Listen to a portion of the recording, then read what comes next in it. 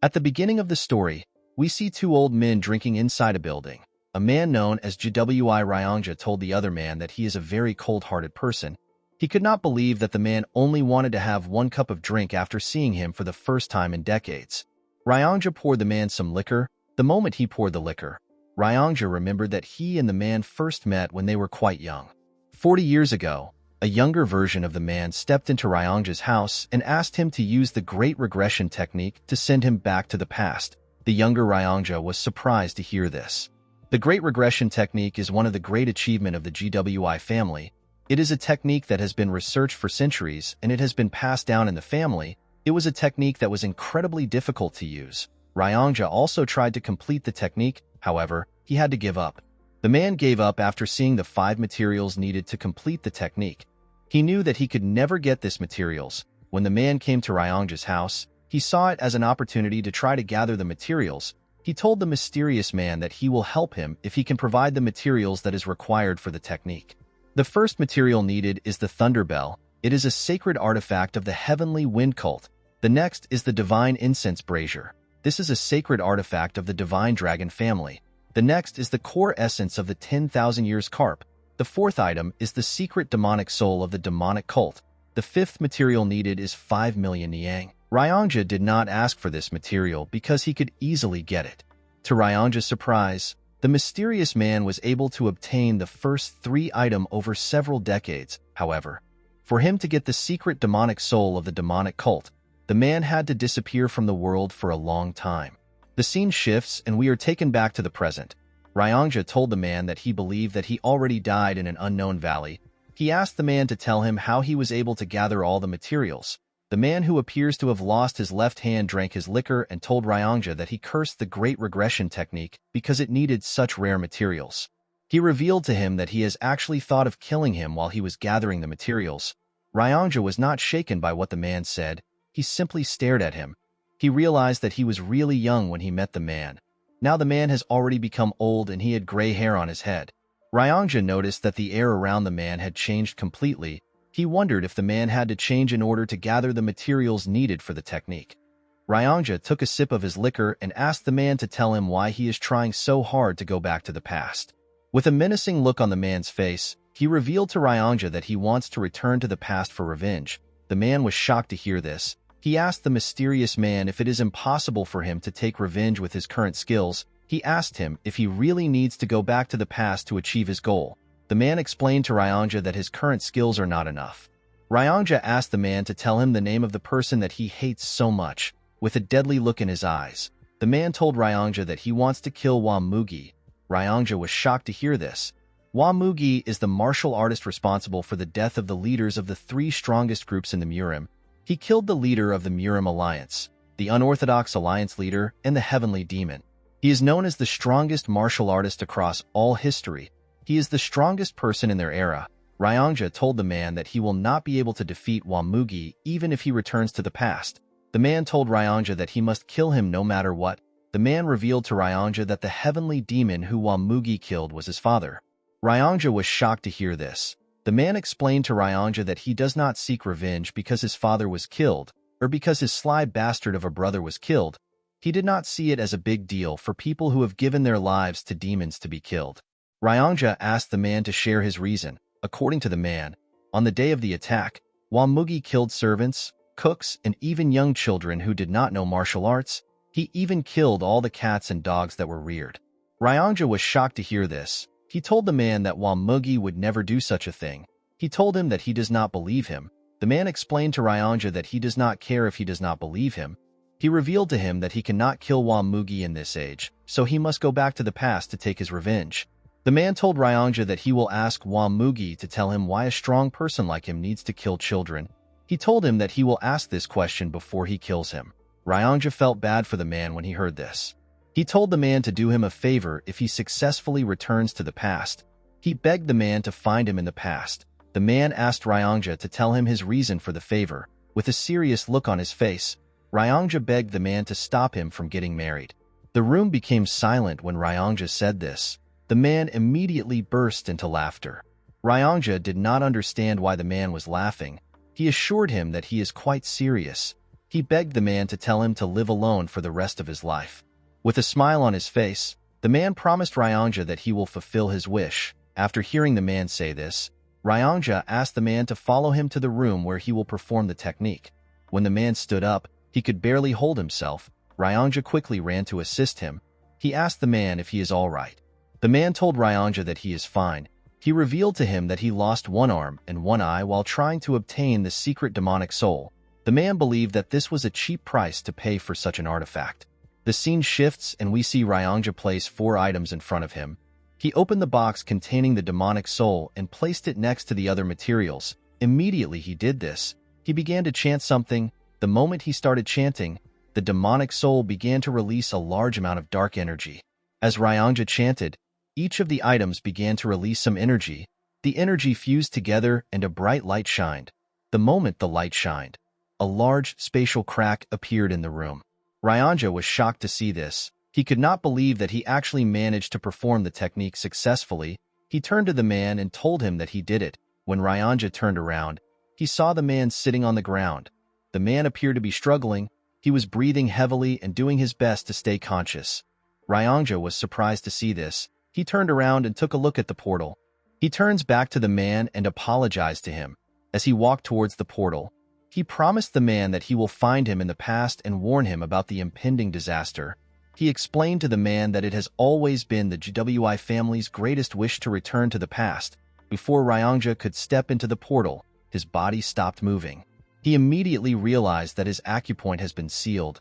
The man appeared behind him. With a horrifying tone in his voice, the man asked him to tell him why he would try to do such a thing. Ryongja was terrified to hear the man's voice. He began to tremble. The man moved close to him and grabbed his neck. He asked Ryongja to tell him why he would try to betray him. He grabbed his neck and began to choke him. With tears in his eyes, Ryongja explained to the man that he lost his rationality for a short instant. He begged the man to forgive him. He told him that he should have never tried to do such a stupid thing because the man was the one who suffered to get the materials. The man glared at Ryongja when he heard this. He let go of the old man. He told him that he is also a selfish person. He revealed to Ryongja that he was only able to gather the materials by not caring about others. The man grit his teeth and told Ryongja that he would have killed him if he was someone else. While Ryongja was trying to catch his breath, the man places his hand on his shoulder and thanked him for waiting his entire life for him. Ryongja was shocked to hear this. He was surprised to see that the man was smiling at him. With tears flowing out of his eyes, Ryongja began to apologize to the man. While he was apologizing, he suddenly stopped moving.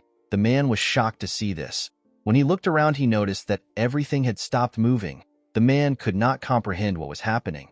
While the man was looking at Ryongja, someone told him that he has passed the test. The man was surprised to hear this. When he turned around, he saw a very old man who was glowing. The man appeared to be a deity. The man asked the deity for his identity. The deity explained to him that he is the one who can send him back to the past. The man was shocked to hear this. The old man asked our protagonist if he truly believes that a mere creature and some items will make it possible for him to travel to the past. The man used his powers to raise the materials and told our protagonist that the items are not the true materials. He explained to him that the true materials are the efforts he offered when he gathered the items. The deity told the man that he has passed the test by living his life with a single goal and by sacrificing everything he had to achieve his goal. The deity explained to the man that his last test was to forgive Ryongja. He told him that the test was the toughest test out of everything. He was surprised to see that the man easily passed the test. The man asked the deity to send him back to the past since he has passed the test. The old man asked our protagonist to tell him what he will do in the past. With a serious look on his face, the man revealed to the deity that he will kill whoever deserves to die and save those who are not supposed to die. The deity asked him if that is all he wants to do. The man told the deity that he will try to live a meaningful life.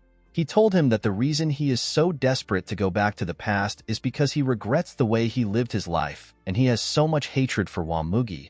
The deity asked the man to tell him what he regrets. The man screamed that he regretted everything. He explained to him that since his birth, none of his actions has ever been of his own free will. They have always been driven by something. He told him that he was pushed around by so many things, and before he could live for himself, he had already reached the end of his life. The deity smiled when he heard this. He told the man that he is looking forward to see how he will live his new life. The moment he said this, his body began to fade away. After the deity left, time started moving again. Ryongja continued begging the man. The man was surprised to hear Ryongja's voice. Ryongja begged the man to not forget his promise of stopping him from getting married. The man smiled when he heard this. He walked towards the portal. Before entering the portal, the man asked Ryongja to live well. The old man did not care about what the man said. He begged him to stop him from getting married. The scene shifts and we see the man open his eyes. The man found himself on a stage. He was surrounded by hundreds of martial artists who were cheering. In front of the man was a statue of a demon. The man looked around and saw the faces of the martial artists cheering around him. The man smiled when he saw their faces. He realized that he had actually returned. While looking around, the man felt a certain energy. When the man looked up, he saw a man sitting on a huge chair at the top of a building. The man was surrounded by other people who were sitting around him. This man is the heavenly demon and our protagonist's father. The heavenly demon noticed that his son was staring at him. Our boy smiled as he looked his father in the eyes. While he was looking at his father, a huge man who was also on the stage hit his sword on the ground and referred to our boy as young master. He told our boy that he needs to start the fight. The moment our boy heard this, he realized that he returned to the day of the new demon skirmish. The heavenly demon declared that he would not limit the selection of the next cult leader to only his bloodline.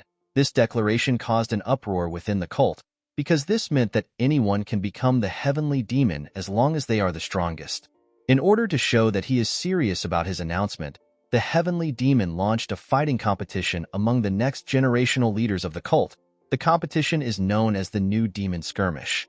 The victor of the New Demon Skirmish will be given the chance to challenge one of the heavenly demon's two sons. Whoever wins the fight will be given one wish for the heavenly demon to grant. The big idiot currently in front of our boy chose to challenge him in order to get the wish.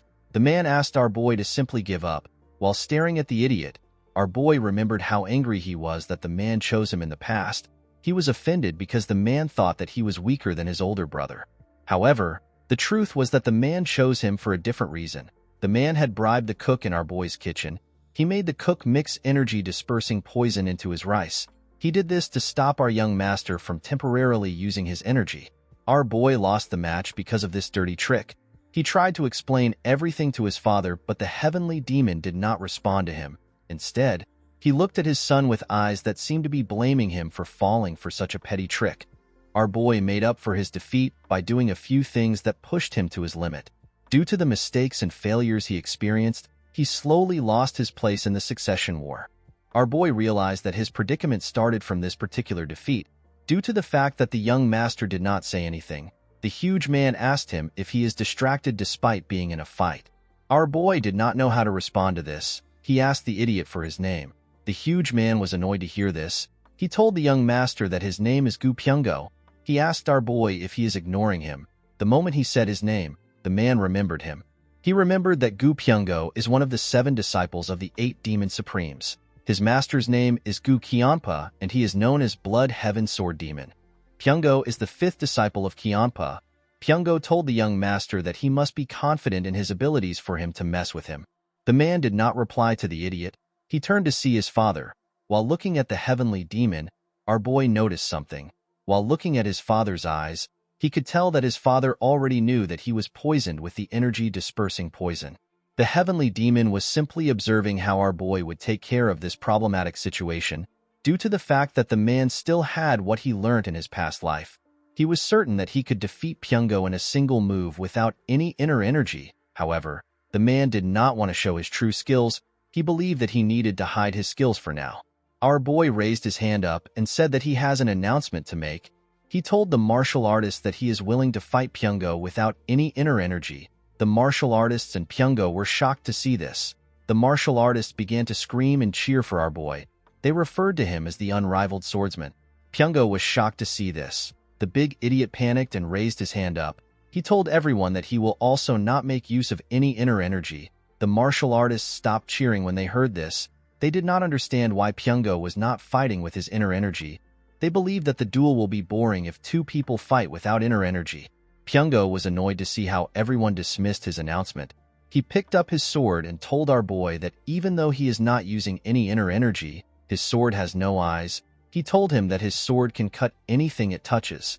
The man was not listening to the idiot. He was more focused on the fact that his younger body felt foreign to him. He wondered if he will be able to move his body the way he wants. Pyongo took a stance and asked our boy to unsheath his sword.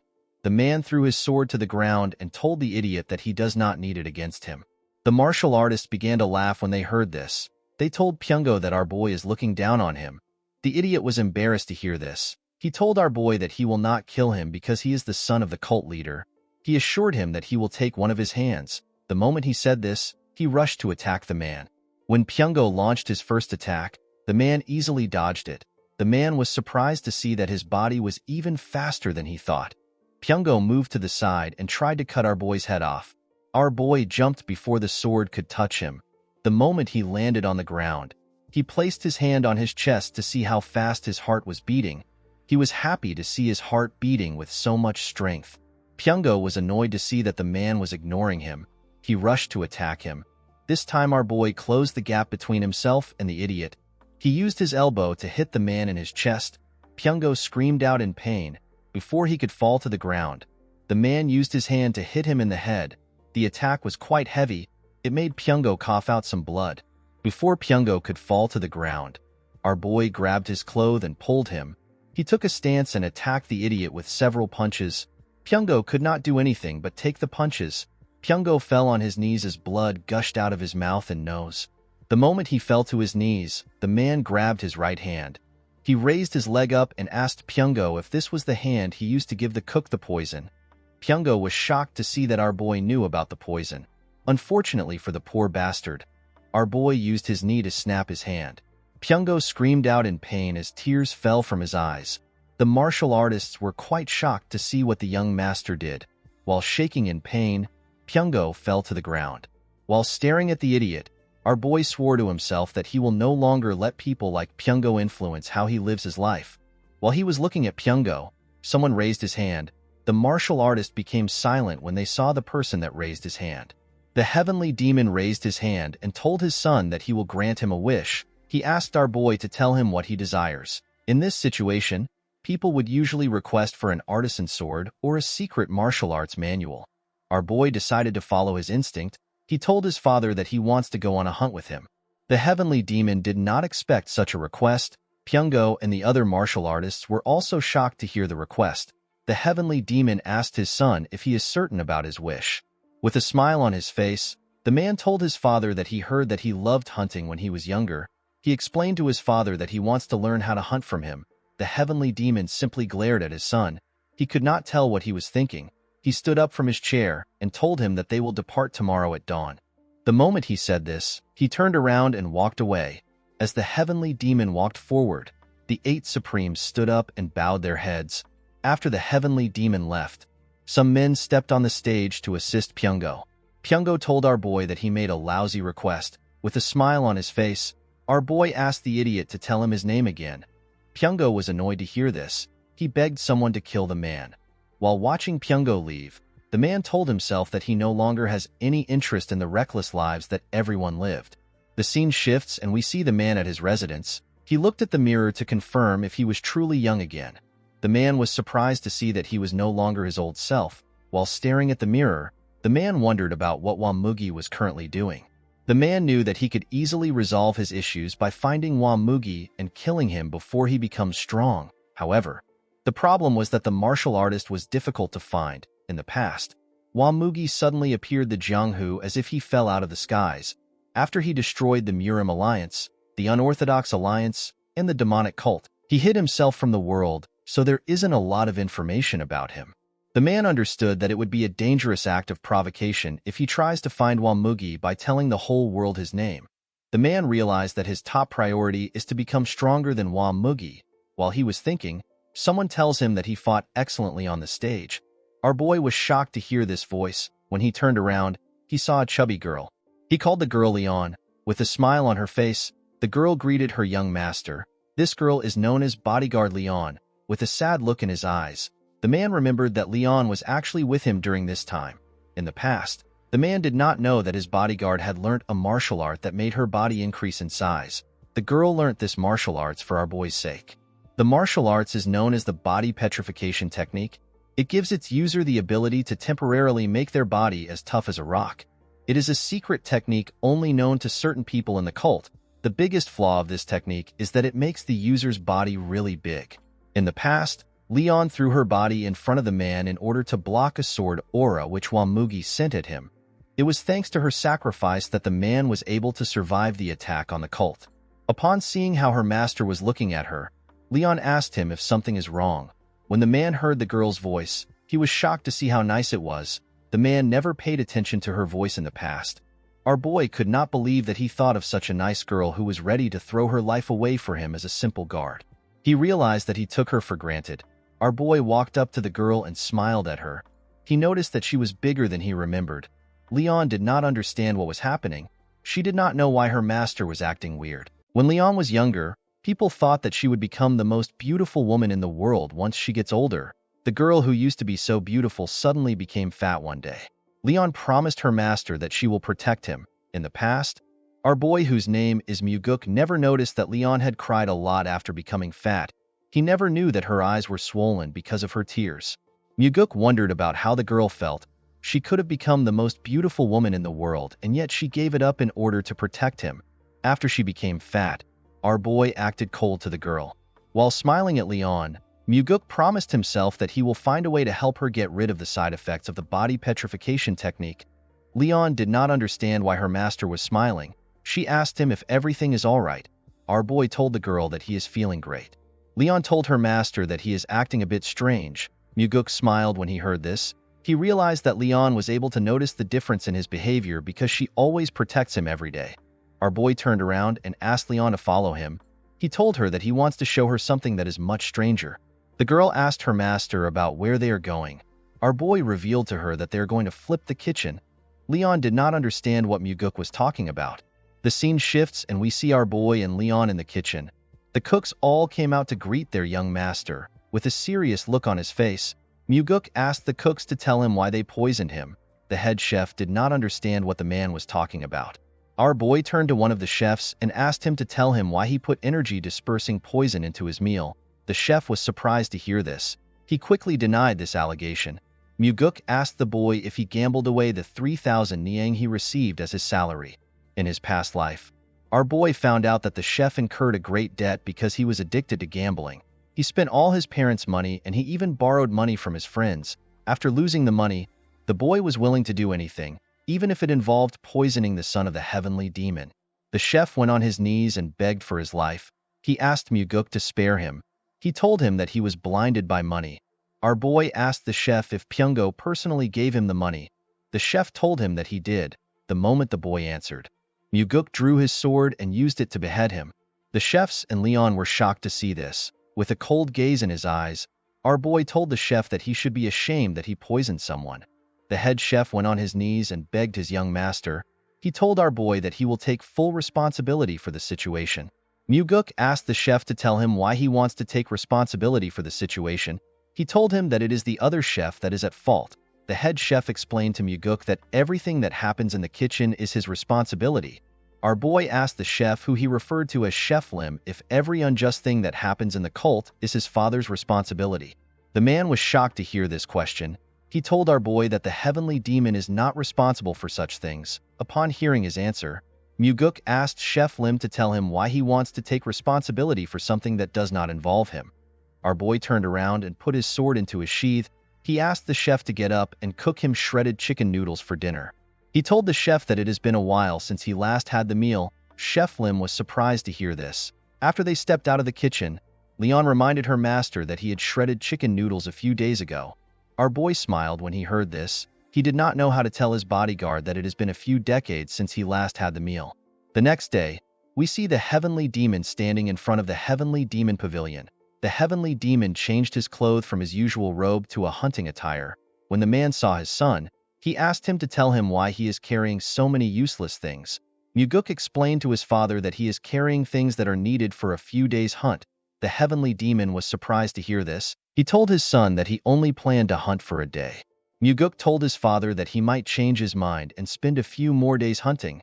The heavenly demon walked past his son and told him that he has an ambitious dream. The scene shifts and we are taken to the mountains. We see Muguk walking next to his father. While walking, the heavenly demon told our boy that he is more skilled than he thought. Our boy was surprised to hear this. He realized that his father was able to find out that he was hiding his skills when he fought Pyongo. Muguk decided to tell his father the truth. He revealed to the heavenly demon that he was hiding his skills. The man told his son that he knew. Muguk explained to his father that he is not a cat that hisses. Instead, he is a beast that is hiding his claws. The heavenly demon turned around and asked his son to tell him why a beast would hide its claws. Muguk was surprised to hear this question. He told his father that he has never thought about such a thing.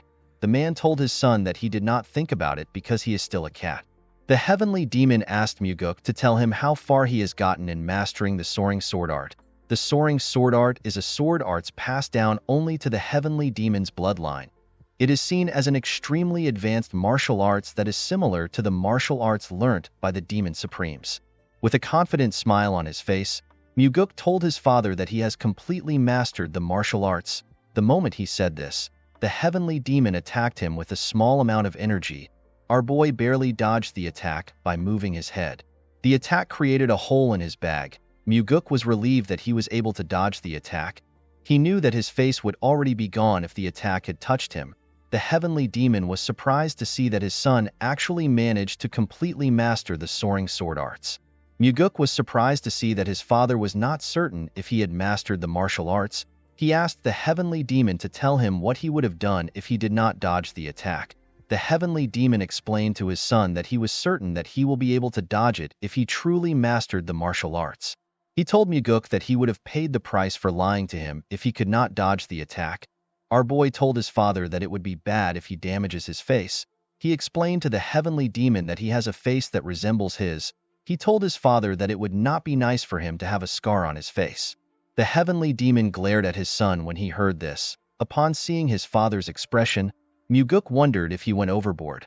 The heavenly demon turned around and told his son that it is impressive that he managed to master the soaring sword arts at his age. Muguk was shocked to hear this. He thanked his father for his praise.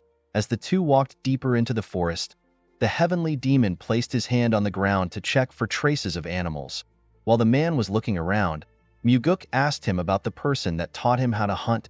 The heavenly demon revealed to his son that he learned from his older brother. Muguk was shocked to hear this. He could not believe that he had an uncle. The heavenly demon revealed to Muguk that he killed his brother when he was the same age as him. Our boy told his father that he did great. The heavenly demon was shocked to hear this. Muguk told his father that he would have not been born if he did not do what he did.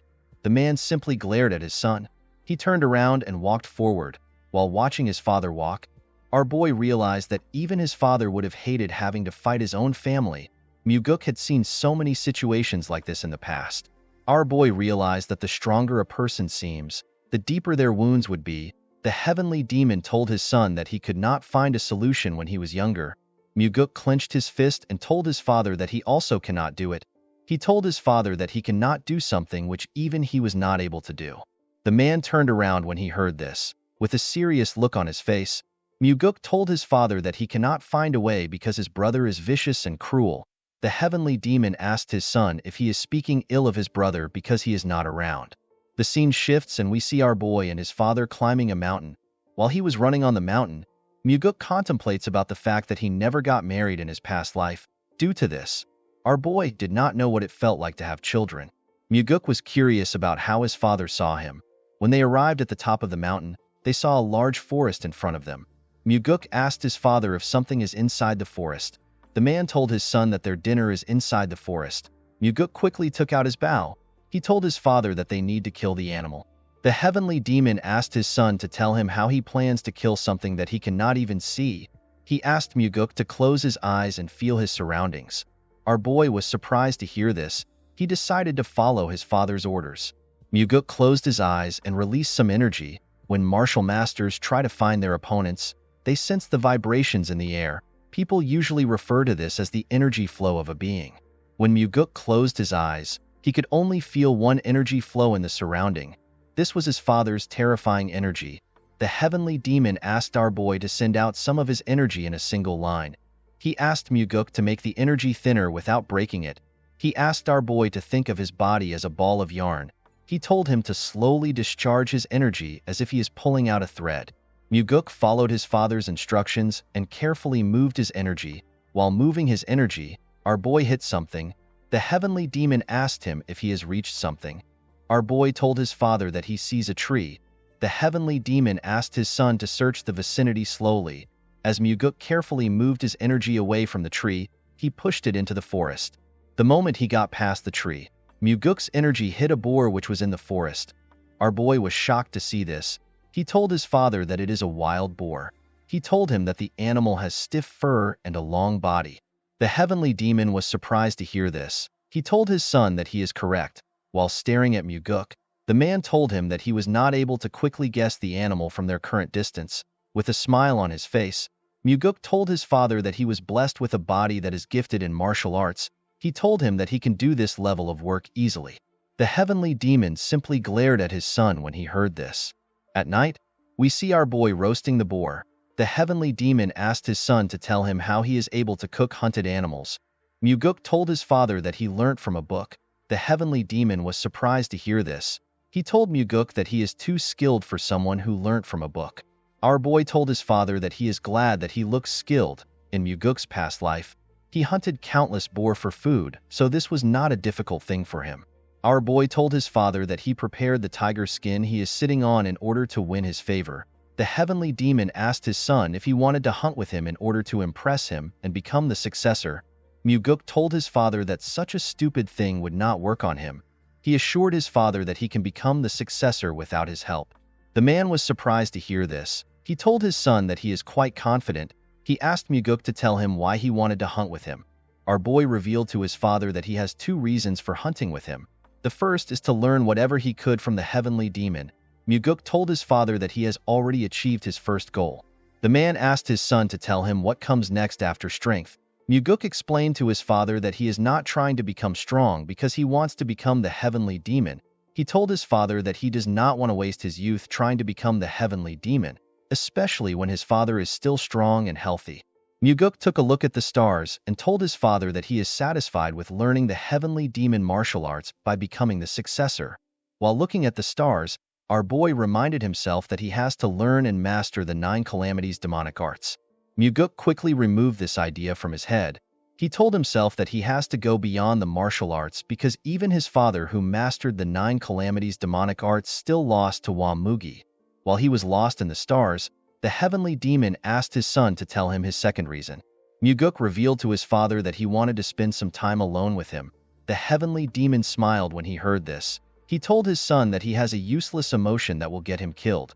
Muguk asked his father to tell him why it is useless. He explained to his father that he gets to spend time with the strongest person in the whole world. He told the heavenly demon that if he sings a song, it will become the best song in the world, and if he drinks liquor, it will become the greatest liquor in the world. The heavenly demon turned to his son when he heard this. He was surprised to hear what Muguk said. The man looked away and gently smiled. Whenever Muguk tried to remember his father in his past life, he could not find a good memory in his head. The only memory he had were of him trembling in front of his father. In this life, our boy aims to get more things other than new memories. He believed that his father should not get too happy because he was doing everything for his own sake. The next day, we see Muguk packing his bags in order to return to the cult. His father told him that they are not yet leaving. He told Muguk that he has to catch a tiger since he is hunting with the heavenly demon. Our boy was surprised to hear this. The heavenly demon asked his son to get up and follow him. The man took Muguk to a bamboo forest. He asked him to close his eyes again. He told him that their target is 100 yards away on the right side, which is further than their last prey. The heavenly demon asked his son to feel the wind. He told Muguk to infuse his energy into the wind. While doing his best to follow his father's instructions, our boy realized that he has never thought of infusing his energy into the wind before. There was no one to teach him such a skill, and none of the martial arts he saw ever taught such a thing. The heavenly demon asked Muguk to discharge his energy into the wind. He told our boy that he needs to send his energy to his target as quickly as possible in order to adapt to using the skill in real situations. The moment the man said this, Muguk used his energy to sense the wind. However, our boy did not know how to infuse his energy into the wind. While struggling to put his energy into the wind, Muguk noticed that the wind blew his energy away. Our boy immediately understood that he did not need to infuse his energy into the wind. Instead, he was supposed to allow his energy ride the wind. What he needed to do was to entangle the two together. As the wind carried our boy's energy through the forest, he was able to sense an animal. Muguk was able to see the tiger which his father was referring to. Our boy turned to his father and told him that the tiger is actually real. The heavenly demon was shocked to hear this. Our boy asked his father if something is wrong. The heavenly demon regained his composure and asked his son to not get lazy in his training. He told Muguk that his chances of survival will increase if he is able to maintain more lines. Our boy thanked his father for his advice. At night, we see Muguk give his father a bottle containing some liquor. He told the man that it is his trump card. The man drank the liquor and told our boy that it is quite good. When Muguk drank it, he told his father that it is still too strong for him. Of course, this was a lie. The heavenly demon told our boy that no demonic human would complain about liquor that is strong. Muguk told his father that it is more important to have a vicious heart than to be good at drinking liquor. The heavenly demon asked his son if he can kill him to save himself. Muguk revealed to his father that no child can kill his parent to save himself. Of course, this was not true. Our boy knew that he could kill anyone as long as he had enough reasons to. Muguk realized that this was his first time having a proper conversation with his father, and yet he still treasured his life more than his father's own. The heavenly demon told his son that he does not have a vicious heart if he is hesitant about killing him. Our boy told his father that he will learn how to drink strong liquor first. With his eyes filled with curiosity, the heavenly demon watched his son as he drank his liquor. In the next scene, we see Muguk circulating his inner energy while he was in his training room. After practicing for a while, our boy let out a huge sigh and stopped circulating his energy. The moment he stopped practicing, Muguk realized that he could freely entangle his energy with the wind, and he could now maintain 4 energy lines. Muguk never expected his father to teach him how to discharge his energy into the wind.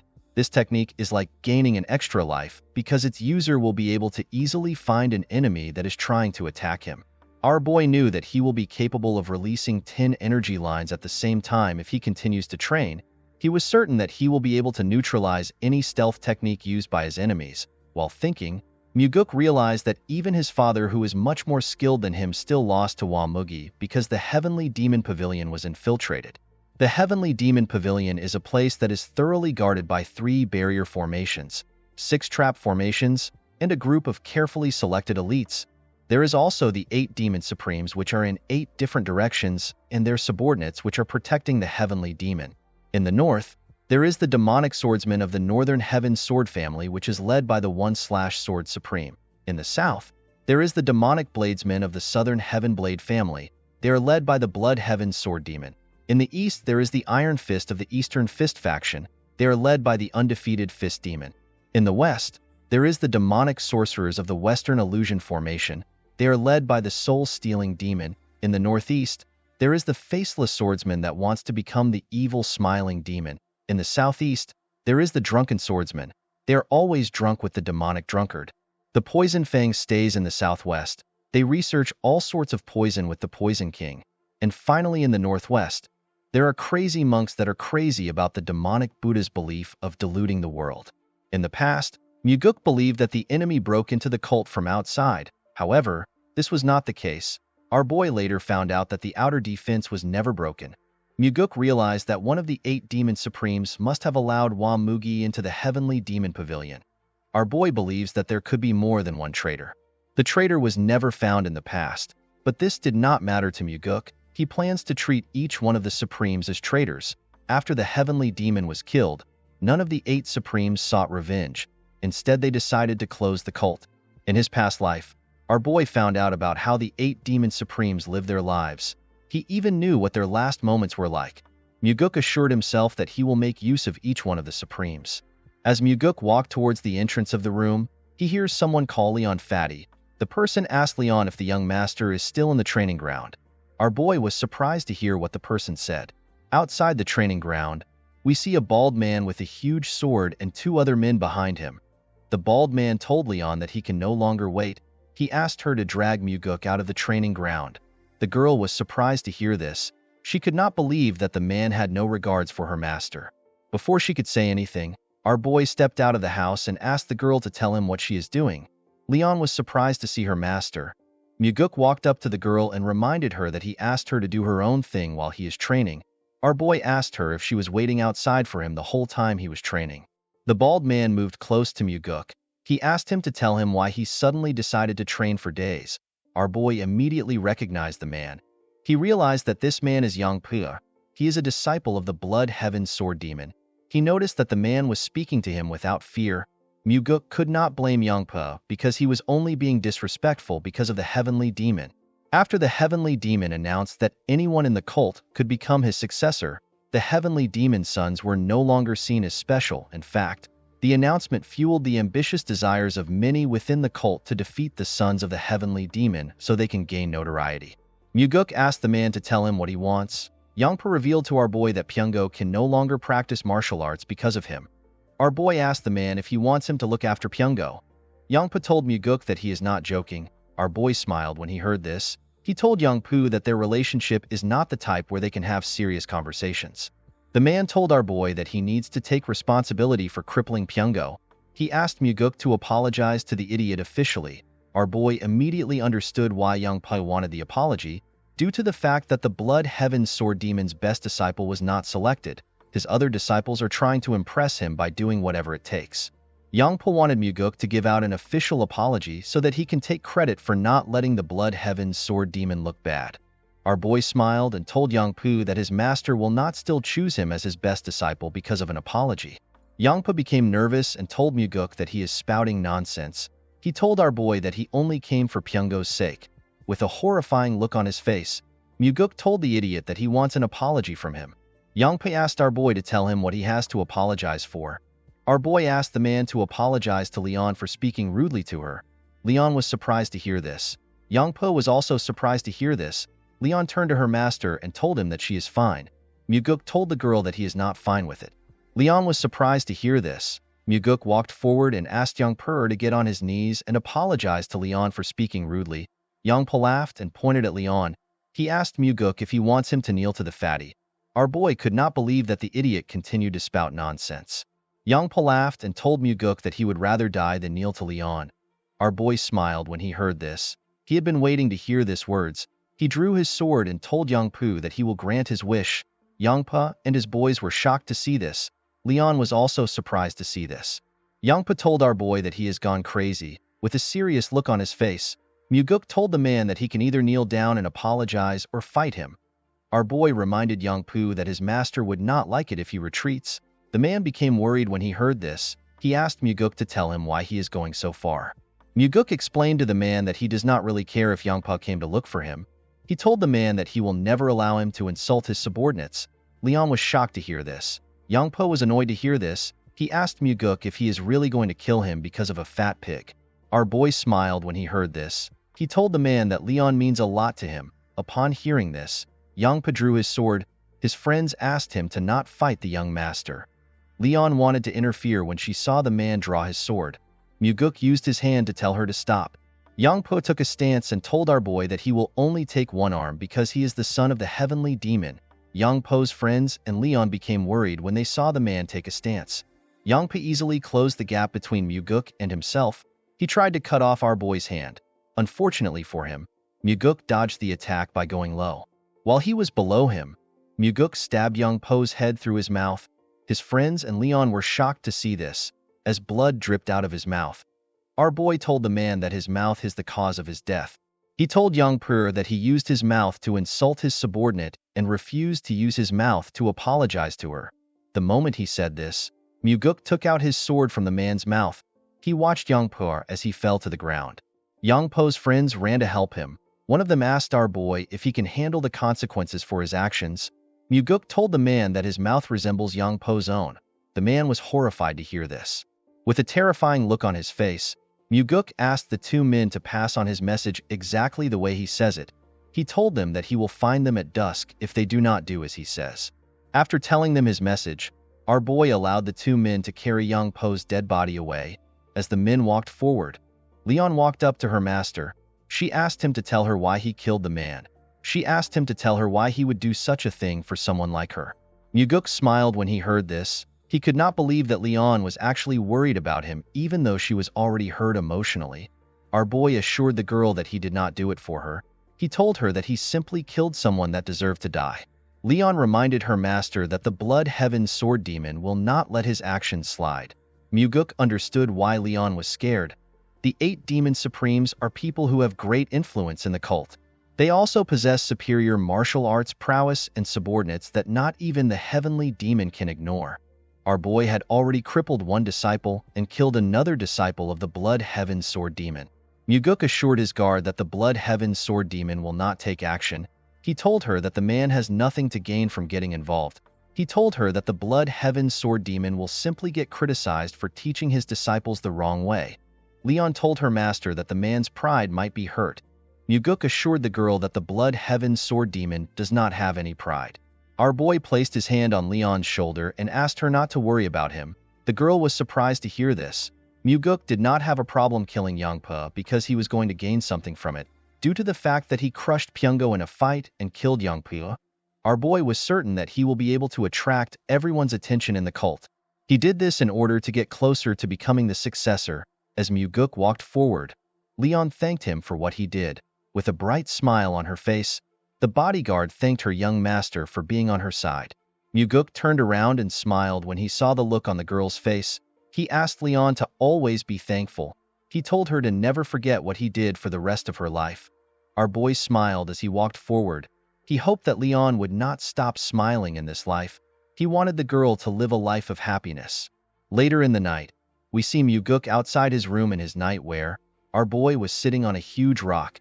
As Muguk looked at the stars, he remembered that he was drowned in a sense of defeat when he ran away after the cult was disbanded. The sense of defeat was so great that Muguk would not be able to continue living if he had not been chasing after a goal in life. Our boy wondered about how his life would have been if he had not found out about the Great Regression Technique. While he was thinking, our boy felt something terrifying. When he turned to his side, he saw a huge sword next to his neck. The sword was showing him his reflection. When Muguk looked behind him, he saw an old man releasing a terrifying energy next to him. Our boy quickly recognized the old man as the Blood Heaven Sword Demon. He never expected the old man to get to his house so quickly. While looking at the sword next to his neck, Muguk wondered if he could dodge the sword with his current strength. Our boy immediately knew that he could not dodge it. This is because his inner energy is severely lacking. While Muguk was sweating in anticipation of the man's choice, the old man took his sword away from his neck and sat next to him. With a smile on his face, the Blood Heaven Sword Demon asked Muguk to tell him why he behaved the way he did. Our boy told the man that his subordinate acted like a fool. Our boy asked the Sword Demon if he came to pick a fight with him because he is the youngest son of the Heavenly Demon. The old man raised his sword up and put it next to our boy's throat. He asked Muguk if he should cut off his head and show it to the Heavenly Demon. He told our boy that he wants to see if his father will care. With a smile on his face, Muguk told the man that he will not cut his head once he remembers how terrifying his father's eyes are. The Sword Demon smiled when he heard this. He took away his sword and dragged it on the ground. Our boy was surprised to see what the man did. The Blood Heaven Sword Demon created a long line and put a small demarcation at the end of the line. The man explained to Muguk that the small ratio represents how much his father cares for him. He told our boy that the majority belongs to him. Muguk was surprised to hear this. He went down and used his hand to create another demarcation. With a smile on his face, he reminded the Blood Heaven Sword Demon that he is the son of the Heavenly Demon. He told the man that he will probably take majority of his father's love. The old man smiled when he heard this. He told Muguk that they can test out his theory. He told him that he wants to see if the Heavenly Demon will allow him to live if he carries his head to him. Our boy laughed when he heard this. He asked the Sword Demon to not underestimate the love a father has for his son. The Blood Heaven Sword Demon raised his sword and began to release a large amount of energy. He told Muguk that they can test it out. Our boy was shocked to feel the man's energy. With a nervous smile on his face, Muguk told the old man that they do not need to test the theory. He explained to the man that the Heavenly Demon has 2 sons and there is only one of him. In other words, the Blood Heaven Sword Demon was more valuable than him. The old man removed his energy when he heard this. With a smile on his face, he told Muguk that he is not as foolish as his disciple. Our boy assured the man that his disciple would be alive if he was a little bit like him. With a serious look on his face, the Blood Heaven Sword Demon revealed to Muguk that he has lived his whole life with misfortune. He told our boy that he hopes they do not meet often. Muguk assured the man that he will remember his words. The moment he heard this, the Blood Heaven Sword Demon jumped out of the residence. Our boy was relieved when he saw the old man leaving. After the Sword Demon left, Muguk noticed that he was feeling some pain in his body. When our boy raised his clothes up, he saw some marks on his body. Muguk immediately realized that the old man used his sword hilt to hurt him when he sat next to him. He was annoyed to see that the crazy old man would hurt him. Our boy knew that the Blood Heaven Sword Demon came to see him for a different reason. Although the old man looks like someone who acts as he pleases, he is actually very calculative and he plans things meticulously. The fact that the old man told our boy that he will carry his head to his father twice means that he was really thinking of doing it. Muguk knew that the Sword Demon came to see him because he left a deep impression when he fought with his disciple. He knew that the old man must have thought of his wish to hunt with his father to be unique. Muguk realized that the Sword Demon felt the need to test him, especially since he killed his disciples. He understood that the man came to see if he was worthy of being the successor. Our boy wondered if his first opponent is going to be the Blood Heaven Sword Demon. In the next scene, we see Muguk circulating his energy in his training room. While trying to improve his energy lines, our boy sensed something above him. He quickly went up to the roof. To his surprise, his father was waiting for him on top of the roof. The heavenly demon asked his son if he really killed a disciple of the Blood Heaven Sword Demon. Muguk told his father that the disciple deserved death. The heavenly demon told his son that he does not care if the disciple deserved to die. He explained to our boy that the Blood Heaven Sword Demon came to him with the issue. He told Muguk that the old man wants him to receive punishment. Our boy was surprised to hear this. He could not believe that the Blood Heaven Sword Demon would meet his father because of his disciple. He was more surprised to hear that the old man wanted him to be punished.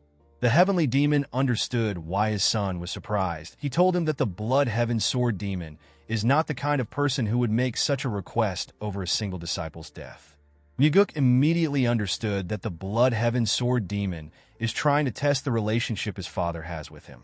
The old man wanted to see if the heavenly demon will punish his son and the kind of punishment he will give our boy.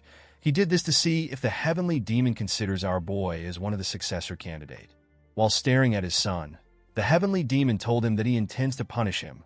Muguk was surprised to hear this. He told his father that he has no justification to punish him. The heavenly demon assured his son that a reason can be created. Muguk was surprised to hear this. He did not understand what his father was thinking. The heavenly demon reminded his son that he asked him about which demon supreme he trusts the most while they were hunting. When Muguk asked this question, his father did not give him an answer. Presently, the heavenly demon revealed to his son that he does not trust anyone in the cult. Muguk was shocked to hear this. The man reminded our boy that he told him that they need to set hierarchy and discipline within the cult. The heavenly demon asked his son to tell him how he wants to do this. He told him that he is not interested in hearing stupid answers. He asked Muguk to share his true thoughts. Muguk realized that his father was truly asking for his opinion. Our boy told his father that their cult has lost the path of the demon. The heavenly demon was surprised to hear this. He asked his son to tell him what the path of a demon means to him. Muguk explained to his father that the path of a demon should be the belief that their cult has to defeat absolute evil. The heavenly demon was very surprised to hear his son's answer. Our boy told his father that the Orthodox faction is not the direct opposite of their cult. The heavenly demon asked his son to tell him what their direct opposite is. Muguk told his father that the opposite of their cult is absolute evil, a form of evil that is so cowardly and terrifying to the point that no human can bear. Evil that even demons will despise and turn away from it. Our boy explained to his father that the justice and chivalry that the Orthodox faction advocates for is only good enough to deal with lesser evils. He told him that their justice is not capable of facing absolute evil. Unfortunately, the Orthodox faction heavily believes in forgiving others. As long as they value people, they can never be a match for evil that has forsaken its humanity. Muguk revealed to his father that they are the only faction within the Murim that can get rid of evil that is atrocious and horrifying. With a serious look on his face, our boy told his father that they will walk the path of the demon if evil which the Orthodox faction cannot handle kneels before them. The heavenly demon was shocked to hear his son's profound thoughts. Muguk told his father that the cult will not go far if they cannot accomplish the true path of a demon. He told him that they need to punish themselves so that they can improve. The heavenly demon found our boy's words to be intriguing. Muguk took a look at his father's face. He was not surprised to see that his father found his words to be confusing. Our boy was certain that his father has probably never thought of such a thing. Even Muguk himself did not learn these things while he was in the cult. He came to this understanding while he was wandering the Central Plains. While our boy was thinking, his father asked him if he has any other arrogant thoughts. Our boy told his father that he has nothing left to share. Upon hearing his son's answer, the heavenly demon understood why the blood heaven sword demon wants him to punish Muguk. He told his son that the old man must have seen something in him. He revealed to Muguk that the old man is trying to use him to test him. Our boy told his father that the blood heaven sword demon must have seen the possibility of him becoming a successor candidate. The heavenly demon told our boy that the old man could have also seen him as someone who would mess up the cult. Muguk told his father that it can be anything. He explained to him that the blood heaven sword demon must have seen something because he has extraordinary eyes. Upon hearing our boy's answer, the heavenly demon turned around and asked him to follow him. Muguk was surprised to hear this. He asked his father to tell him where they are going because it is already late. In the next scene, we see the heavenly demon and our boy standing in front of a cave known as the Minor Heaven Cave. The cave had a huge iron door at its entrance. The Minor Heaven Cave is a place where a possible candidate that could become the heavenly demon, a disciple of the heavenly demon or a child of the heavenly demon, goes to be tested. It is easy to go into the cave. However, if the person is unable to get through the trials inside, they will be stuck inside the cave forever. The success rate for the trial is 50-50. Half the people who are blood related to the heavenly demon have lost their lives inside the cave. The place is so dangerous that even Muguk's overly ambitious elder brother has never talked about going inside. Although he did not like it, our boy knew that he would also have to go through this cave if he wants to become the heavenly demon. Muguk asked his father if he wants him to go into the cave now. The heavenly demon told his son that he also went in when he was the same age as him. Our boy asked his father to tell him the amount of time it took for him to get out of the cave. The heavenly demon revealed to his son that he got out in 2 months. Muguk was shocked to hear this. Even among the heavenly demons, his father is known to be the most talented of them all, and yet it took him 2 months to get out. The heavenly demon revealed to his son that he was the only one who managed to make it out in 2 months. Most people spent 3 years in the cave. Muguk asked his father if he really wants him to go into such a dangerous place without preparations. The heavenly demon reminded his son that he is giving him a punishment. Our boy could not believe that his father is willing to send him into a place where he could die simply because the blood heaven sword demon wants to punish him. Muguk wondered if his father was hoping that he would become stronger and come out alive. Our boy smiled when he thought of this. With a smile on his face, Muguk told his father that he will do his best to come out earlier than he did. The heavenly demon smiled when he heard this. He asked his son to do his best to keep himself alive. The scene shifts, and we see Muguk inside the cave. The cave was lit up by green, glowing stones. While walking, our boy took a look around.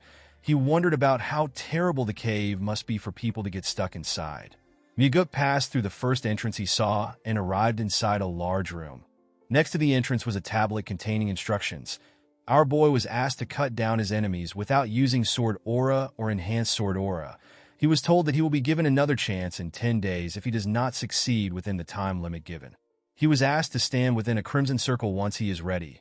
Muguk was surprised to see that the test would restart in 10 days if he fails. When our boy looked around, he saw a large amount of rice balls in huge pots. Our boy realized that he was expected to eat the rice balls while he waits for 10 days. After looking around, Muguk decided to start the test. He stood in the crimson circle. The moment he stood in the circle, several wooden dolls rose out of the ground. Each wooden doll had a red mark on its body. Our boy realized that he is supposed to slash the dolls where the red marks are.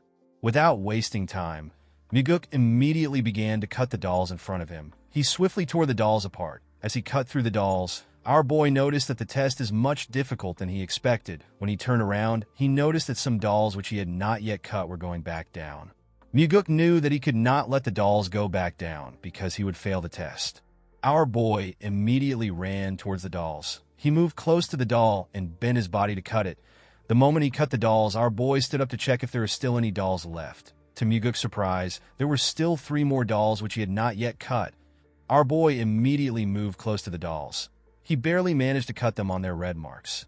He fell to the ground after he cut the dolls. However, to his surprise, there was still one last doll that was yet to be cut. The doll had its mark on its neck. The wooden doll was about to completely go down.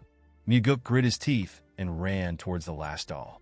Before the doll's head could go down, our boy got close to it and landed a clean cut on its head after taking care of the doll. Muguk took a look around. He could not believe that he almost had to spend an extra 10 days in the room because he let his guard down for a second. Our boy realized that it would actually be impossible for him to get through this first trial with the skills he had before his regression. The moment Muguk put his sword back into its sheath, the door leading to the next room opened up. Before our boy left the room, he saw another tablet at the exit. The former test takers wrote on the tablet. One of them said that he succeeded after 9 tries. Another test taker said that he succeeded after 16 tries. Another person asked if he was going to die in the room because he could not complete the test. Another test taker wrote that he has tried to go back, but there is no way out. While Muguk was looking through the tablet, he recognized the handwriting at the end of it. The person called the other test takers idiots. Our boy smiled when he realized that this was his father's handwriting. Muguk laughed as he walked to the next test room. He could not believe that his father would berate their ancestors. Inside the second room, our boy saw the crimson circle on the ground and hundreds of weapons on the walls. Due to the amount of weapons in the room, Muguk realized that he would need to make use of some of the weapons for the trial. According to the instructions on the tablet, Muguk was asked to use the weapons that are hung on the wall to split the ball in half within 2 hours. Our boy is allowed to use Sword Aura or Enhanced Sword Aura. He was told that he will be given another chance in 20 days if he does not succeed within the time limit. Muguk was asked to stand in the Crimson Circle once he is ready. Without wasting time, our boy stood in the circle.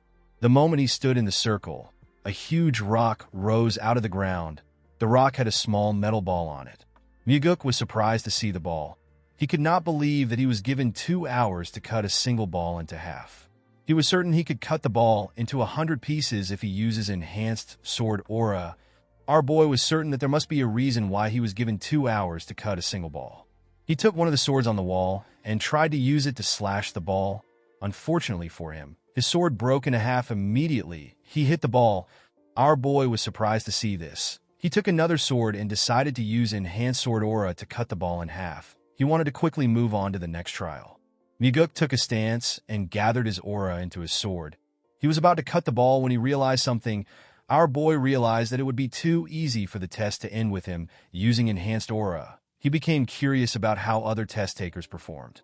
One of them said he tried to cut the ball 89 times without aura, but he failed, so he ended up using Enhanced Aura. One test taker said that he cut the ball without Enhanced Aura. The other test takers after this person said that the person is lying. They said that it is impossible to cut the ball without Enhanced Aura. While looking through the tablet, Muguk searched for his father's comment. When our boy found his father's comment, he was surprised to see what he wrote. The heavenly demon wrote that if there is heat, the person will lose. Our boy could not comprehend his father's words. He was quite surprised to see that his father did not just insult their ancestors like his usual self and go to the next trial. After reading his father's comments, Muguk went to check the instructions again.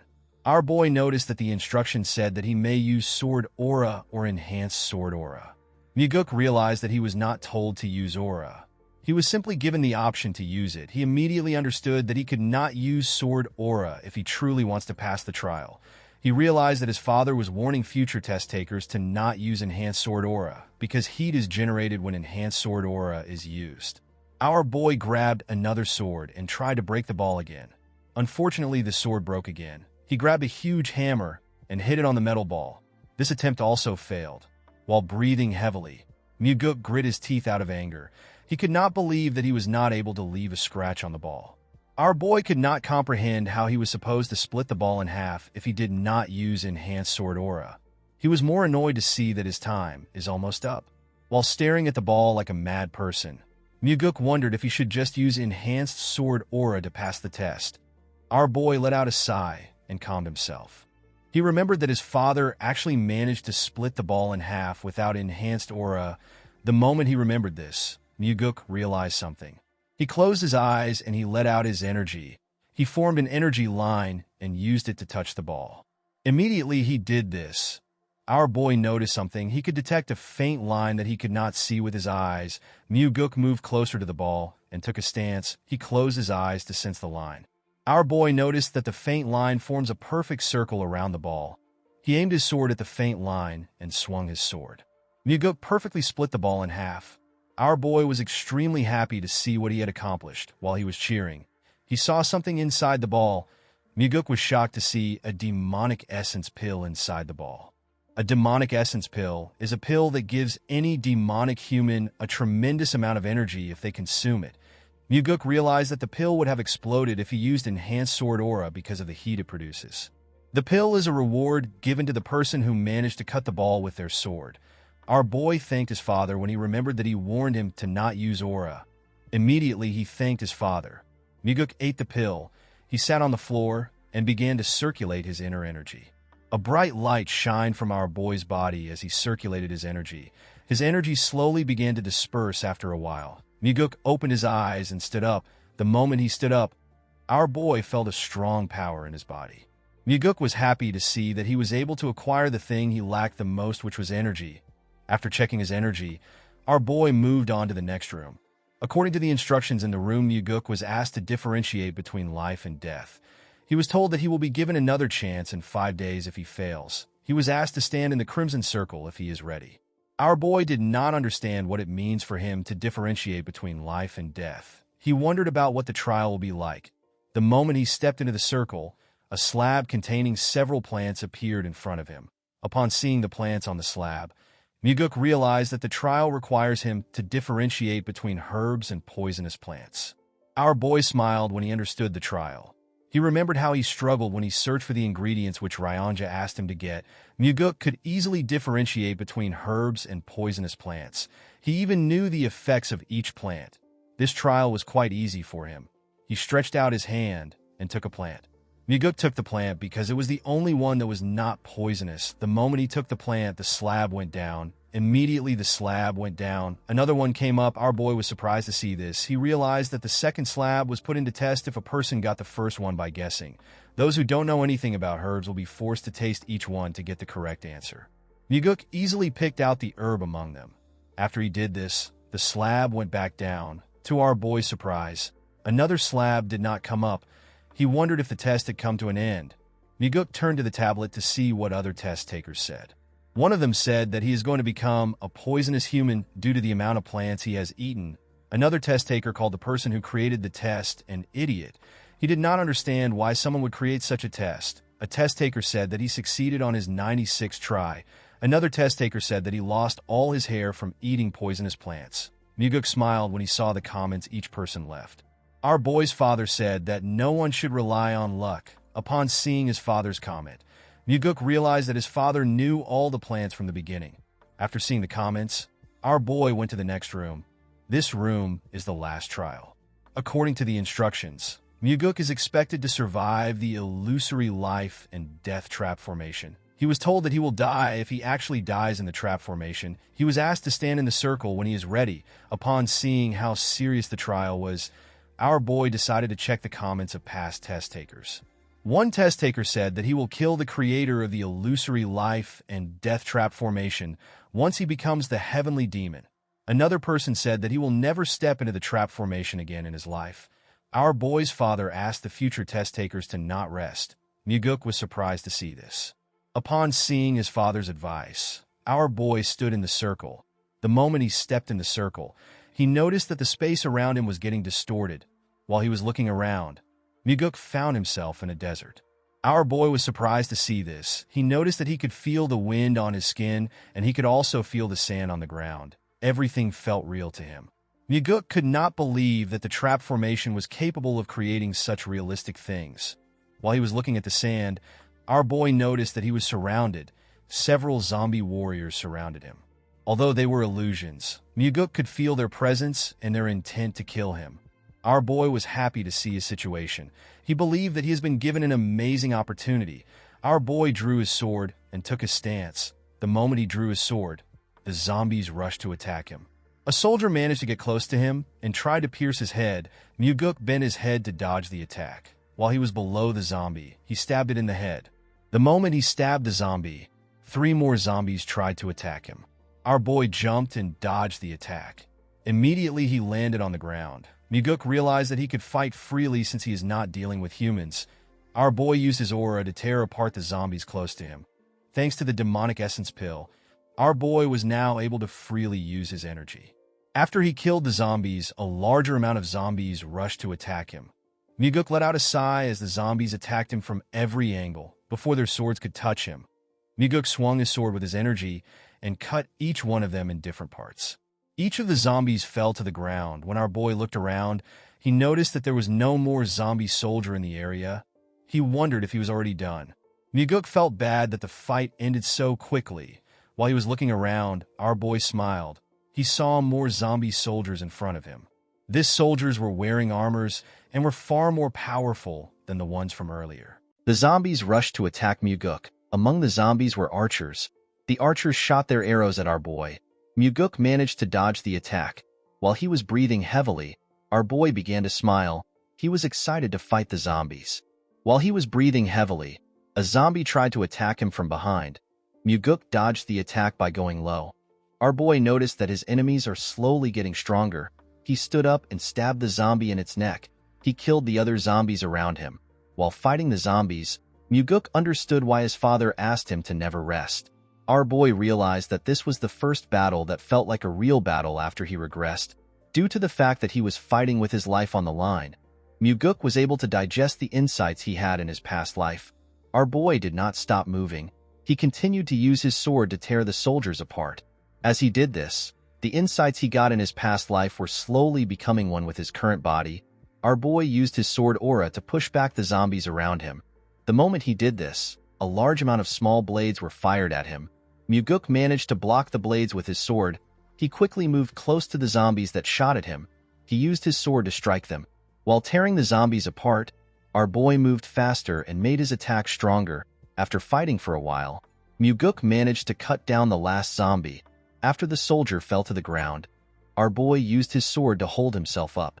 He took a look around to see if there are any more zombies around. Muguk did not see anything except dust in the area. He wondered if the battle was over. While his body was dripping with sweat, our boy returned back to the real world. When he moved close to the exit, he saw a stone tablet. Our boy was congratulated for passing the trial. According to the tablet, our boy was expected to use his new strength for the advancement and prosperity of the heavenly demon divine cult.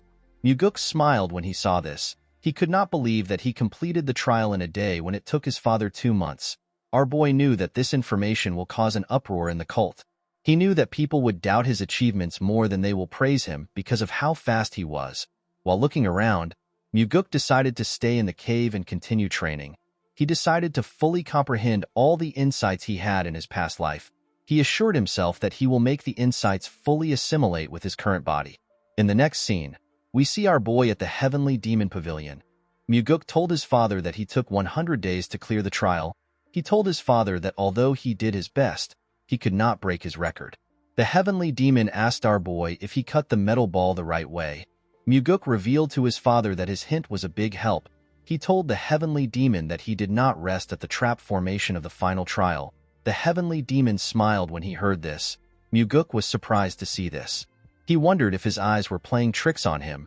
He was certain that he saw his father smile for a moment. The Heavenly Demon commended his son for not being a fool.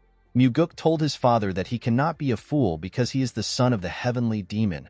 While looking at his father, our boy remembered how he always thought that his father was a wicked person. Before his regression, Muguk assumed that his father enjoyed pitting his children against each other in a fight of life and death in order to become the successor. After spending some time with his father, our boy understood the Heavenly Demon's behavior. He realized that his father is someone who is willing to endure through his children's death if it is for the sake of the cult. He was certain that his father was not a person who simply enjoyed watching his children fight. While he was thinking, someone told him that he is incredible for making it out of the minor heaven cave in just 100 days. Muguk was surprised to see that the person talking was the chief advisor whose name is Sima Myung. He is the second in command in the cult, and he is the person whom the Heavenly Demon trusts the most. Muguk put his hand together and greeted the advisor. The man told our boy that he is glad to see him.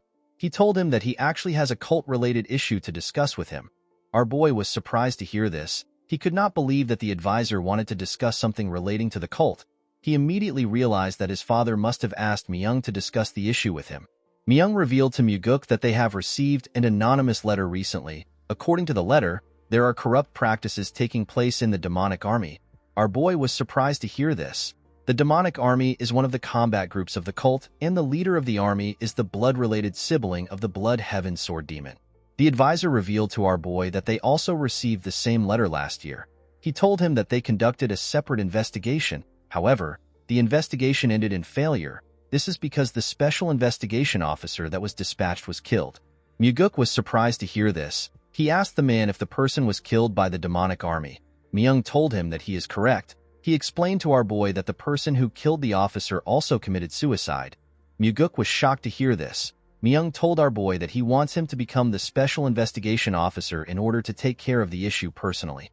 Our boy immediately realized that the situation was dangerous. He knew that anyone who was found to be complicit in corruption would already be executed. Due to this, anyone who dares to engage in corrupt practices will do whatever they can to hide their crimes. Muguk knew that the organization would not go easy on him, even if he is the son of the heavenly demon.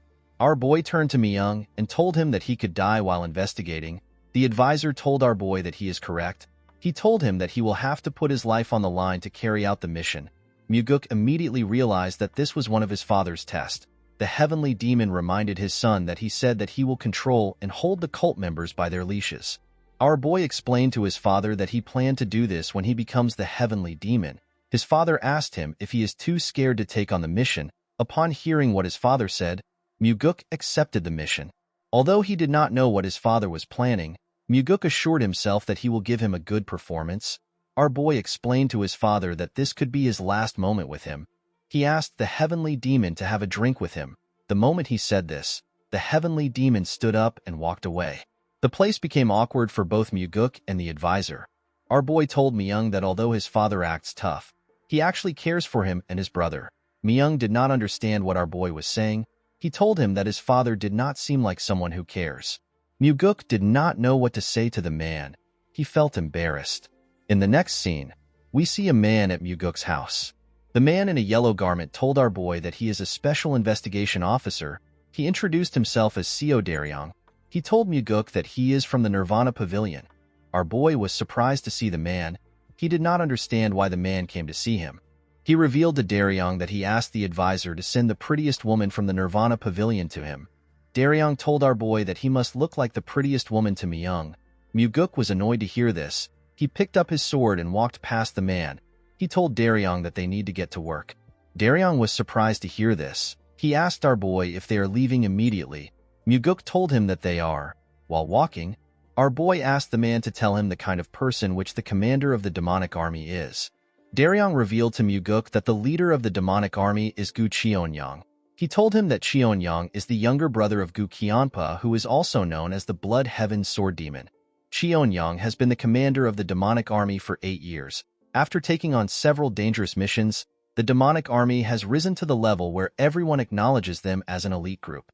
Muguk realized that the demonic army must be good at their jobs. While walking, our boy suddenly stopped moving. Daryong asked him if something is wrong. Muguk asked the man if he does not intend on investigating the corruption in the demonic army. Daryong told him that he plans to carry out the investigation. Our boy told the man that he feels no form of enthusiasm from him in the way he walks and talks. Daryong explained to Muguk that he behaves like this because nothing will change even after they uncover the corrupt practices of the demonic army. Muguk was surprised to hear this. He wondered if the man was trying to tell him that the cult will not change unless the executives are changed. Our boy turned around and asked the man if he is not scared. Daryong assured our boy that he is not scared at all. Muguk revealed to the man that the last special investigation officer was killed while investigating. Daryong revealed to our boy that the previous special investigation officer was his direct superior. Muguk was shocked to hear this. He quickly turned around. The man told him that the superior was the person who taught him. Our boy was surprised to hear this. He was more surprised to see that the man did not have any form of sadness in his eyes when he spoke to him. In the next scene, we are taken to the demonic dragon court. We see 2 huge men guarding the entrance of the court. The men asked Muguk and Daryong to tell them where they came from. Daryong introduced himself as a special investigator officer from the Nirvana Pavilion. He asked the men to step aside. He told them that he has some business with the commander of the demonic army. Our boy was surprised to see how gutsy Daryong was. One of the men told Daryong that he does not look special even though he is a special investigator. A bald man told Daryong that he cannot go in unless he has permission from a higher-up. Daryong opened his book and brought out a document. He told them that it is an order document. The bald man asked Daryong to wait outside. He told him that he will report the situation to his superior. Daryong told the man that he does not need to waste his time. He explained to him that they came to meet his superior personally. The other man reminded Daryong that he cannot enter the court without permission from a higher-up. Daryong was annoyed to hear this. He asked the man if he is going to stop a special investigator that has an order document. The bald man told the investigator that he is spouting nonsense. He explained to him that he has to follow their rules regardless if he is a special investigator. Daryong was surprised to hear what the man said. The other man told Daryong that the only thing he is going for him is his title as a special investigation officer. He told Daryong that he is powerless without his title. The moment the man said this, Muguk asked the two of them if they know who he is. The men told him that they are aware of his identity. Muguk could not believe that the two men would act rudely to him despite knowing his identity. He walked up to them and attacked their balls at a frightening speed. The men held their balls and fell to the ground. Daryong was surprised to see what happened. Our boy asked him to stop standing. He told Daryong to show him the way. The man was startled when he heard our boy's voice. He quickly moved forward. Inside the building, Muguk and Daryong were stopped by the members of the demonic army. Daryong was annoyed to see this. He took out the document and asked the men if they are blind. He told them that they are standing in the way of an official investigation. He asked them to step aside if they do not want to rot in prison. None of the men were shaken by Daryong's threat. While the men were standing, a man asked his subordinate to tell him where the idiots who are causing a ruckus came from. Daryong introduced himself to the man and asked him to identify himself. The huge bald man introduced himself as Go Dang. He told Daryong that he is the demonic army's first corps captain. He called Daryong a douche and asked him if the introduction is good enough for him. Daryong used frequency transmission to tell our boy that Dang is the second in command in the demonic army. He revealed to Muguk that Dang is notorious for committing atrocious deeds even among the demonic army. Dang walked up to Daryong and asked him to say something. Daryong was annoyed to hear this. He told the huge man that he is a special investigator from the Nirvana Pavilion that is on official orders. He asked Dang to watch how he speaks to him. Dang asked Daryong to tell him what he will do if he speaks rudely to him. The man explained to Dang that he and his teammates will be arrested on the charges of disrupting the investigation of the Nirvana Pavilion and insulting an investigator. Dang and his teammates began to laugh when they heard Daryong say he will arrest them. With a serious look on his face, the man told the investigator that he will like to see him try to arrest them. The moment he said this, Muguk greeted him and told him that it has been a long time. He asked the man if they last met at the last banquet. Dang did not understand what our boy was talking about. Before the man could say anything, Muguk grabbed his hand and pressed it hard. The captain was shocked to see this. With a serious tone in his voice, our boy told the captain that they came to see the commander.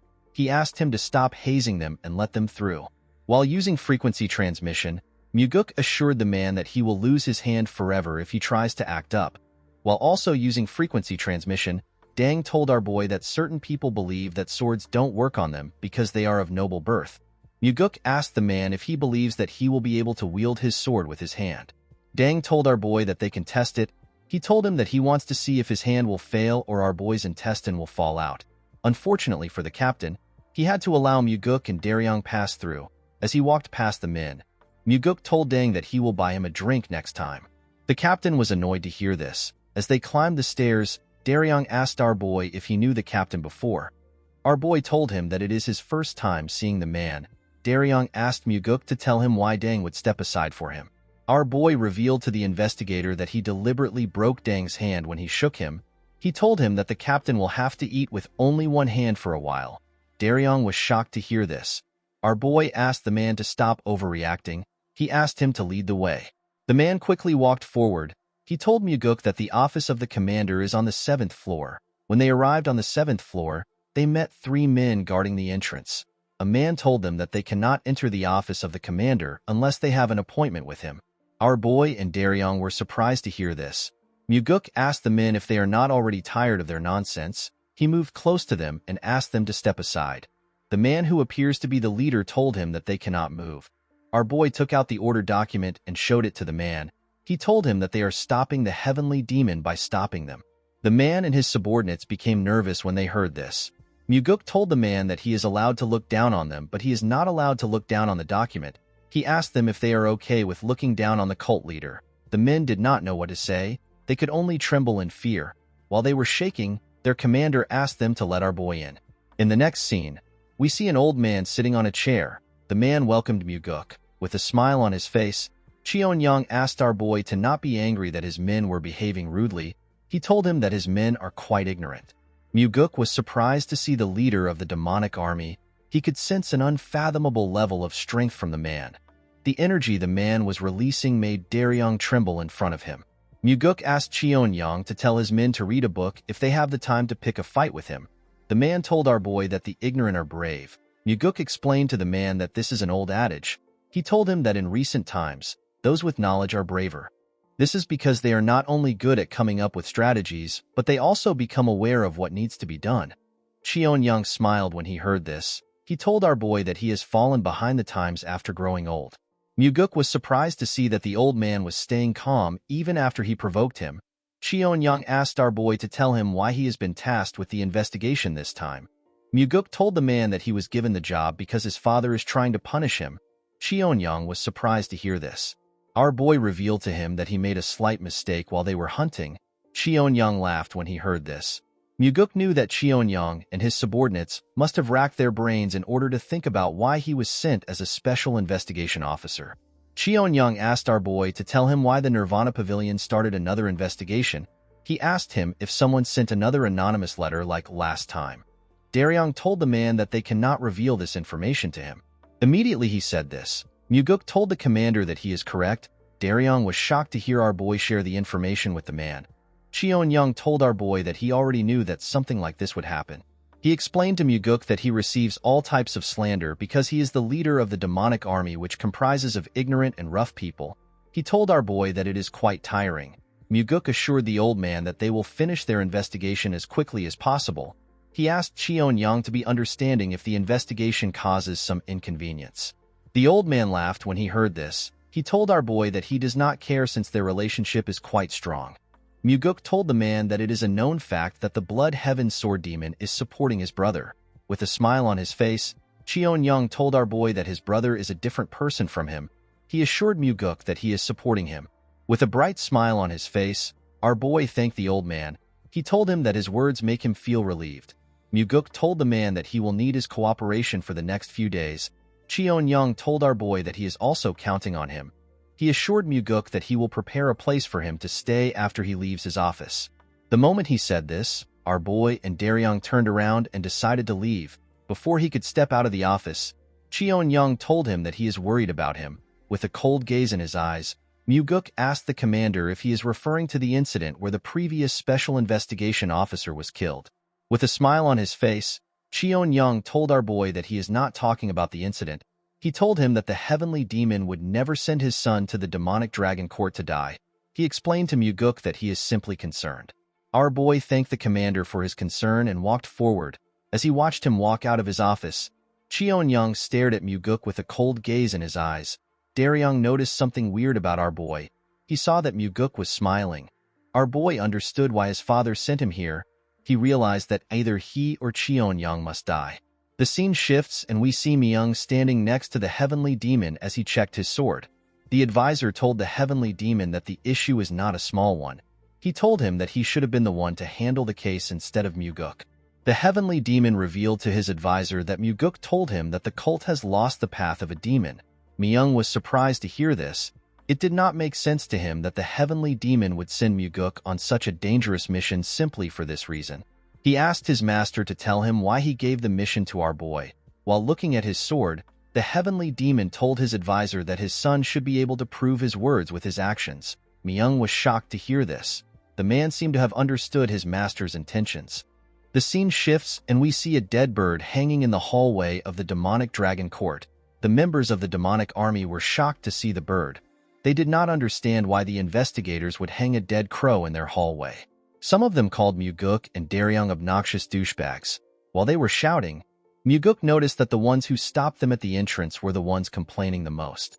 While the men were shouting, a huge man with a scar on his face told our boy that the dead crow is too much. Muguk asked the man for his identity. The huge man introduced himself as the third corp captain of the demonic army. With a look of anger on his face, the man told our boy that his name is Jang Ho. While using frequency transmission, Daryong revealed to Muguk that Jang Ho is known to have the strongest martial arts prowess among the corp captains. He is also known to have a bad temper. Our boy asked the captain if he has any complaints. Jang Ho was annoyed to hear this. He pointed at the crow and asked Muguk to tell him why he would put something that is so auspicious where people pass through. With a smile on his face, Muguk revealed to the man that someone threw the crow on his bed while he was sleeping. He told Jang Ho that he hung the crow because he thought it was a cultural thing. The captain told our boy that he could have simply punished the person who put the crow in his bed instead of doing something so weird. Muguk glared at the man when he heard this. With a smile on his face, our boy told the captain that he will start with him. Jang Ho did not understand what our boy was talking about. He asked Muguk to tell him what he means. Our boy told Jang Ho that he will start the investigation with him. The man was surprised to hear this. He asked our boy to tell him why he chose him. Muguk ordered Daryong to submit all Jang Ho's records. He told him to get anything relating to his finances and all his movements. The man was annoyed to hear this. He walked up to Muguk and told him that he does not have the power to do something like that. Our boy glared at the man and told him that he has the power to do it. The moment he said this, Jang Ho used his leg to smash the ground out of anger. Muguk told the captain that he is free to get riled up if he wants. He asked him to not forget that he could be charged with treason if he stands in the way of their investigation. The moment he said this, the members of Jang Ho's team quickly rushed to stop him. They begged him to stop. While the men were begging him, Muguk told him that the investigation will start with him. With a look of anger on his face, Jang Ho told our boy that he will see things to the end. The scene shifts and we see the investigators and Jang Ho inside a room. After staring at the captain for a while, Muguk asked the man to tell him how long he will keep testing him. Jang Ho asked our boy to tell him what he means. Muguk exposed the man as the person who sent the anonymous letter. Daryong was shocked to hear this. He could not believe that the letter was sent by the captain. He did not understand how our boy came to this conclusion. Jang Ho asked Muguk to tell him what he is talking about. The moment he said this, our boy glared at him. Upon seeing that Muguk was certain, the man asked our boy to tell him how he found out. Our boy told the captain that he got involved in yesterday's incident even though he did not have to. He revealed to the man that he did this in order to avoid being suspected by his commander. Jang Ho told our boy that he is right. Muguk explained to the man that he has most of his squad members under his control. Our boy was able to notice this because none of Jang Ho's squad members laughed or cursed him after he hung the dead crow. Jang Ho was shocked to see that Muguk saw this. Our boy revealed to the man that his subordinates were actually worried about him and stopped him from doing anything stupid. Muguk could tell that someone who ran a group in such a different way would probably find it hard for him to overlook any corruption in the organization he is in. Jang Ho was speechless when he heard Muguk's deduction. Although our boy noticed all these things, there was another reason why he made his guess. The moment Daryong introduced Jang Ho to him using frequency transmission, Muguk remembered something from his past life. He remembered the incident where the strongest corps captain of the demonic army died. Our boy was able to deduce that Jang Ho got killed by someone because he sent the anonymous letter to resolve the issues of the demonic army. Jang Ho revealed to Muguk that he did not know if the letter would work, so he could not write the exact details involved. The captain never expected that the second young master would be sent to perform an investigation. Our boy asked the man to tell him what he thinks now that he is here. The captain apologized to Muguk and told him that he thought that they were done for. Our boy turned to Daryong and smiled when he heard this. He asked the man if it is popular for young people to be so honest. Daryong did not understand what Muguk was talking about. He told him that he and Jang Ho are actually older than him. Immediately he said this, our boy remembered that he was now young again. Muguk turned to Jang Ho and asked him to tell him what is happening in the demonic army. The captain revealed to our boy that his commander is using the demonic army for his own personal gains. He told Muguk that Cheonyang has been taking money for assassination requests, and he has been making his subordinate do the jobs. Our boy and Daryong were shocked to hear this. Muguk assumed that Cheonyang was simply receiving bribes from some martial arts groups. He never expected the commander to do something so insane.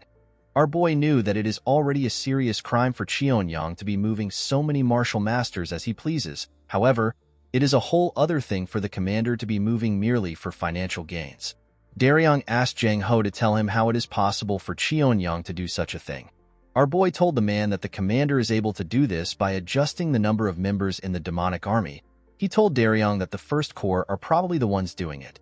Jang Ho was shocked to see that Muguk was able to know this. He asked our boy to tell him how he found out. Muguk revealed to the captain that he was able to tell from their reaction. According to our boy, the members of the First Corps were the first to stop them. They were also the ones that cursed them the most after seeing the dead crow. Muguk asked Jang Ho to tell him how he was able to find out that it was the First Corps. The man became sad when he heard this question. He revealed to our boy that the martial artist who committed suicide after killing the previous special investigator was his friend. The martial artist was also the first person to send the anonymous letter. Muguk asked Jang Ho to tell him how close he was with the man. With a shaky tone in his voice, the captain revealed to our boy that he and his friend joined the cult at the same time. He told him that his friend was basically like family to him. Muguk asked the man to tell him the person who he thinks killed his friend. Jang Ho explained to our boy that his commander probably gave the order and Captain Go Dang personally killed his friend by himself. Our boy realized that if Jang Ho's words were true, then he is looking at an immense corruption case that involves the commander of the demonic army and the whole First Corps. Due to the fact that Cheon-young was willing to kill an investigator, our boy wondered if his father and Myung truly did not know anything about the case. Muguk knew that the heavenly demon and the advisor already knew what was happening to a certain extent. Our boy knew that his father sent him here for this reason. Muguk could not believe that his father was trying to see if he could resolve the incident even though he has to go up against the demonic army's commander. Our boy told the captain that he made a good friend. Jang Ho told our boy that he was supposed to do something when his friend died if he was also a good friend. With a sad look in his eyes, Muguk thanked Jang Ho for being courageous. The captain was surprised to hear this. He began to cry. While watching Jang Ho cry, Muguk began to feel some hope for their lost demonic path. While looking at the man, our boy reminded himself that the heavenly demon cult that he wants to create is a place where people like Jang Ho are placed in important positions. Although Jang Ho died in his previous life, Muguk assured himself that he would not let this happen again. This is because the main reason why he regressed is to save people who should not die. In the next scene, we see Muguk and Daryong walking out of the demonic dragon court. The investigator told our boy that he is quite different from the rumors. Muguk was surprised to hear this. He asked Daryong to tell him the kind of rumors he has heard about him. The investigator became nervous when he heard this. He did not know how to tell our boy about the rumors. He revealed to Muguk that the rumors say that he is not suited to become the heavenly demon. The moment he said this, he apologized to our boy. Muguk smiled when he heard this. He told the man that the rumor is actually a compliment. Daryong was shocked to hear this. He asked our boy to tell him what he means. Muguk explained to the investigator that he does not see it as a praise for him to be suited to become the heavenly demon. He told the man that their cult does not need to be ruled by any form of fear or terror. As the gentle breeze blew past him, Muguk told the man that it is about time that their cult changes. Daryong was shocked to hear this. He never expected our boy to say such a thing. As he walked forward, Muguk assured himself that he will change the cult. Our boy knew that he had to change the cult in order to stop the extermination of his family and the cult itself. The next day, we see a chubby man who was wearing the same clothes as Daryong. The man was also an investigator. The investigator rushed to meet Muguk. He told our boy that something bad has happened. He asked Muguk to follow him immediately. The man took Muguk to the hallway of the demonic dragon court. When he arrived in the hallway, our boy was shocked to see what happened. Muguk saw members of the Nirvana Pavilion bleeding on the floor. Daryong and another man were bleeding from their heads. The other man appeared to be unconscious. Two men from the Nirvana Pavilion held their swords tightly. They were ready to defend themselves. In front of the investigators were the members of the demonic army. The men held their swords tightly.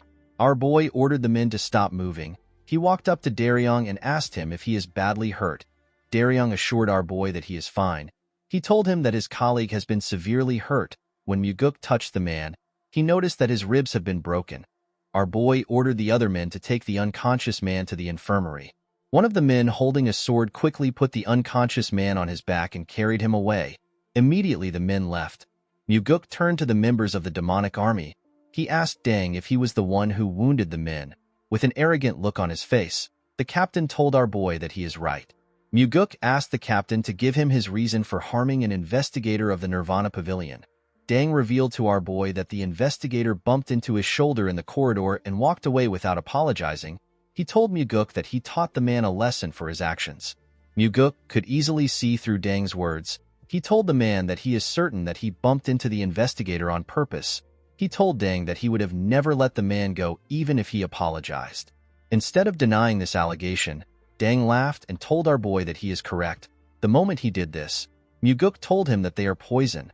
The captain was surprised to hear this. He could not comprehend our boy's words. He asked Muguk to explain what he means. With a deadly look in his eyes, Muguk told Dang that his subordinates are poison to him. The captain was surprised to hear this. He asked our boy to tell him why he is spouting nonsense. With a serious look on his face, Muguk asked the captain if he also killed some members of their cult in this manner last year. Our boy told Dang that he also killed 3 members after getting in a fight with them at a bar 2 years ago. The members that Dang fought were low-ranked martial artists. Before things blew out of proportion, the demonic army covered the situation up for the captain. With a confident smile on his face, Dang told our boy that there are too many idiots in the cult that do not revere the demonic army. With a serious look on his face, Muguk asked Dang if he knows that he possesses the authority to carry out an execution. Dang and the other members were surprised to hear this.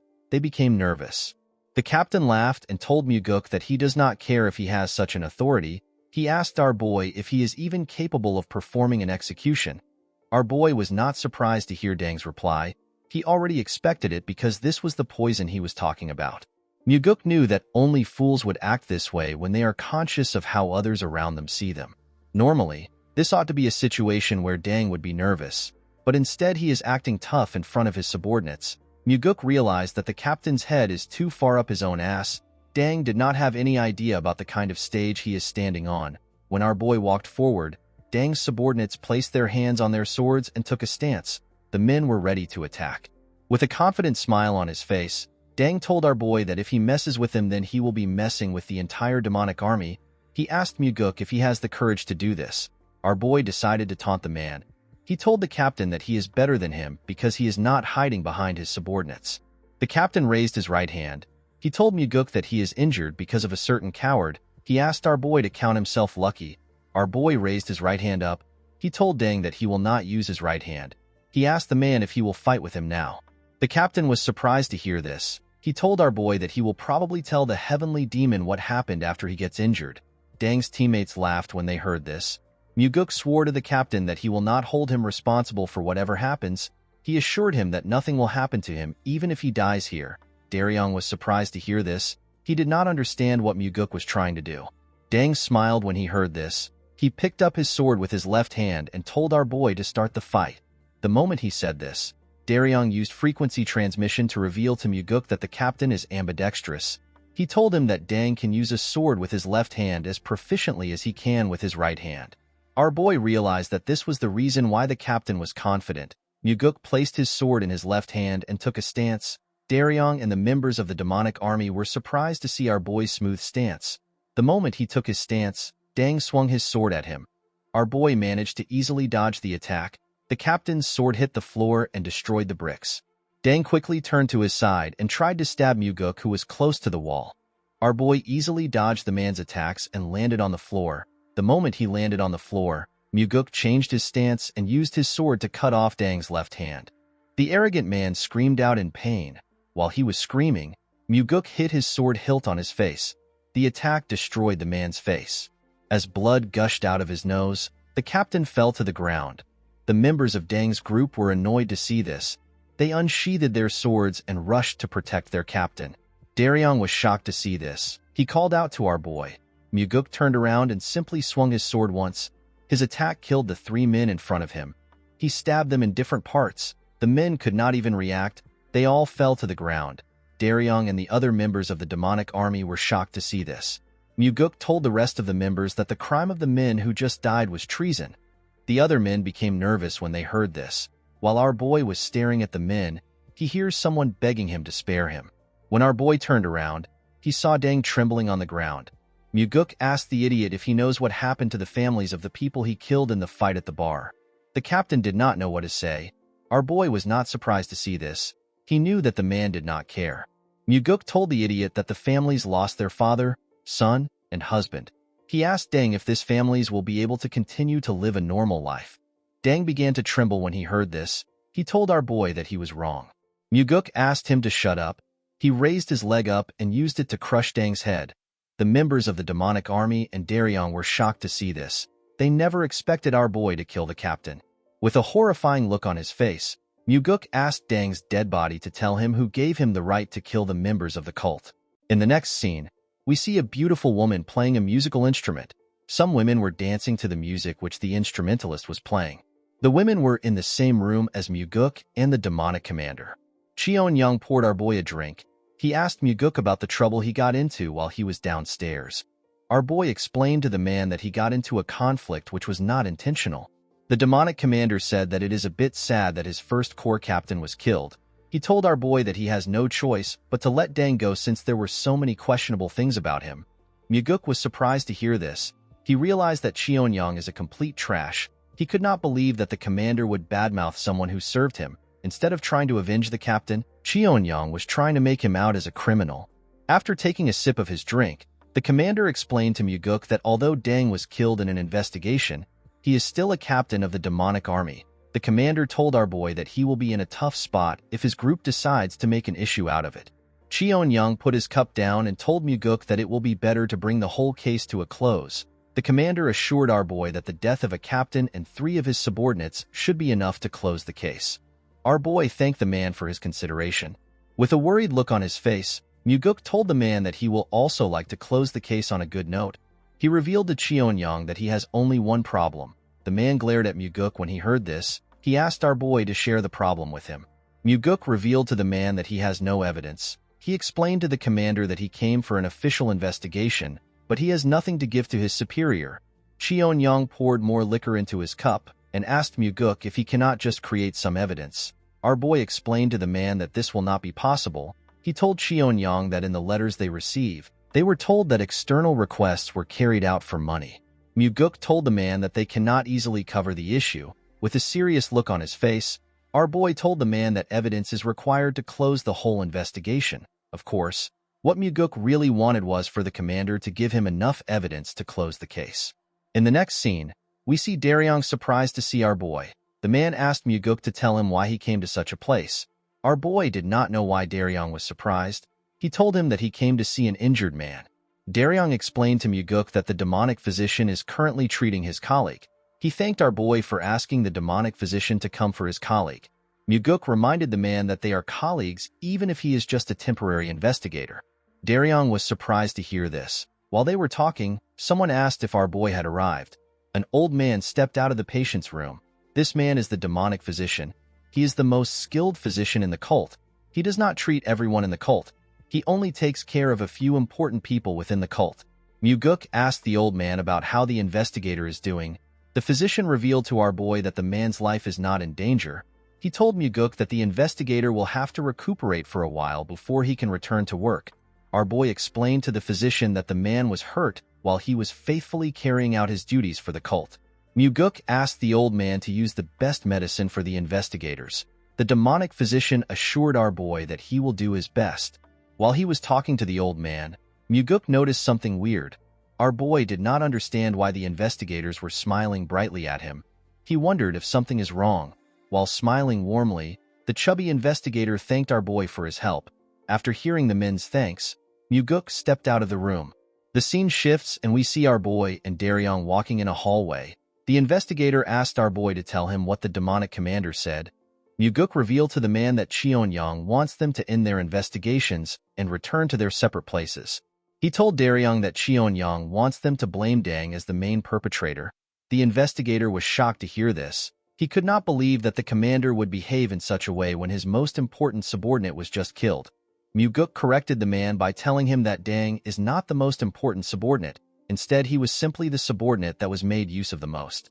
Our boy assured Daryong that someone will soon take Deng's place. Daryong asked Muguk if he has a plan. Our boy revealed to the investigator that he has thrown out a bait for Cheon-young.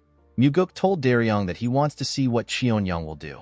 The investigator was surprised to hear about a bait. With a confident smile on his face, our boy told the investigator that he will let him know once the commander bites his bait. Daryong asked Muguk to tell him what he wants him to do. With a smile on his face, Muguk asked the investigator to drink with him. The man was surprised to hear this. With a bright smile on his face, Daryong told our boy that drinks are on him. Our boy was happy to see that the man accepted his offer. The next day, we see a large amount of books on Muguk's table. Daryong explained to our boy that the demonic army gave them the books. He revealed to Muguk that the assassination request logs and banknote papers that are worth thousands of niangs were found in Dang's house. Muguk smiled when he heard this. He was happy to see that the commander bit his bait. Our boy asked Daryong to find the smartest person in the first corps. He told him to search for the person that is strangely smart and knowledgeable. Muguk told the investigator that the person is the one who made everything they are seeing. Our boy stood up from his chair. He explained to Daryong that he is going to meet the demonic commander in order to buy him some time to search for the smart man. The scene shifts and we see Muguk at the commander's office. Our boy revealed to the man that they have received the evidence found in the first captain's house. Cheon-young laughed when he heard this. He told Muguk that all that is left to do is for them to celebrate with drinks. The commander assured our boy that he has already booked the place they drank in last time. Before the man could continue, Muguk told him that they have a problem. Cheon-young frowned his face when he heard this. He asked our boy to tell him which problem they have left. Our boy explained to the man that the demonic army was the one who found the evidence. He told Cheon-young that they are supposed to find the evidence by themselves. The commander asked Muguk if the origin of the evidence is truly important. Our boy told the man that the chief advisor is not a fool. Muguk explained to Cheon-young that Myung will be suspicious of the investigation and its result if he finds out that the evidence was provided by the demonic army. The commander realized that our boy was right. He asked Muguk to tell him what they can do. Our boy explained to the man that they will have to act like they are investigating for a little while. He told Cheon-young that they will do a large-scale investigation for just one day. Muguk asked the commander to cooperate with him. Cheon-young became suspicious when he heard this. He stared at our boy with an odd expression on his face. Upon seeing the look on the commander's face, Muguk told him that he actually doesn't want to carry out the investigation. He assured Cheon-young that the investigation is simply a formality. He told the man that he simply needs to get some common official documents. The commander decided to not question our boy. He told him that he will ask his subordinates to cooperate with him. Muguk smiled when he heard this. Our boy never needed any top-secret documents from the demonic army. Muguk was searching for the first few documents used to hire the members of the demonic army. He was also searching for the wills that were left behind by those who went on dangerous missions. Muguk was searching for these things in order to see the handwriting and figure out who wrote the records of the request logs. The scene shifts and we see a member of the First Corps tied to a chair. The man looked weak compared to the other members of the unit. His name is Yong-gu. With a shaky tone in his voice, Yong-gu asked Muguk to tell him why he captured him. Our boy explained to the man that he was captured because he was the one who forged the assassination logs that were sent to them. With a nervous look on his face, Yong-gu told Muguk that he does not know what he is talking about. Our boy explained to the man that he never expected him to know anything because he was just following orders. He asked Yong-gu to be honest and tell him who gave him the orders. With a nervous look on his face, the man told our boy that he has never done something like that and he has never received any orders. Muguk explained to the man that he understands that he is scared that the demonic commander might kill him. To Yong-gu's surprise, our boy told him that he can leave. Our boy told the man that he cannot keep him waiting since he does not intend to answer his question. Muguk explained to Yong-gu that he does not like torturing someone who was simply following orders. Yong-gu was surprised to hear this. Our boy revealed to the man that he and the investigators will leave the demonic dragon court safely. He told him that Cheon-young will eventually kill him. Yong-gu was shocked to hear this. He asked our boy to tell him what he is talking about. Our boy explained to the man that the commander has probably heard that he was captured. He asked Yong-gu to tell him what would happen if he leaves the building without any injuries. With a cold gaze in his eyes, Muguk told the man that the commander will probably think that he has told them everything. Our boy told the man that he must know how the commander will respond to the situation. Yong-gu became terrified when he heard this. In the next scene, we see Daryong talking to our boy. The investigator told Muguk that Jang Ho already informed them that Cheon-young was the one who ordered the killing of the Nirvana Pavilion investigator and one of his peers. According to the investigator, the person who carried out the order was Go Dang, who is already dead. The demonic commander also committed numerous atrocious deeds. Daryong told our boy that the commander has killed a lot of people. However, Cheon-young will never let himself simply get arrested. Muguk revealed to the investigator that he does not plan to arrest the commander. Daryong was surprised to hear this. With a cold gaze in his eyes, our boy told the investigator that he will kill Cheonyang. Daryong was shocked to hear this. Our boy explained to the man that the Blood Heaven Sword Demon will make a move if the demonic commander is arrested. There is no way he will watch his own brother get executed. The situation will become far too complicated if the old man gets involved. Muguk explained to the investigator that there will be plenty of forged evidence to show that no one ordered Dang to commit any of the crimes.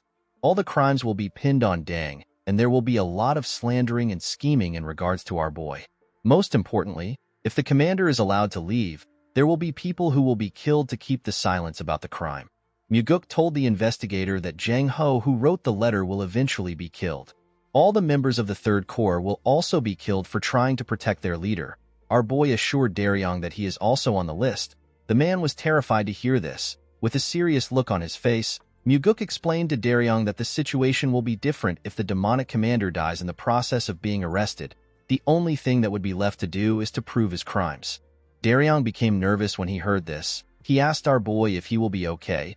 He told him that the Blood Heaven Sword Demon will definitely seek revenge. Muguk stood up and told the man that not everyone will seek revenge when their family dies, especially someone like the Blood Heaven Sword Demon. The old man is not the kind of person who would waste his life on revenge. Daryong saw our boy walking towards the door. He asked him to tell him where he is going. With a smile on his face, Muguk told the man that he is going to kill the commander of the demonic army. Daryong was shocked to hear this. He asked our boy if he is going right now.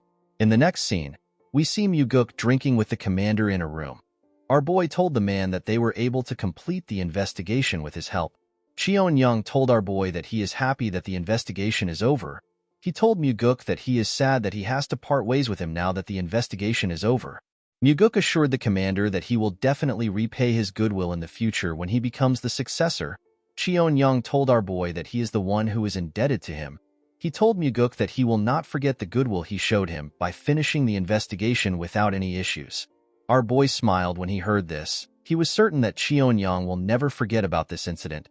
He knew that such a greedy man will never forget about the huge losses he got in the incident. Muguk raised a bottle and told the man that they should drink to the end of the investigation. Cheonyang smiled and raised his cup. While pouring some liquor for the man, Muguk asked the man to tell him why he did it. The commander asked our boy to tell him what he means. With a cold gaze in his eyes, Muguk reminded the commander that he should already have more than enough money to use until he dies of old age. Our boy asked the man to tell him why he is so greedy to the point that he would use the demonic army to take in requests for money. Cheonyang was shocked to hear this. He placed his cup down and told our boy that he does not know anything about that. He told Muguk that he will have to ask the dead First Corps captain his question. Our boy smiled when he heard this. He told the commander that a puppet cannot know anything. With a serious look on his face, Cheonyang asked our boy to tell him what he is talking about. With a smile on his face, Muguk told the man that he is curious about what he thinks. Our boy explained to the man that he does not expect much from him since there is nothing but pitch darkness within him. He told Cheonyang that his body must be filled with greed that will never cease to want more. Cheonyang crushed his cup when he heard this. With a terrifying smile on his face, the commander asked Muguk if he has lost his mind. Our boy took a sip of his liquor and told the commander that he is the one who is crazy for taking on so many assassination requests. The moment he said this, Cheonyang released his energy. He told Muguk that he has had enough of his nonsense. He used his energy to crush the table and the things around him. Our boy was not even surprised. He simply drank his drink and stared at the man. While Cheonyang was glaring at our boy, he noticed something weird. When the man looked down, he saw a sword sticking out of his chest. Muguk had used the fifth technique of the soaring sword art. The technique is known as the Heavenly Strike. After finishing his drink, our boy threw his cup down and broke it. He stood up and told Cheonyang that he is under arrest for the charge of misusing the demonic army for his own personal reasons and over 20 murders, or the instigation of those murders. The commander smiled when he heard this. He told Muguk that he never planned to arrest him. Muguk smiled when he heard this. He told the man that he is still going to get executed anyways. He asked Cheonyang to leave the world for the sake of those who will live on. The moment he said this, our boy grabbed his sword and pulled it out of the commander. The man spat out some blood and lost his strength. In the next scene, we see the investigators and members of the Third Corps in the room. Everyone was shocked to see what was in front of them. They were horrified to see the commander's dead body on a chair. Muguk told the people in front of him that the commander of the demonic army died in the process of resisting arrest for the grievous crimes he committed. The men did not know how to react to this statement. Our boy asked Daryong to arrest all the members of the First Corps and imprison them. He told the man that the case will be investigated officially. The investigator accepted Muguk's order. Our boy called out to Jang Ho. He told him that all those under him, excluding any First Corps members, are to help the Nirvana Pavilion investigators to arrest the First Corps. Muguk explained to the men that he has received the authority to take full charge of the matter. He told them that his orders are equal to the heavenly demon's orders. Muguk told the men that they are to execute his orders immediately. Jang Ho put his hand together and accepted our boy's orders. Daryong and Jang Ho were both nervous after they received our boy's orders. Muguk smiled when he saw the look on the men's faces. The scene shifts and we see Muguk walking into the Heavenly Demon Pavilion. Inside the pavilion, we see the Heavenly Demon, the Chief Advisor, and the Blood Heaven Sword Demon. As Muguk walked towards the men, he noticed that the Blood Heaven Sword Demon was staring at him. Our boy also glared at the man. Muguk greeted his father and Myung. He also greeted the Blood Heaven Sword Demon. The old man asked our boy if he has been well. He told Muguk that he wants to know about what happened. Our boy informed the old man that everything is written in his reports. He told him that he can simply read it himself. The old man told Muguk that he wants to hear it directly from him. Our boy was surprised to hear this. He turned to his father and the advisor. Due to the fact that they were simply observing, Muguk realized that they wanted to hear his reply. Our boy explained to the Blood Heaven Sword Demon that they found out that his brother had committed grievous crimes. He told the man that the commander tried to kill him in the process of arrest. He apologized to the Blood Heaven Sword Demon for his brother's death. The old man assured our boy that it is fine. He told him that his brother deserves to be punished if he committed a crime. The man told Muguk that he doesn't understand something.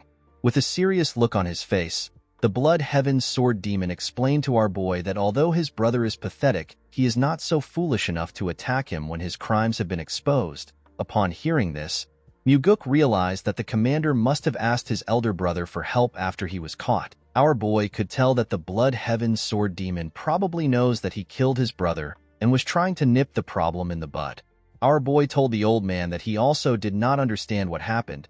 He explained to him that his brother probably couldn't accept the fact that he was caught by someone younger than him. The Blood Heaven Sword Demon revealed to Muguk that he saw his brother's body before he came there. He told our boy that his brother was stabbed in the chest with a single strike.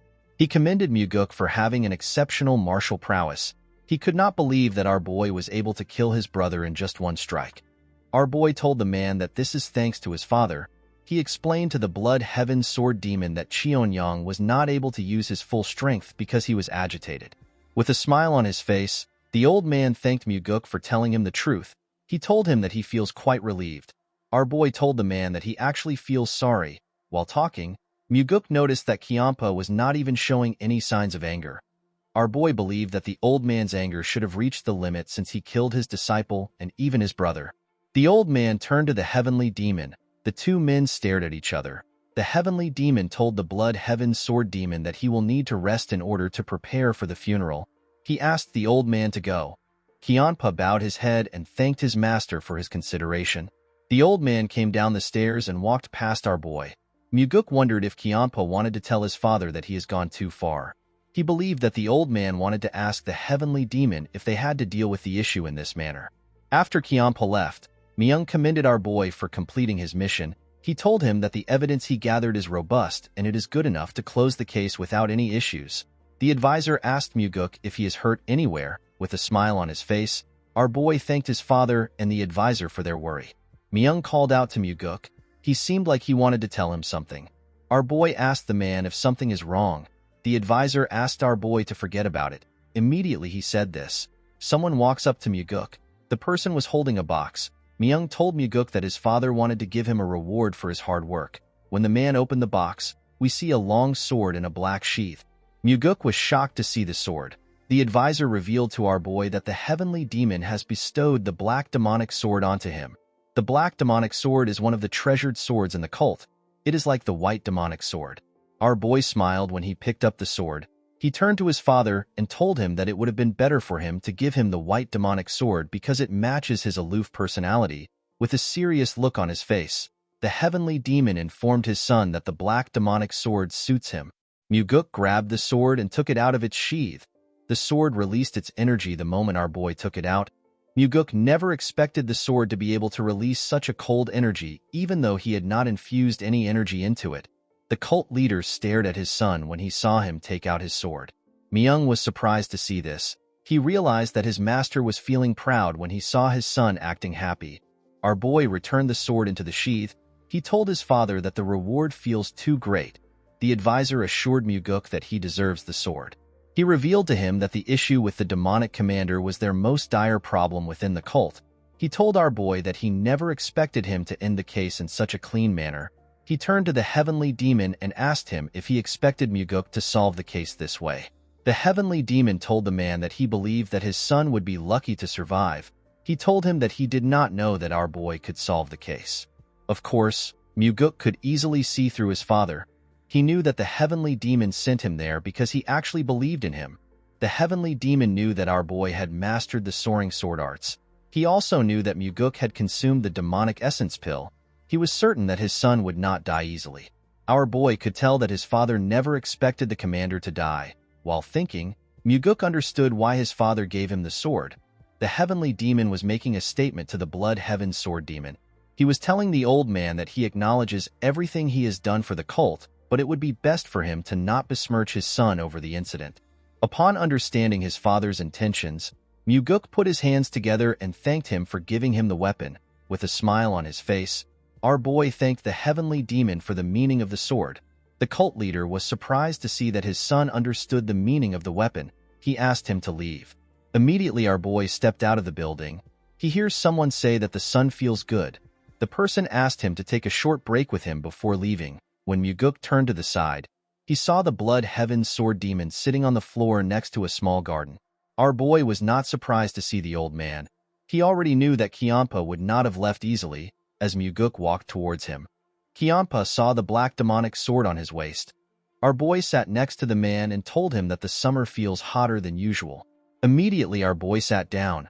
Kiampa released his energy. With a horrifying look on his face, the blood heaven sword demon called Muguk a damn whelp. He asked him to tell him what gave him the guts to ambush and kill his brother. Our boy was shocked to see what was happening. Kiampa promised to rip him apart limb by limb and offer him to his brother's grave. The flowers around them began to wither when the old man's energy touched them. It was hard for Muguk to withstand the man's energy. After lashing out, the blood heaven sword demon began to smile. He asked Muguk if he should have said this to him earlier. The moment he said this, the old man tried to move his sword hilt close to our boy's body. Muguk immediately stopped the man with his hand. Our boy also released his energy. With a horrifying look on his face, he called the blood heaven sword demon a useless old man who only aged with no maturity. He asked Kiampa to tell him what gave him the right to destroy the order within the cult for his own personal desires. Muguk told the old man that he will chop up his body and pound it into dust if he does anything for his corrupted brother. The blood heaven sword demon was shocked to feel our boy's energy. He never expected him to also behave the same way as him. Immediately our boy said this. He took away his energy. With a smile on his face, Muguk informed the old man that he would have responded in this manner if he had spoken like that. The blood heaven sword demon was quite shocked to see this. He began to laugh like a crazy person. The energy of his laughter was quite strong. Muguk had to cover his ears. Other people in the cult could also feel the energy. He turned to our boy when he stopped laughing. He told him that he should have gone easy on his brother for his sake. Muguk revealed to the man that he did his best to finish things nicely. He explained to him that he wanted to end things by letting Cheon-young step down from his position. Our boy told the old man that his brother crossed the line far too much. It was as if the line never existed for him. Kiampa accepted Muguk's explanation. Muguk could tell that the blood heaven sword demon knew about his brother's corruption within the demonic army. He asked the old man to tell him why he did not do anything about it. The man explained to our boy that Cheon-young would not listen to him. He told Muguk that he is also not clean. With a sad look in his eyes, Kiampa revealed to our boy that he was actually relieved when he heard that his brother was dead. He was happy that Cheon-young would no longer get in his way. Muguk was shocked to hear this. He never expected the Blood Heaven Sword Demon to be honest about his relationship with his brother. Our boy told the old man that he understands how he feels. Kiampa was shocked to hear this. Our boy explained to him that he will probably feel the same way if he heard that his older brother died. He said that he would be relieved that he does not have to kill his brother himself. Kiampa could not believe what he was hearing. He could tell that Muguk was being serious due to the cold look on his face. Our boy wondered what the Blood Heaven Sword Demon saw when he looked at him. The old man seemed to have noticed something about Muguk. He stood up and said that they will have a hot year. As he walked away, Kiampa told our boy that he is lucky that he is not weak to heat. Muguk glared at the old man as he watched him walk away. He could not figure out what the Blood Heaven Sword Demon was thinking. Even though he said that he was relieved about his brother's death, it did not change the fact that our boy was still his brother's killer.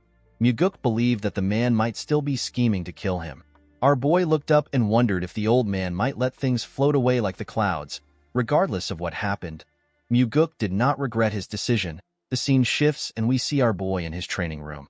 Muguk unsheathed his sword. The initial moments after receiving a new sword are important. A sword communes with its warrior.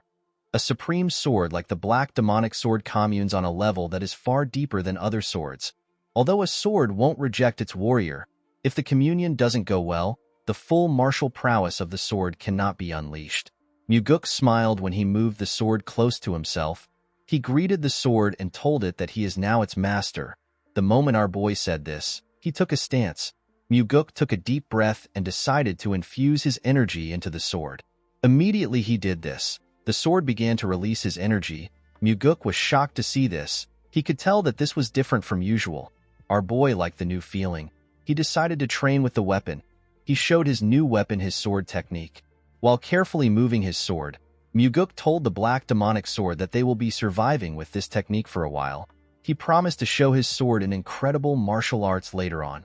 Our boy continued training till night. When his bodyguard brought him some food, she saw that her master was focused. She decided to not disturb him. Muguk continued to test the sword without resting. The next day, we see our boy step out of his house. When Muguk raised his head up, he saw something shocking. Our boy saw a large amount of martial artists gathered at his doorstep. This martial artists were the sword demons. Muguk did not know if the Blood Heaven Sword Demon asked his men to come or if they came on their own.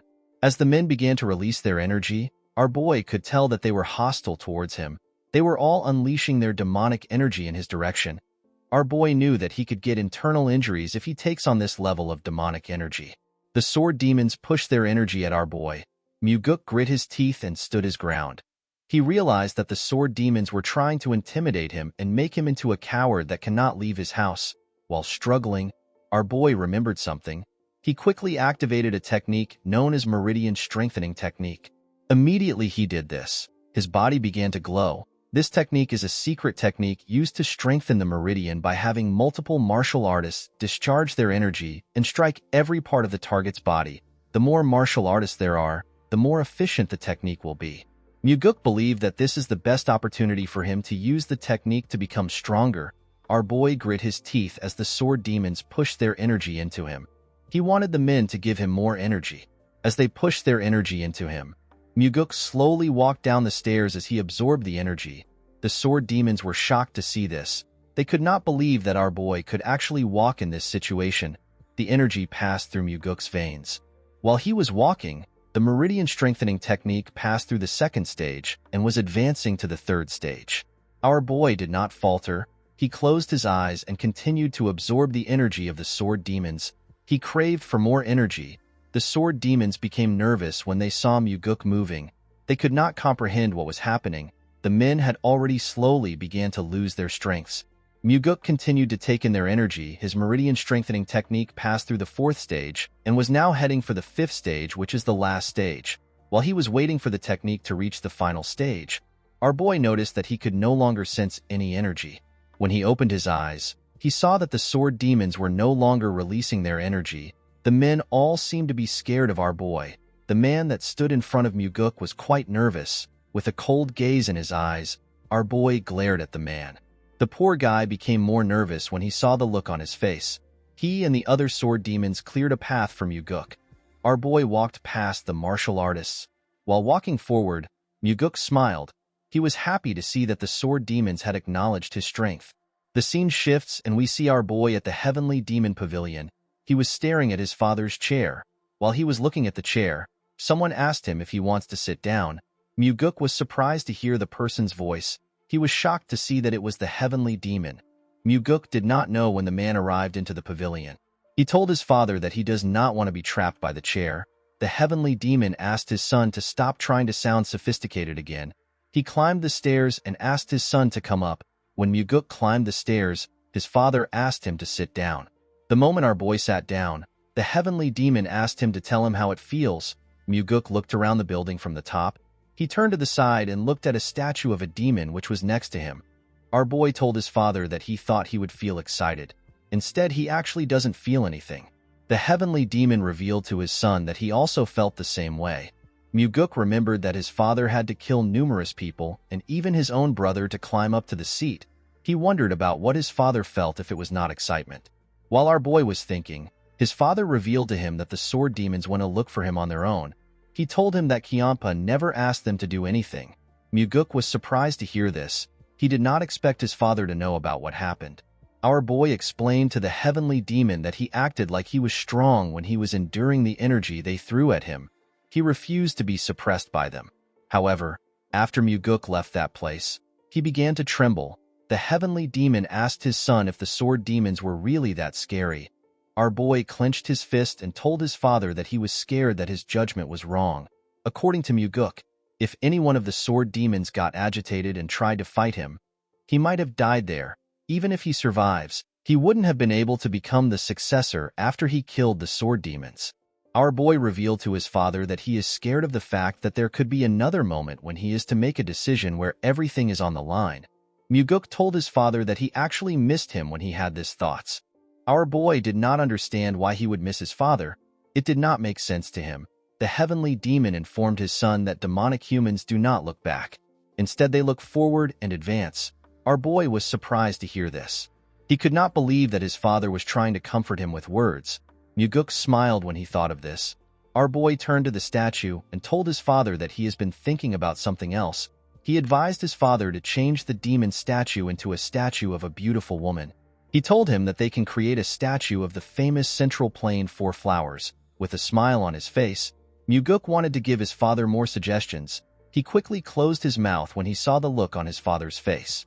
The Heavenly Demon looked at his son as if he was spouting nonsense. Muguk immediately stood up. He told his father that it is better for him to leave before he continues to spout nonsense.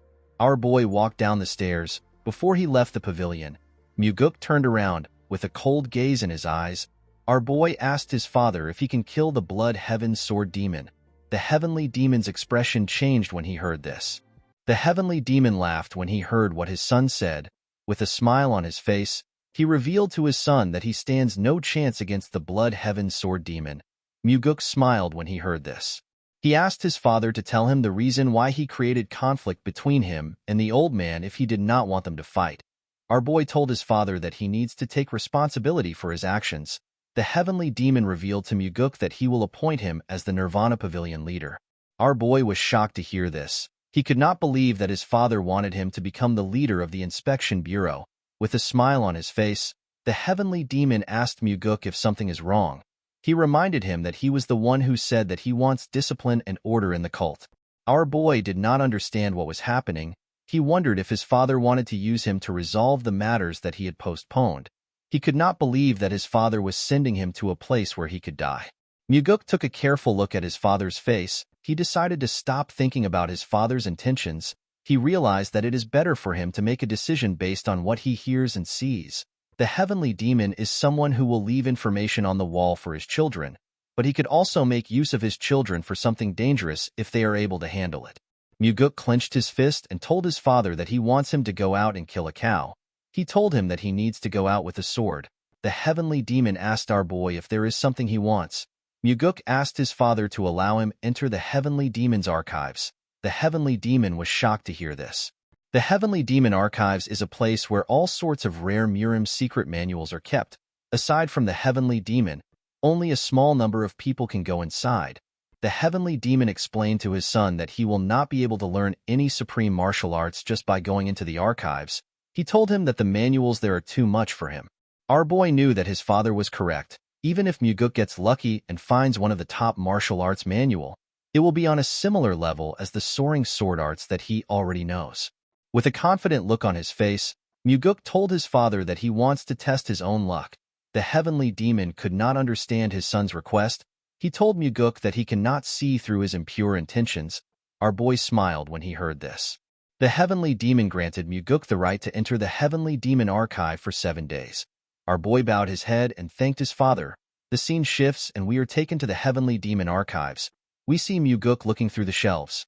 In his past life, our boy went back to the cult to get the secret demonic soul. People in the cult already believed that our boy died. It had been decades since he left. His face was disfigured so no one recognized him. It took Muguk a long time to go from being a normal warrior to a rank where he could meet the new heavenly demon privately. During his meeting with the cult leader, our boy heard about a certain martial arts. The name of the martial arts is the 4 strides of the wind god. This martial arts is the greatest mobility art that consists of just 4 moves. It was said to be a supporting technique for the heavenly demon's martial arts at one point in time. Unfortunately, knowledge of it went missing and it was no longer passed down. In Muguk's past life, the person who obtained the manual is Ju Baekdo. This person was the cult leader. While pouring himself a drink, Baekdo revealed to Muguk that he was able to become the heavenly demon because he found the lost 4 strides of the wind god. He told our boy that he found it in the heavenly demon archives. Muguk was surprised to hear this. He asked the cult leader to tell him why people thought the manual was lost when it was in the archives. The man told our boy that the manual was not kept on the shelves. While looking around the archives, Muguk looked down. He went down to look at a book. He remembered asking Baekdo to tell him where he found the manual. The man told him that the precious book was used to prop up the 19th shelf. While on his knees, Muguk took out the manual from the leg of the shelf. The book has a huge hole on its surface. Our boy opened the book to see it. He smiled when he realized that 4 steps were enough to walk all over the world. The 4 strides of the wind god has 4 main techniques. The first is the shadow step. The second is the flicker step. The third is the death step, and the last is the swift step.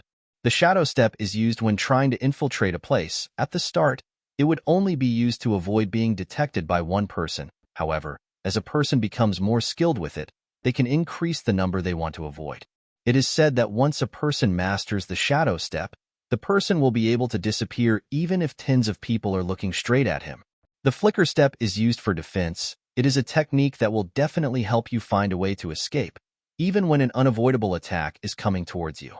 The death step allows a person to charge into the enemies. The person can then pierce through or neutralize any defense. The swift step is said to be a technique that is so fast that the word fast is an understatement. Muguk sat in a lotus position and began to practice this techniques. 7 days later, we are taken to the heavenly demon pavilion. Muguk bowed his head and told his father that he has returned. The heavenly demon asked his son to tell him what he learned in the heavenly demon archives. With a smile on his face, our boy revealed to his father that he learned a mobility art. The heavenly demon asked his son to tell him which mobility art he learned. Our boy told his father that he learnt the 4 strides of the wind god. The heavenly demon was shocked to hear this. He asked his son to not play with him. He asked him if he learned the shadow step, which is said to be lost. Muguk explained to his father that he does not have the guts to lie to him over something like this. The heavenly demon asked our boy to show him what he learned. Muguk asked his father to tell him what he will give him if he shows him his technique. The heavenly demon told his son that he will spare his life. Our boy smiled when he heard this. He closed his eyes and released some of his energy. The moment he opened his eyes, he activated the shadow step technique and disappeared in front of his father. The heavenly demon was shocked to see this. He quickly got up from his throne. He could not believe that he was seeing different afterimages of his son in his pavilion. The heavenly demon asked Muguk to tell him where he learned the 4 strides of the wind god. Our boy told his father that he learned it in the heavenly demon archives. The moment he said this, his father appeared in front of him. With a scary look on his face, the heavenly demon asked Muguk to not lie to him. With a cold gaze in his eyes, the heavenly demon told his son that the 4 strides of the wind god did not exist within the heavenly demon archives. Muguk assured his father that he learned it there. The heavenly demon smiled when he heard this. He could not believe that his son wanted to continue lying. Our boy asked his father if he is certain that the book was not there just because he read a large amount of manuals in the archives. Muguk explained to him that the manual could have been in another shelf which does not belong to the mobility arts section. The heavenly demon became more suspicious of his son. He asked Muguk if he knew that the 4 strides of the wind god was in the archives. Our boy explained to his father that he was trying to learn another martial arts when he coincidentally found the manual. The heavenly demon did not seem to completely believe his son. However, he could not easily read our boy's face. He asked Muguk to tell him where the book was. Our boy revealed to his father that the book was used to support the bottom of a shelf. He told him that he found the book when he tried to make the shelf straight. Upon hearing this, the heavenly demon asked his son if the important part of the manual has been removed. Muguk was surprised to hear this. He asked his father to tell him how he knew. The heavenly demon turned around and revealed to his son that he would have done this if he was the one. Before walking back to his chair, the heavenly demon asked his son to tell him the steps. Our boy smiled when he heard this. He already knew that this would happen. Muguk's goal is not to defeat his father and become the heavenly demon. Instead, it was to kill Wamugi and to save everyone in the heavenly demon pavilion. Our boy actually planned on helping his father travel the world and enjoy his life before he steps down as the heavenly demon. Muguk did not have any issues with teaching his father the 4 strides of the wind god. With a smile on his face, our boy told the cult leader that he does not want to teach him the 4 strides of the wind god. The heavenly demon turned around and glared at his son. Muguk told his father that nothing is free in the world. The heavenly demon reminded his son that he taught him a technique at the hunting grounds for free. Muguk told his father that the technique was the payment for the liquor he drank at the hunting grounds. The heavenly demon smiled when he heard this. He asked his son to tell him how he was able to hold himself back for a long time. He told him that he is really brazen. With a smile on his face, Muguk explained to his father that he held himself back until he grew to this extent. The cult leader asked his son to tell him what he wants. With a confident look on his face, Muguk told his father that he wants the heavenly demon defense art. The heavenly demon defense art protects one's body, and it is an exclusive martial arts that only the heavenly demon can learn. This defense art is as good as getting an extra life. The heavenly demon told his son that it is impossible for him to learn the defense art. He reminded Muguk that the heavenly demon defense art can only be learned by the heavenly demon or the successor. Our boy told his father that he just needs to teach it to him secretly. The heavenly demon was surprised to hear this. Muguk reminded his father that the heavenly demon defense art is not something that can be seen on the outside. He assured him that no one will know if he teaches him secretly. Muguk bowed his head to his father and told him that he will take his leave.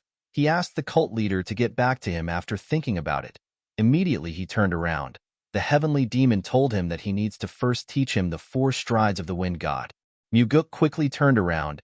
He was shocked to hear what his father said. He could not believe that his father was actually going to teach him the heavenly demon defense art. Our boy asked the heavenly demon if he can teach him now.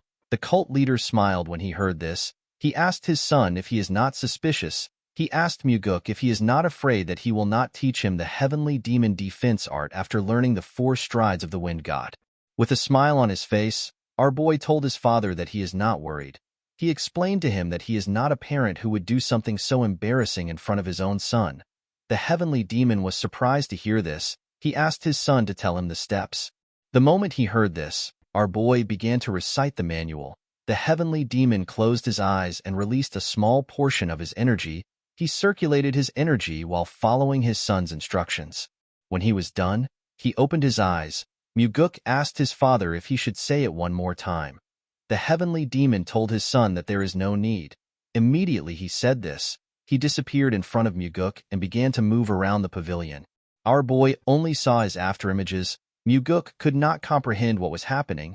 The technique his father was using was different from his. He realized that this was his father's interpretation of the manual. While he was thinking, the heavenly demon returned to his original position.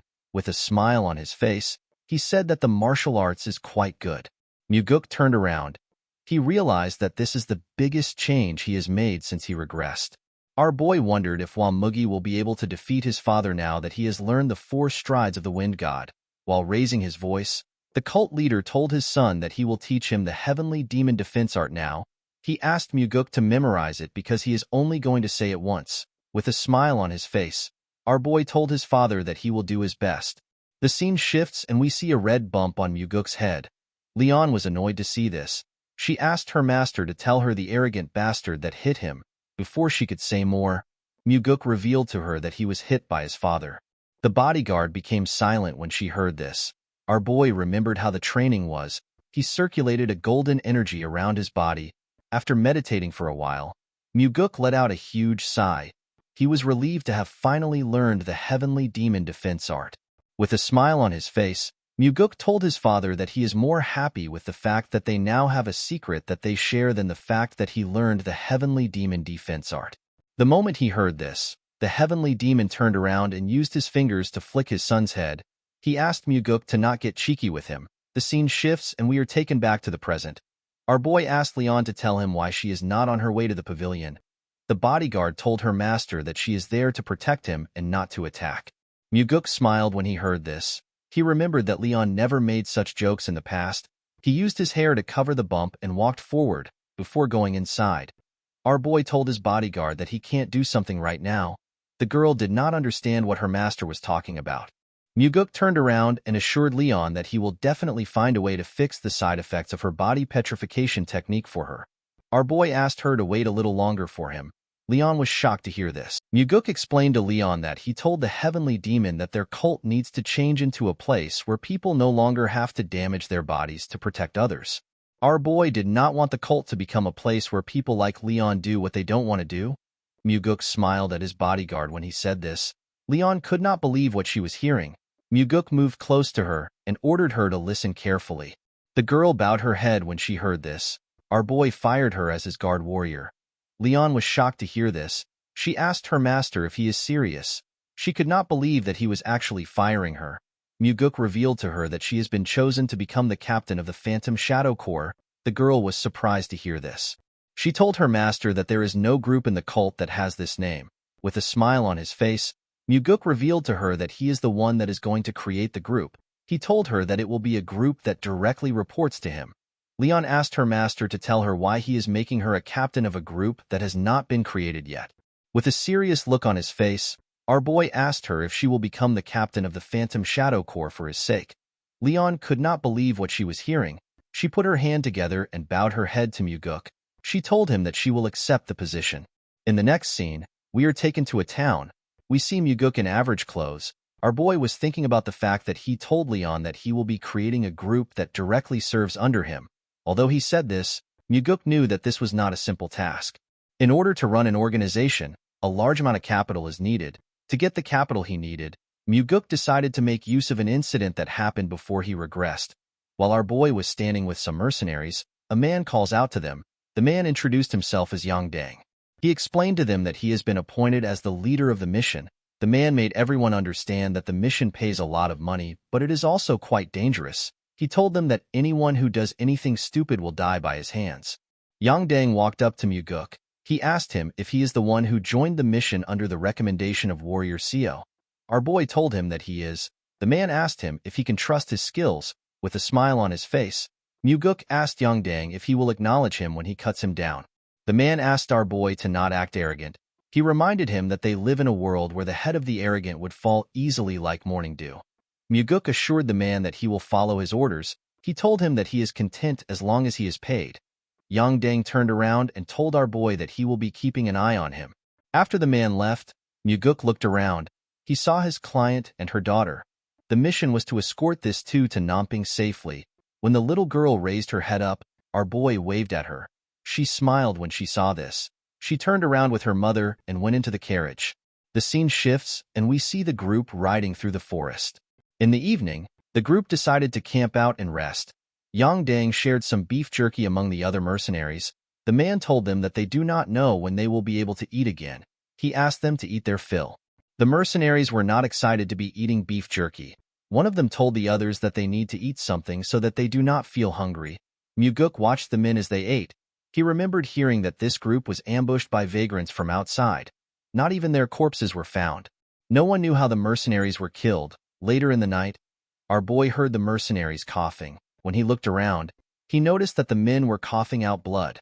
Muguk immediately realized that they were poisoned.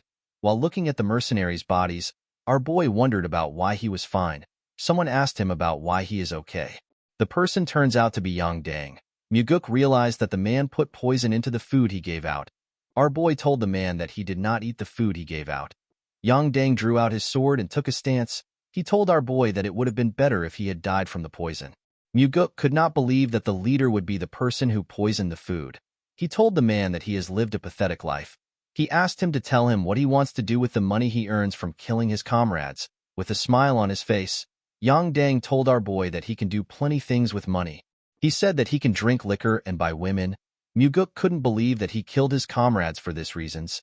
Yang Dang told our boy that he needs to be worried about his own life. The moment he said this, someone said that things are already over. Our boy and Yang Dang quickly turned to the side. They saw a man with 3 other men who covered their faces. Muguk could tell that the 3 men were decently strong. Yang Dang welcomed the men. The man without a mask asked the woman and her daughter to come out before he burns down the carriage. Upon hearing this, the woman came out with her kid. The man told her that she is really good at hiding. He revealed to her that he was scolded for not being able to find her. With tears in her eyes, the woman referred to the man as Warrior Quan. She asked him to spare her child's life. Upon seeing the look on her face, Quan said that he will spare her life because of their relationship. He referred to the woman as a crazy bitch and asked her if this is what she wants to hear. He told her that she should be kneeling and begging him. He could not believe that she dared to act like his master. The little girl and her mother began to cry when they heard this. The woman assured Quan that she will give him 10 times the money he is supposed to get if he spares her daughter's life. Quan asked the woman to stop spouting nonsense. He revealed to her that her father has already been caught. The woman was shocked to hear this. While looking at the woman, Quan saw something weird. He saw Muguk waving at the little girl. The man asked Yang Dang for our boy's identity.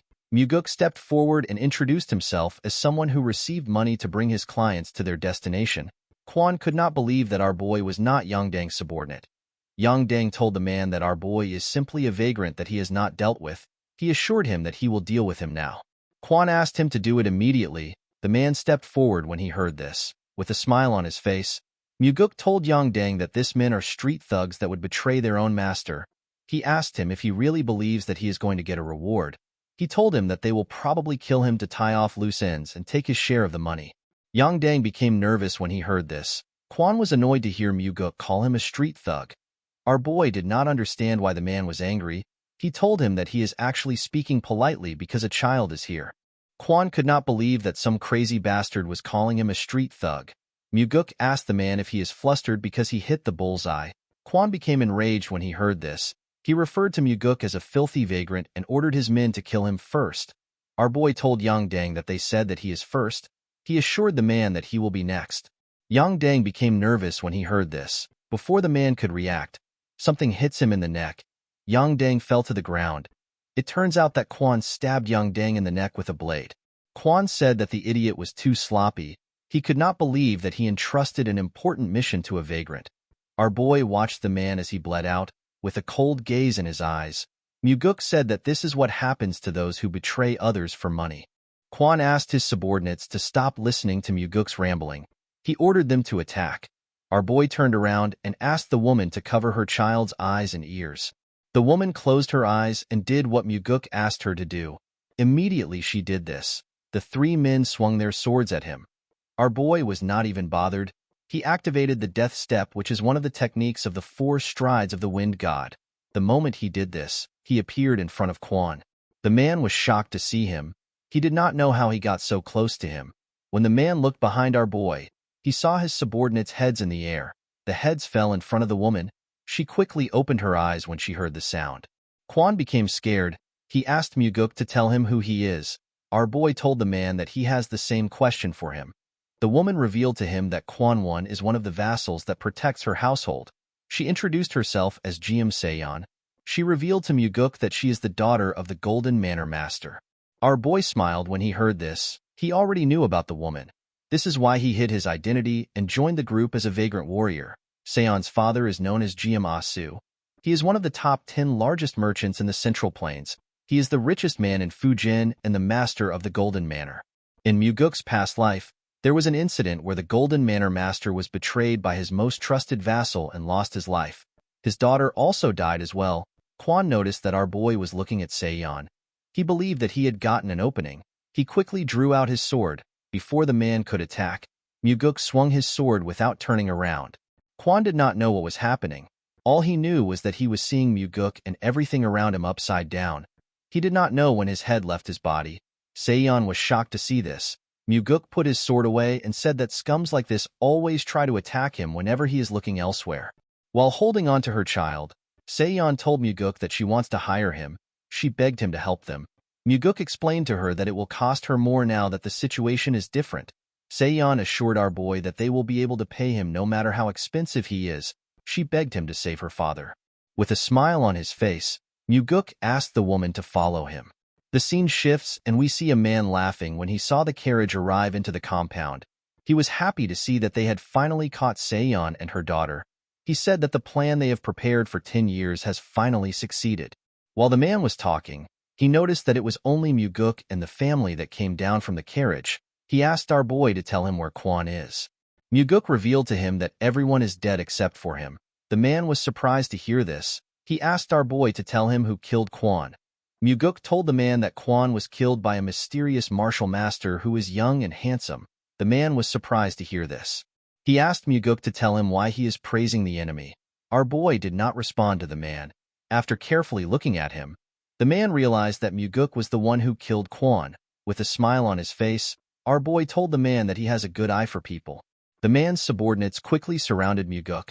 They pointed their weapons at them. The man told our boy that he should have ran far away if he saved Seon and her child.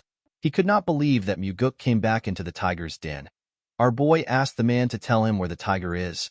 He told him that he only sees stupid dogs that bit the master that raised them. The man became nervous when he heard this. He found it weird that Muguk would come into the enemy's base after killing Kwon. A normal person would have ran away. More importantly, Muguk looked confident and relaxed even though he was surrounded. The man was certain that our boy was not an ordinary person. The man put his hand together and asked Muguk to follow him in to have a drink. He assured him that he will give him some good liquor even though they are meeting under these circumstances. Muguk asked the man to stop behaving polite. He told him that he will not go easy on him even if he acts kind. He asked him to curse and swear as he wishes. The man realized that he could not get through to our boy. He ordered his men to kill him. The men charged at Muguk when they heard this. Our boy drew out his sword and disappeared in front of the men. He tore a man apart when he reappeared. One of them said that Muguk is too fast. Immediately he said this. Muguk cut off his head. Our boy used his sword to tear through the men. It did not even look like a challenge for him. The man became terrified. He saw Muguk standing in the middle of his subordinates' bodies. He asked our boy to tell him who he is. Muguk swung his sword to clean off the blood on it. He told the man that he is simply a hired swordsman who smelled an opportunity to make a lot of money. With a nervous look on his face, the man asked Muguk if money is the only thing he wants. He asked him to tell him the amount that would make him go away. With a smile on his face, Muguk told the man that he looks rich. The man revealed to our boy that he has enough money to change a person's life. He asked him to tell him the amount he wants. Muguk asked the man to tell him why he betrayed his master when he is already so rich. He asked him to tell him why he did not use his money to change his life. He urged the man to tell him why he wants to steal his master's money. The man did not know how to respond to Muguk. While he was staring at our boy, someone asked Muguk to drop his sword. The man was surprised to hear this. He quickly turned around. He saw his subordinate holding a sword to their master's neck. Seon called out to her father. The man smiled when he saw this. He believed that his situation had changed. He asked Muguk to drop his sword if he does not want the Golden Manor Master to die. Our boy neatly raised his sword up. The man did not understand why he did this. Before he could react, a red line passed by his side and it also passed through his subordinate. The energy tore through everything in its path. The subordinate's sword broke. Before he could do anything, his body tore apart. His blood splashed all over the place. Muguk used the fourth form of the soaring sword art. This technique is known as the Flaming Heavens. The man began to scream when he saw what happened to his subordinate. With a look of disappointment in his eyes, Muguk asked the man to repeat what he said. Muguk moved closer to the man. He began to panic. He asked our boy to wait. Muguk told the man that he has no interest in waiting.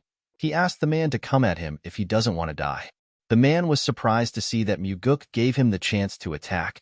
He believed that our boy would be almost out of inner energy because he used a powerful attack. The man drew his sword and rushed to attack him. He believed that this was the only opportunity he had. He decided to end the fight quickly with all his energy. When Muguk blocked the man's attack, he noticed that it was heavy. He quickly pushed his sword aside. The man's sword destroyed the ground. He quickly swung it at our boy again. Muguk tried to stop the attack, but his sword was pushed back. The man's sword destroyed the ground again. The man did not slow down. Instead, he began to attack our boy more aggressively. His attacks were heavy, but Muguk was blocking them. The man became nervous when he saw this. He wondered if our boy really used up all his energy. He believed that Muguk must be having issues blocking his attacks. He decided to attack a little more aggressively. Before he could do anything, he saw a sword in his chest. The man was shocked to see this. Our boy never expected the man to be so pathetic. He told him that he should have spent his life training himself instead of indulging in his greed. He told the man that the head bodyguard of the household is supposed to protect the manor. He told him that he shouldn't have lived his life like this. After saying this, Muguk took out his sword. He asked the man to become a merchant if he wants to be rich in his next life. After he took care of the manor master thanked him. Asu assured him that he will never forget his help. He referred to him as the benefactor that saved his family from ruin. He asked our boy to tell him his name. Muguk told the man that he is just a mere vagrant that was passing by. Asu found this funny. He told our boy that even the king of vagrants wouldn't have been able to defeat all this people easily. Seon revealed to her father that she promised to give Muguk money as his reward. With a smile on his face, Asu commended his daughter for making a smart choice. He told her that this is a promise they can keep. He turned to Muguk and told him that he is in the right place if all he needs is money. Muguk smiled when he heard this. This was the reason he approached Seon as a vagrant to help them. The scene shifts and we are taken to an underground treasury. Asu told our boy that they want to give him everything they have because he saved their lives. However, this was not something he could easily do. Muguk assured the old man that he wouldn't ask for such a thing. Asu explained to him that he has no interest in determining an amount. He asked Muguk to take as much as he can carry. Our boy was shocked to hear this. The old man revealed to him that he has a condition. He explained to our boy that he cannot use any carts or get help from others. He told him that he needs to use his own inner energy. Muguk was surprised to hear this. He revealed to Asu that he will still be able to carry quite a lot. Asu put his hand together and told our boy that they would have been dead if it wasn't for his help. He told him that he needs to do this much. Muguk bowed his head and thanked the man. Asu pushed a button and the huge door of his treasury slowly opened. When the door got opened, our boy walked inside the dark treasury. After he went in, Seon reminded her father that Muguk has a high level of martial arts. She told him that he might take much more than he can imagine. She asked her father if he is all right with this. Asu asked his daughter if there is anything inside that could be more precious than the protection they received today. Seon was shocked to hear this. The old man explained to her that he is fine as long as she and his granddaughter are alive. This words touched the woman's heart. Asu told his daughter that Muguk is not an ordinary man. Seon agreed with him. Although he was trying to hide it, Seon could tell that our boy was exceptionally skilled even though he looked so young. Asu told her that he is not referring to the skills they saw today. He explained to her that there is something about Muguk that he cannot express with words. The manor master has met countless people in his life. Even he had never met someone so young and confident who has such a unique air around him. Asu reminded his daughter that they can always earn more money, but they will never be able to build a connection to someone like Muguk ever again. He assured her that it is fine if our boy takes a lot. This is because the more Muguk takes, the deeper their connection will be. Seon was surprised to hear this. She never expected him to hold our boy in such high regards. The scene shifts and we are taken to the cult. We see Muguk in front of the heavenly demon pavilion. Our boy had already sold the gold and the treasures that he took from the golden manor in different places. Asu and his daughter were completely shocked to see the amount of things Muguk came out with. Muguk sold the treasures in different places because the treasures were too much for a single shop to buy. He went to different places every time he arrived in a city to sell the jewels. Our boy earned 38 million niangs. This money will become the cornerstone of the squad that will be directly under his command. When Muguk stepped into the building, he saw his father on his throne and Myung standing next to him. The heavenly demon receives reports from Myung in this place several times a day and makes important decisions. Depending on those decisions, some people live and some die. Muguk wondered if his father is really satisfied with this life. He wondered if his father also wants to give away the position of the heavenly demon. The heavenly demon told his son that he heard he went outside. With a smile on his face, our boy told his father that he went to earn money. The heavenly demon asked him to tell him what he needs money for. Muguk explained to his father that he cannot continue spending his money. He told him that he will need a lot of funding going forward. His father asked him about how he plans to spend his money. Muguk revealed to him that he wants to create his own private group. The heavenly demon and the chief advisor were shocked to hear this. The heavenly demon asked our boy to explain himself. Muguk reminded him that each of the demon supremes take in their own subordinates. He told him that he also needs his own group in order to deal with them. The heavenly demon told him that he cannot create a group. He explained to him that his brother will also want a group if he creates one. This will cause their family and the cultists to become divided. He told his son that he forbids him from creating a group. Muguk already expected resistance on the issue. He knew that his father won't approve it at once. He placed his hand into his clothes and took out a scroll. He told his father that it is for him. The heavenly demon raised his hand and used his energy to pick up the scroll. After reading the scroll, the heavenly demon realized that it was talking about money. He asked his son to tell him what the money is for. Muguk revealed to him that the money is his allowance. The heavenly demon was shocked to hear this. He could not believe that his son was giving him some money. Myung was also surprised to see this. The heavenly demon seemed to be angry.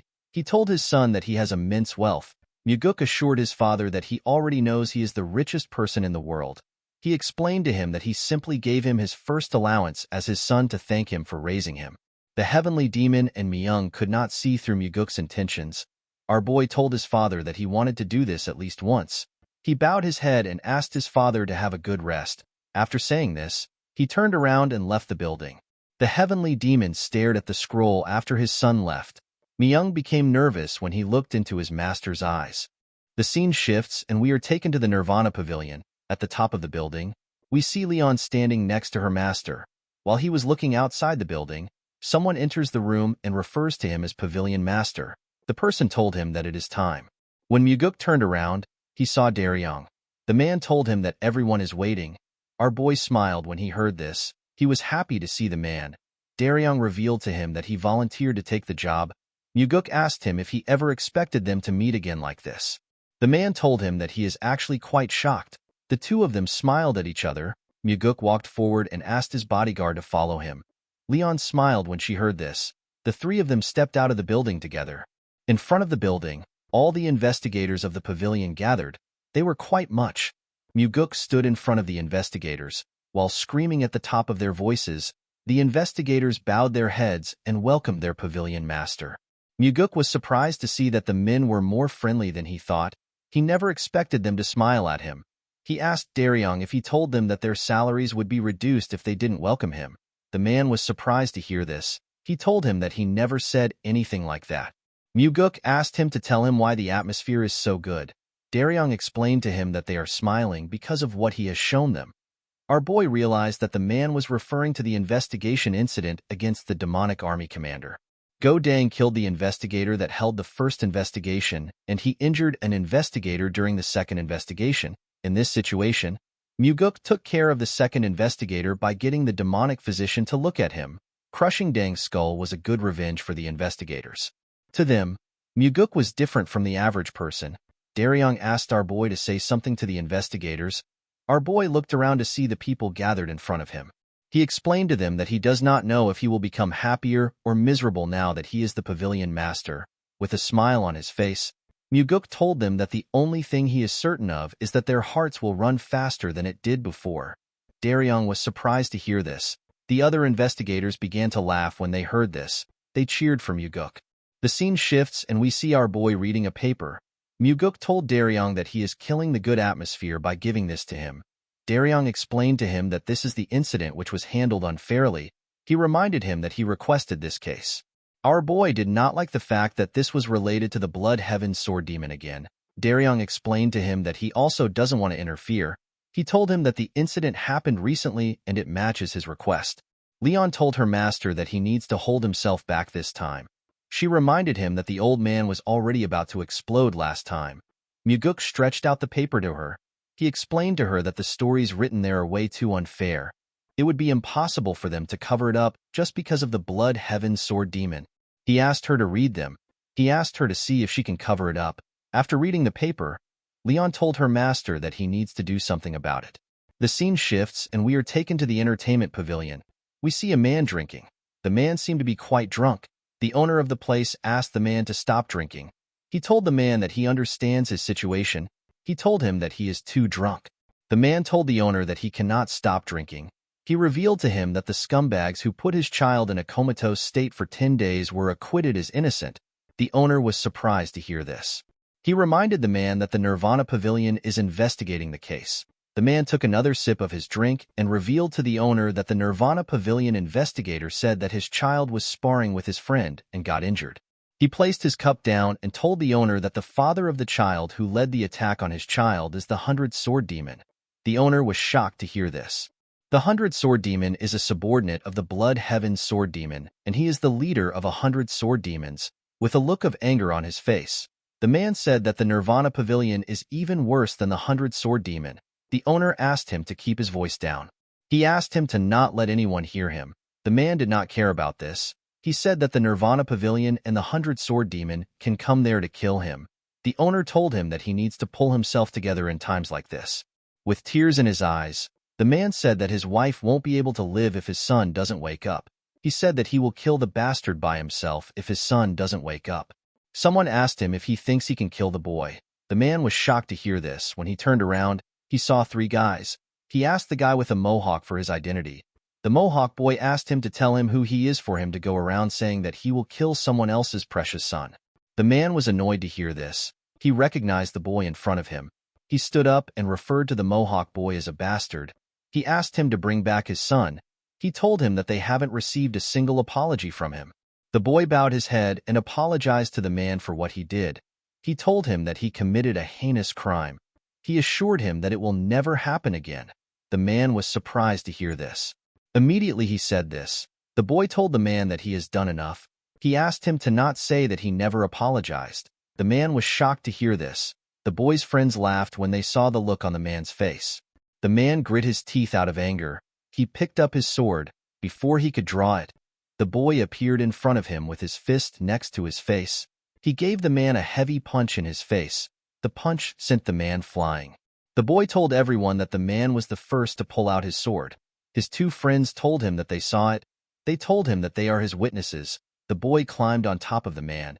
He began to attack him aggressively. He was annoyed to see that a mere storage keeper dared to report him to the Nirvana Pavilion. While beating up the man, he told him that it is all his son's fault. He said that they asked his son to steal money from his home. The boy told them that he won't do it because his father earned it with his blood and sweat. The bastard told the man that his son acted kind and made him out to be some trash. He asked the man if he wouldn't also be angry and hit his son if this happened. Immediately he said this. The man told him that he just confessed with his own mouth. The boy asked him to tell him what he means. The man revealed to him that everyone just heard the reason why he beat up his son. He told the bastard that he just confessed that he attacked his son. The boy did not seem to be surprised. He raised his head and asked everyone if they heard anything. The people there quickly turned their heads away. Even the owner could not say anything. With an arrogant look on his face, the boy told the man that no one heard anything. The man began to cry when he heard the bastard laughing. With a cocky smile on his face, the bastard told the man that he is crying like a retard. He said that his son cried just like him. The bastard's friends laughed when they heard this. While they were laughing, someone said that he heard what he said. The idiots turned around when they heard this. The person turns out to be Muguk. Our boy was with Leon and Daryong. The bastard raised his head and yelled at Muguk. He asked him to tell him who he is. He did not seem to recognize our boy. Muguk could not believe that the bastard spoke rudely even though he did not know who was talking. He could tell that this loser grew up pampered and entitled. The boy was surprised to hear what Muguk said. He bowed his head and apologized to him for being too emotional. He begged Muguk to not be angry. Immediately he said this. He called our boy a retard. He asked him if he believes that he will apologize to someone like him. He said that he does not know who Muguk is. He said that our boy must have a death wish for him to be interfering. Our boy smiled when he heard this. He could not believe that the bastard was acting tyrannical in broad daylight just because he is the son of the 100 Sword Demon. He asked the boy if his father's reputation is very powerful here. The bastard was surprised to see that Muguk referred to him as the brat of the 100 Sword Demon. He did not expect him to speak to him rudely. Before he could say anything, the man on the floor referred to Muguk as second young master. The bullies were shocked to hear this. The people at the pavilion were shocked to see the second young master. They never expected to see him in this place. With a nervous look on his face, the bastard asked our boy if he is really the second young master. Muguk asked him to relax. He told him that he came as the Nirvana Pavilion master. Leon told her master that the bastard is actually supposed to be more nervous. The bastard bowed his head and apologized to Muguk for failing to recognize him. He said that he committed great disrespect to him because he is young. He begged our boy to forgive him. Muguk told him that he does not behave like a young person. The bastard told him that he is still quite ignorant. Our boy realized that this bully is quite shrewd. He knows the right time to bow down to people. The bastard told Muguk that he will be leaving. Our boy asked him to wait. He explained to him that he came there because he has some business with him. The bastard was surprised to hear this. With a scary look on his face, Muguk revealed to him that he is there to investigate the assault incidents that he has committed. The bastard explained to our boy that the Nirvana Pavilion has already judged that he is innocent. Muguk revealed to him that they will be reinvestigating the whole case. Everyone was surprised to hear this. Muguk revealed to the bastard that he will be charged for habitual extortion because he extorted money every day. He told him that he will also be charged for instigation of stealing because he asked his victim to steal. The bastard will also be charged for murder because he beat the victim to the brink of death. The worst part is that he looked for the victim's father and assaulted him. Muguk told the boy that he has committed too many heinous crimes. He told him that he needs to be imprisoned for at least 20 years. The bastard was shocked to hear this. He told our boy that he did not assault the man. He said that they were sparring. Muguk asked him if he has forgotten. He reminded him that he confessed in front of the Nirvana Pavilion master some moments ago. He told him that he heard his confession. The bastard realized that he messed up. For some reason, this piece of shit still had some courage. He told Muguk that his father will not stand by and let anyone accuse him. Our boy smiled when he heard this. He asked the bastard to not worry about that. He revealed to him that his father will be so busy that he won't have to look after him. With a scary smile on his face, Muguk revealed to him that he plans to arrest the 100-sword demon for conspiring with the Nirvana Pavilion investigator. The bastard was annoyed to hear this. He asked Muguk if he believes that his father will let him do as he pleases. He told him that his father will seek revenge against him after he comes out of jail. He said that he might even kill our boy while he is in jail. The moment he heard this, Muguk gave him a heavy punch that pushed him up in the air. The pain which the boy felt was quite much. He began to cough when he hit his body on the floor. Our boy revealed to him that his sentence has increased to 30 years because he threatened the Nirvana Pavilion master. While he was coughing, tears poured out of his eyes. He begged Muguk to forgive him. Our boy glared at him. He asked him to give him one reason why he should forgive him. The boy did not know what to say. Muguk asked him if he has ever spared or helped anyone.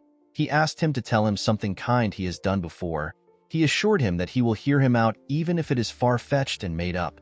The bastard could not say anything. Muguk explained to him that he cannot make up something because he has never done anything kind before.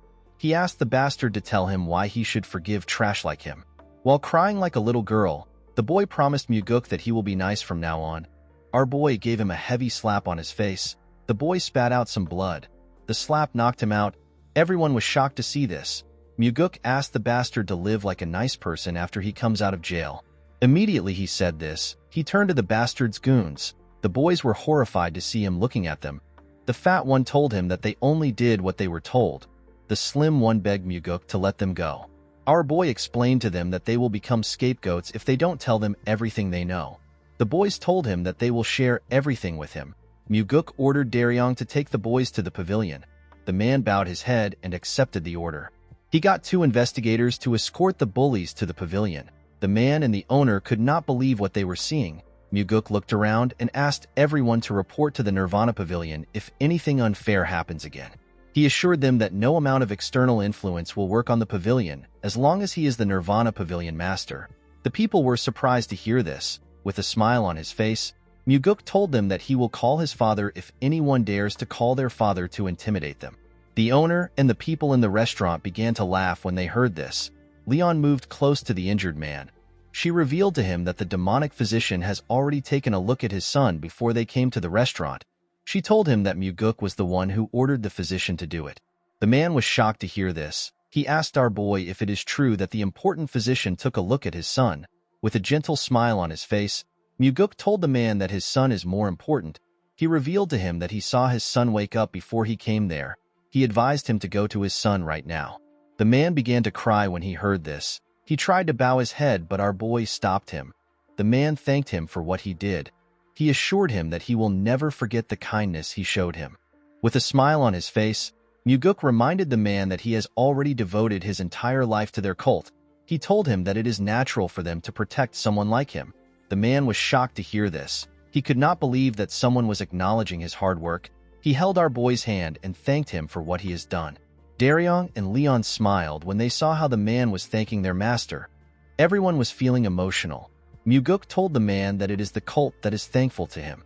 The scene shifts and we are taken to the Nirvana Pavilion. We see the investigators of the pavilion standing in front of our boy. Muguk believed that the first people to show opposition would be the Blood Heaven Sword Demon and the Sword Demons. He never expected it to have come from within the Nirvana Pavilion. At the front of the investigators was Gok Myung. Myung is the highest special investigator. He put his hand together and apologized to Muguk for not seeing him alone in the office. He told him that there were too many people. Our boy asked them about why they came to see him. Myung explained to him that he heard that he was going to reopen an investigation that was already ruled as innocent. Muguk told them that he plans to do it. Myung explained to him that they are worried that this action will crush the morale and authority that the investigators have. Muguk asked them if they all agree with the man. The investigators said that they do. Our boy told them that he does not agree with it. He told them that he believes that Yang Ho's incident is what destroys their pavilion's authority in a very severe manner. The investigators were surprised to hear this. Myung asked him to explain what he means. With a cold gaze in his eyes, Muguk asked the man if he heard about how Yang Ho confessed to his crimes in front of everyone else when he arrested him. Myung told him that he heard about it. Our boy asked him to tell him why he came if he has heard about it. The man told him that what they are talking about is the reopening of an investigation that has been closed. Muguk asked him if it is a matter of principles. Myung told him that it is. He revealed to him that a reinvestigation has never happened before. Our boy reminded the man that an innocent child was beaten half dead, and they got a confession from the culprit himself. He asked him if this does not warrant a reinvestigation. He asked him if he knows how he looks right now that he is trying to stick to principles. The man believed that the situation should not be changed. He explained to Muguk that it is important to hold up principles in an organization. Our boy let out a sigh. He told the investigators that he wants to hear what they think. He asked anyone who thinks the reinvestigation is correct to move to his left. The investigators looked around. None of them had the courage to step out. While they were looking at each other, one of them stepped out. The person turns out to be Daryong. The man said that he believed a reinvestigation is needed. Our boy asked him for the reason for his choice. Daryong explained to him that the investigation was not satisfactory. He said that they cannot deny the possibility that external influence could be involved. Muguk asked the others if there is anyone else who agrees with what Daryong thinks. A huge man and a chubby man told him that they also agree with Daryong. Myung was surprised to hear this. The huge investigator bowed his head and introduced himself as a Ko. He told Muguk that he wasn't able to thank him before. He thanked our boy for saving him. Muguk asked the investigator about his injuries. This was the investigator that our boy called the demonic physician to save. Iko assured him that he is feeling better. Our boy turned to the investigators and called out an investigator known as Zhang Hua. The man was surprised to see that the pavilion master called for him. Myung was also surprised to see this. Muguk reminded Hua that he is the investigator that was in charge of the case. He asked him to tell him what he thinks about the issue. Hua assured his pavilion master that he investigated the incident thoroughly. Our boy asked him if he received any bribes. The man was shocked to hear this. Myung asked Muguk to not say such a thing. Our boy released his energy. With a scary look on his face, he asked the old man to not speak without his permission. Myung became nervous when he heard this. Muguk turned to Hua and asked him if he received money from the 100-sword demon. The man placed his hand on his chest and assured the pavilion master that he did not accept any money. He swore on his life that he did not receive anything. He told Muguk that he can investigate him if he does not believe him. Our boy smiled when he heard this. He revealed to him that he already carried out an investigation on him. The investigators were shocked to hear this. Muguk told him that he knows he did not take any money. Myung asked him if he conducted an internal investigation on the investigators. He told our boy that this is not allowed unless it is a special investigation. Muguk assured the man that it was a special investigation. He revealed to him that he received direct orders from the heavenly demon. Myung was shocked to hear this. Our boy asked Hwa to tell him why he covered up the investigation if he did not take any money. With a nervous look on his face, the man said that he did not cover the investigation up. He wanted to say more, but Muguk interrupted him. He asked Hwa if he was threatened with the safety of his sister. The man was shocked to hear this. Muguk revealed to him that he found out that he is incorruptible based on the result of the investigation. Our boy found it rare to find someone so incorruptible. He didn't even believe the result of the investigation. He looked into Hwa by himself because he did not believe that there is someone who would hate money. Muguk told the man that he was surprised to find out that he was truly incorruptible as reported. He asked Hwa to tell him why someone like him would do a slidshot investigation and cover things up. He told him that he has a big weakness. This weakness is his younger sister, who is the only family member he has left. Hwa was shocked to hear this. Myung asked the man if he was really threatened by the 100-sword demon. Hwa could not say anything. Myung yelled at him and asked him to answer the question. Muguk knew why Myung took the lead and gathered everyone for this case. Hwa is a junior that Myung really cares for.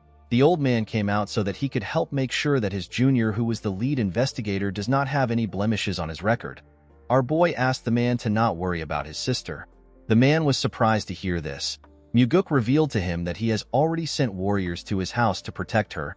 He assured him that his sister will be protected until the incident is over. Hwa was shocked to hear this. He asked our boy if he is serious. Muguk told him that he is. Hwa burst into tears when he heard this. He fell on his knees and told the pavilion master that he has committed a grave offense. Myung was shocked to see this. He asked his junior if he was really threatened. Muguk told the man that he shouldn't have covered the case up. With tears in his eyes, Hwa told him that he knows. He told him that he will gladly accept any punishment. The investigators were surprised to see what was happening. Our boy asked him to get up. He explained to him that he wouldn't have forgiven him if this happened after he became the pavilion master. He told Hwa that he will make an exception because the incident happened before he got there. The man was surprised to hear this. He asked Muguk if he will really forgive him. Our boy told him that he will. He revealed to him that he is forgiving him because of the life he lived as an incorruptible investigator. He told him that the incorruptible life he lived before no longer exists because of the incident. He asked him to start building his incorruptible life again. Hwa thanked our boy for the chance he gave him. Muguk asked the other investigators to listen to him. He explained to them that he thinks of their families as his own now that he has become the pavilion master. He assured them that he will crush anyone who dares to mess with his family. The investigators were surprised to hear this. Muguk told them that they will no longer allow themselves to be swayed by any external influence. He told them that he will not allow anyone to mess with them with their influence. He assured them that he will protect their families if they receive a threat and tell him about it. Our boy asked them to trust their cult leader if they do not trust him. He revealed to them that he is willing to beg his father if he has to beg. He asked them to report to him if anyone dares to try to exert influence on them from outside. He assured the investigators that he will make it possible for them to do their work with their heads held high. The investigators were shocked to hear this. Muguk told them that the Nirvana Pavilion will work as it is supposed to when they are sure that their families are safe. He said that everyone deserves to be punished if they commit a crime. Their status is irrelevant. He told them that he will even punish someone from the Heavenly Demon Pavilion if they commit a crime. With a serious look on his face, our boy said that he will even hold the cult leader responsible if he commits a crime. The investigators were shocked to hear this. Muguk revealed to them that he is not afraid of the Heavenly Demon or the 8 Demon Supremes. He said that he fears that the Nirvana Pavilion will become useless and they will not be able to protect those they are supposed to protect. The investigators looked at each other when they heard this. Muguk told them that those who were supposed to be punished walk away scot-free while smiling.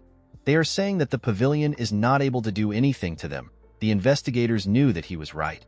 One of them announced that she wishes to follow the wishes of the pavilion master. The investigators turned around when they heard this. They saw their fellow investigator, who happens to be a beautiful woman. Daryong seemed to be smitten by the woman's beauty.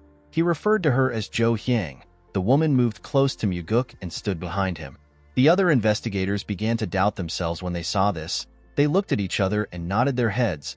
They all moved to Muguk's side. The only person that was left was Gok Myung. The old man was surprised to see that the investigators left him.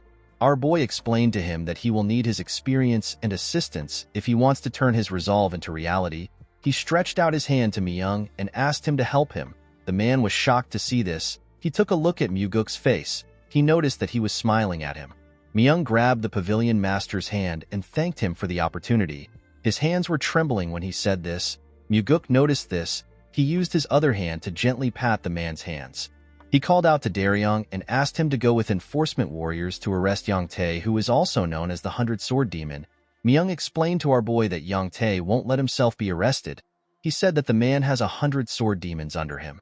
With a serious look on his face, Muguk asked Daryong to tell Yang Tae to do as he pleases. He said that he will charge him with mutiny if he does not come. Everyone was surprised to hear this.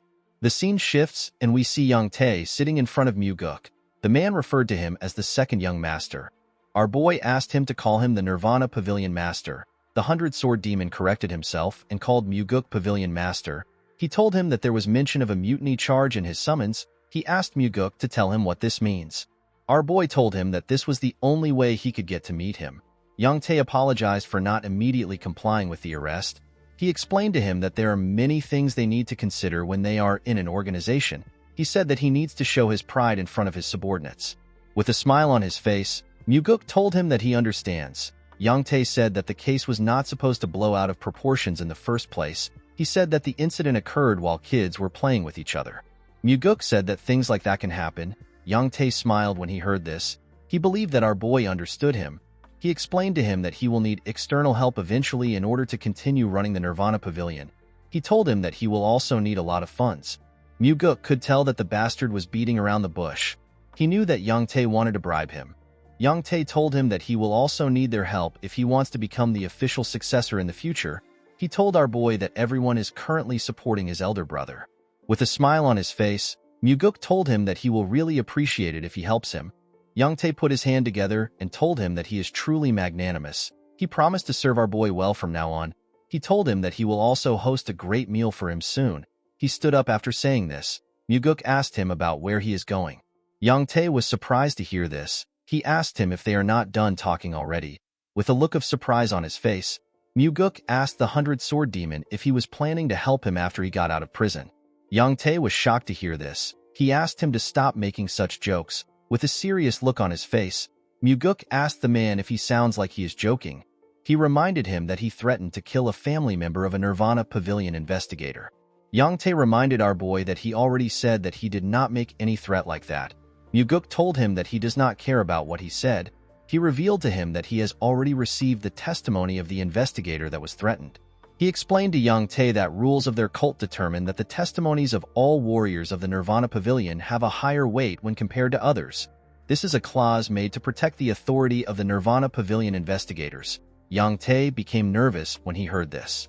With a cold gaze in his eyes, Muguk told the man that he must have not known about this because he is just finding out about it himself.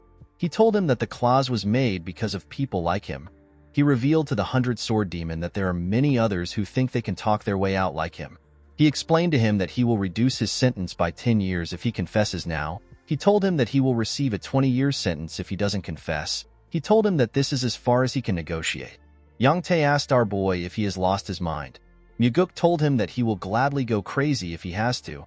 He said that it is hard to deal with people like him with a sane mind. He told him that he will give him a few minutes to think.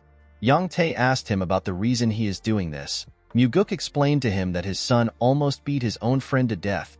It wasn't just over a single fight. He bullied the victim every day for years.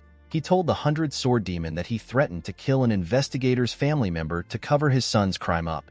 Muguk could not believe that this bastard still had the guts to ask him about why he was doing this. Yang Tae said that a storage guard is not the same as them. He said that they should be treated as superiors. He revealed to him that the Nirvana Pavilion has always closed its eyes for matters on this level. With a cold gaze in his eyes, Muguk told the man that his words are upsetting and frightening. Yang Tae was surprised to hear this.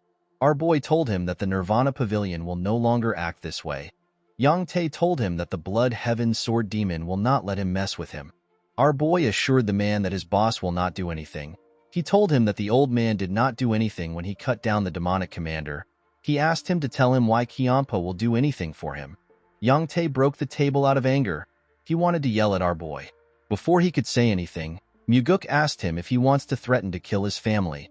The 100-Sword Demon became quiet when he heard this. Our boy stood up and walked to the door. He told the man that he has a few minutes to confess his crimes. After saying this, he walked out of the room. Young Tae screamed out when our boy left. When he stepped out of the building, Muguk realized that while Mugi might have not been responsible for the downfall of the demonic cult, he could not believe that a mere 100-sword demon had the guts to threaten a Nirvana Pavilion investigator. The order within the cult has fallen to the point where Young Tae would dare to threaten the second young master. Muguk began to wonder if while Mugi was the only reason the cult fell. When our boy stepped into his courtyard, he saw someone waiting for him. The Blood Heaven's sword demon was having a drink in front of his house. The old man rested on his huge sword. The man took a sip of his drink and welcomed the pavilion master back home. Kyampa asked our boy to have a drink with him. Muguk walked up to him and sat down in front of him. The old man reminded him that he warned him last time. He told him that nothing good comes out of meeting him often. Muguk told the Blood Heaven's sword demon that he is the one who keeps looking for him. Kyampa glared at him when he heard this. Our boy did not back down. He looked the old man in the eye. Kyampa took a sip of his drink and placed the cup down. He revealed to Muguk that there was a moment when he felt something new towards him recently. He told him that he shouted in his mind when he heard the wish he made to the heavenly demon, with a crazy look on his face. The man said that he thought that Muguk's wish was perfect.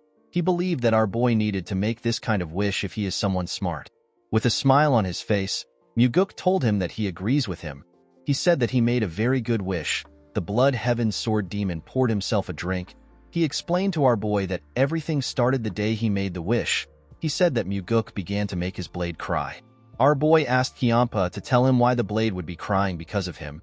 He told him that his blade is probably lamenting. The old man was surprised to hear this. Muguk explained to him that his disciple used the energy-dissipating poison on him before their fight. Later, his other disciple came to find him and shamed his guard. Kyampa's brother made use of the demonic army for his own personal gains, and his subordinate threatened to kill a Nirvana Pavilion investigator's family. Muguk told the man that it is expected for his blade to cry. This is because it is lamenting that those around him do not reach his standards. Kyampa smiled when he heard this. He told our boy that he has a way with words. He revealed to him that he is actually wrong. Muguk asked him to tell him what he got wrong. Kyampa reminded him that he said that the people around him don't match his standards. He told our boy that these people are perfect for him because that is all he amounts to. Muguk was surprised to hear this. He realized that it will be hard for him to deal with this old man. It is usually easier to deal with people when they are prideful and like to chase after fame. Kyampa asked our boy to release the imprisoned 100-sword demon. He explained to him that the morale of his people have dropped to an all-time low because of him.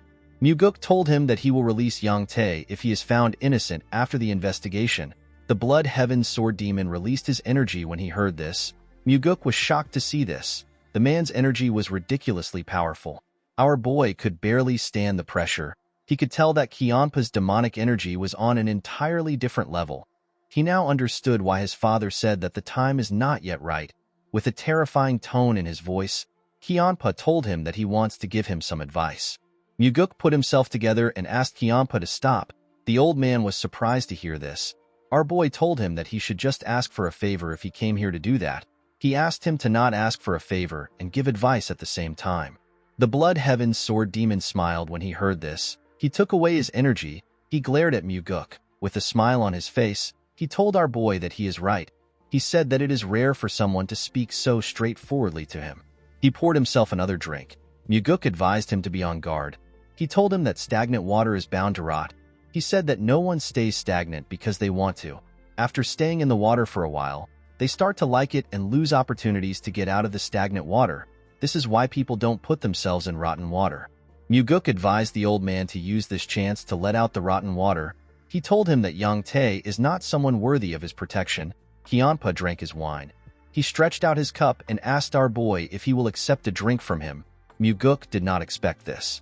He took the cup. The Blood Heaven's sword demon poured him a drink. He told him that he will let out the rotten water. With a smile on his face, Muguk told Kyampa that he made a wise decision. Kyampa revealed to him that he wants him to become his water in return. Our boy was shocked to hear this. He found the statement to be odd. He wondered about what the old man was trying to say. The Blood Heaven's sword demon asked Muguk to drink the liquor if he intends on becoming the heavenly demon. He told him that he will become his backer. Our boy was shocked to hear this. He never expected Kiampa to say something like this. Everyone knows that he is openly supporting his older brother. He didn't expect the old man to abandon his brother and choose him. He asked Kiampa if he isn't already supporting his brother. With a smile on his face, the Blood Heaven Sword Demon told our boy that he never knew he was this crazy back then. Muguk knew that this old man was out of his mind. He is someone who will sell anyone out for the sake of his own ambitions. Muguk killed his brother, crippled his disciple, and imprisoned his subordinate. Yet he still proposes to become our boy's backer. Muguk reminded Kiampa that he killed his brother. The old man let out a sigh when he heard this. He explained to him that everyone becomes a stranger once they are out of their parents' embrace. He asked Muguk if he really expects him to suffer just because his bloodkin has died. He asked him to not be ridiculous. He explained to him that thorns under a human's fingernails are the ones that hurt the most. He revealed to him that he has not officially decided to work with his brother. He told Muguk that he can always change his mind if this happens. While looking at the liquor, our boy said that he will have a whole army behind him if the old man sides with him. He asked Kiampa to tell him why he chose him now. The Blood Heaven Sword Demon explained to him that he is willing to bet his fate on his madness, which bulldozes everything fearlessly. Muguk asked him if he is choosing him simply because he is crazy. With a creepy smile on his face, Kiampa told him that he is going to devour his madness. Muguk was not surprised to hear this. If he was a young man, our boy might have completely trusted Kiampa's words purely because he was flattered. However, Muguk already knows the dirty tricks old men play just to make use of younger men. He could tell that the Blood Heaven Sword Demon is trying to make it sound like he will become the heavenly demon if he works with him. He placed the cup on the ground. He told Kiampa that he is thankful that he thinks highly of him. He said that it is time for him to do what has been entrusted to him. He asked Kiampa to tell him what he thinks his father will say. The Blood Heaven Sword Demon glared at our boy when he saw him place the cup down. Muguk told him that his father would say that he is shirking work and playing politics when he has given him an important role. The Blood Heaven Sword Demon asked him about what he thinks will happen if he performs well as the Nirvana Pavilion Master. He asked him if he intends to rot in the Nirvana Pavilion if the Heavenly Demon asks him to stay there. He told our boy that there is only one path that he can choose. He can either decide to become the heir or not. With a smile on his face, Kiampa told Muguk that his father will actually pay more attention to him if he works for him. He explained to him that being chosen by him will make him more visible and would allow him to catch the attention of everyone else. Muguk knew that the old man was not wrong. However, there was one thing he overlooked. Kiampa did not think about the will to set the hierarchy straight in the cult. Muguk was not the only one who had this will. His father also desired a proper hierarchy. He asked the Blood Heaven Sword Demon to give him some time to think. He told him that he will drink the liquor once he has decided. Kiampa stood up when he heard this. He accepted Muguk's request. He grabbed his sword and told our boy that it would have been stupid of him to drink the liquor immediately like a fool. He took his sword out of the ground and swung it at Muguk's head. Fortunately, Muguk managed to block the attack with his sword. The Blood Heaven Sword Demon told our boy that he will hear his answer tomorrow. Muguk told him that he will give him an answer in 5 days. Kiampa gave him 3 days to decide. After doing this, he jumped out of the courtyard. Muguk put his sword back in its sheath. He gently moved his wrist. He was annoyed to see how painful Kiampa's attack was. In the next scene, we are taken to the Nirvana Pavilion. We see the enforcement warriors working out. They put huge logs of wood on their backs and did push-ups together. Their fists were covered with their blood. They all screamed out in pain. Jang Ho yelled at them. He asked them if this is all they can do. He said that this is a normal training for the demonic army. He asked the enforcement warriors if they are incapable of completing this training. He asked them if they think that they will be able to complete their missions when they cannot complete their training.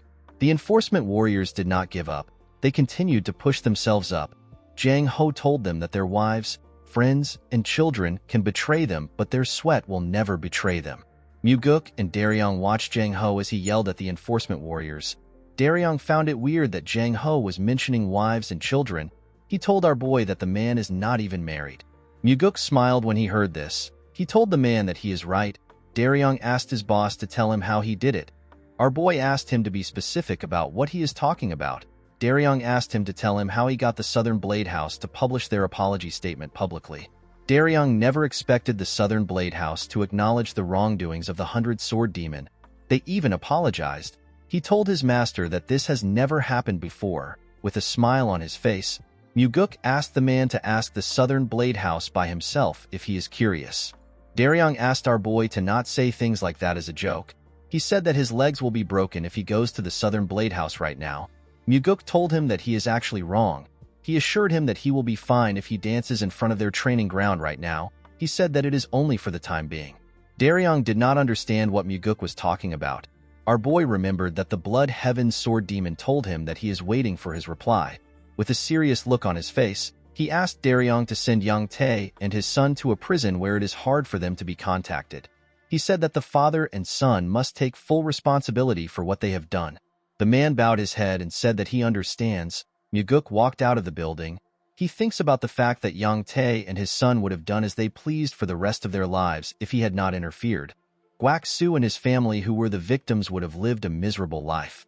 Muguk was certain that there are other victims like Guak Su who he doesn't know about. He knew that more victims will continue to appear in the cult. Our boy did not want people like Yang Tae to continue wreaking havoc in the cult. The scene shifts and we are taken to the demonic village. We see the restaurant owner and other people gathered somewhere. They seem to be surprised. They saw some people hanging the sign of the Nirvana Pavilion on a building. The man wondered if this was the branch of the pavilion. Muguk appeared next to him and told him that he is correct. He asked the man and the others to report there if any of the cult's warriors abuse their authority. The people were surprised to hear this. Muguk asked them about what they do when the warriors abuse their authority. The restaurant owner seemed to be confused by the question.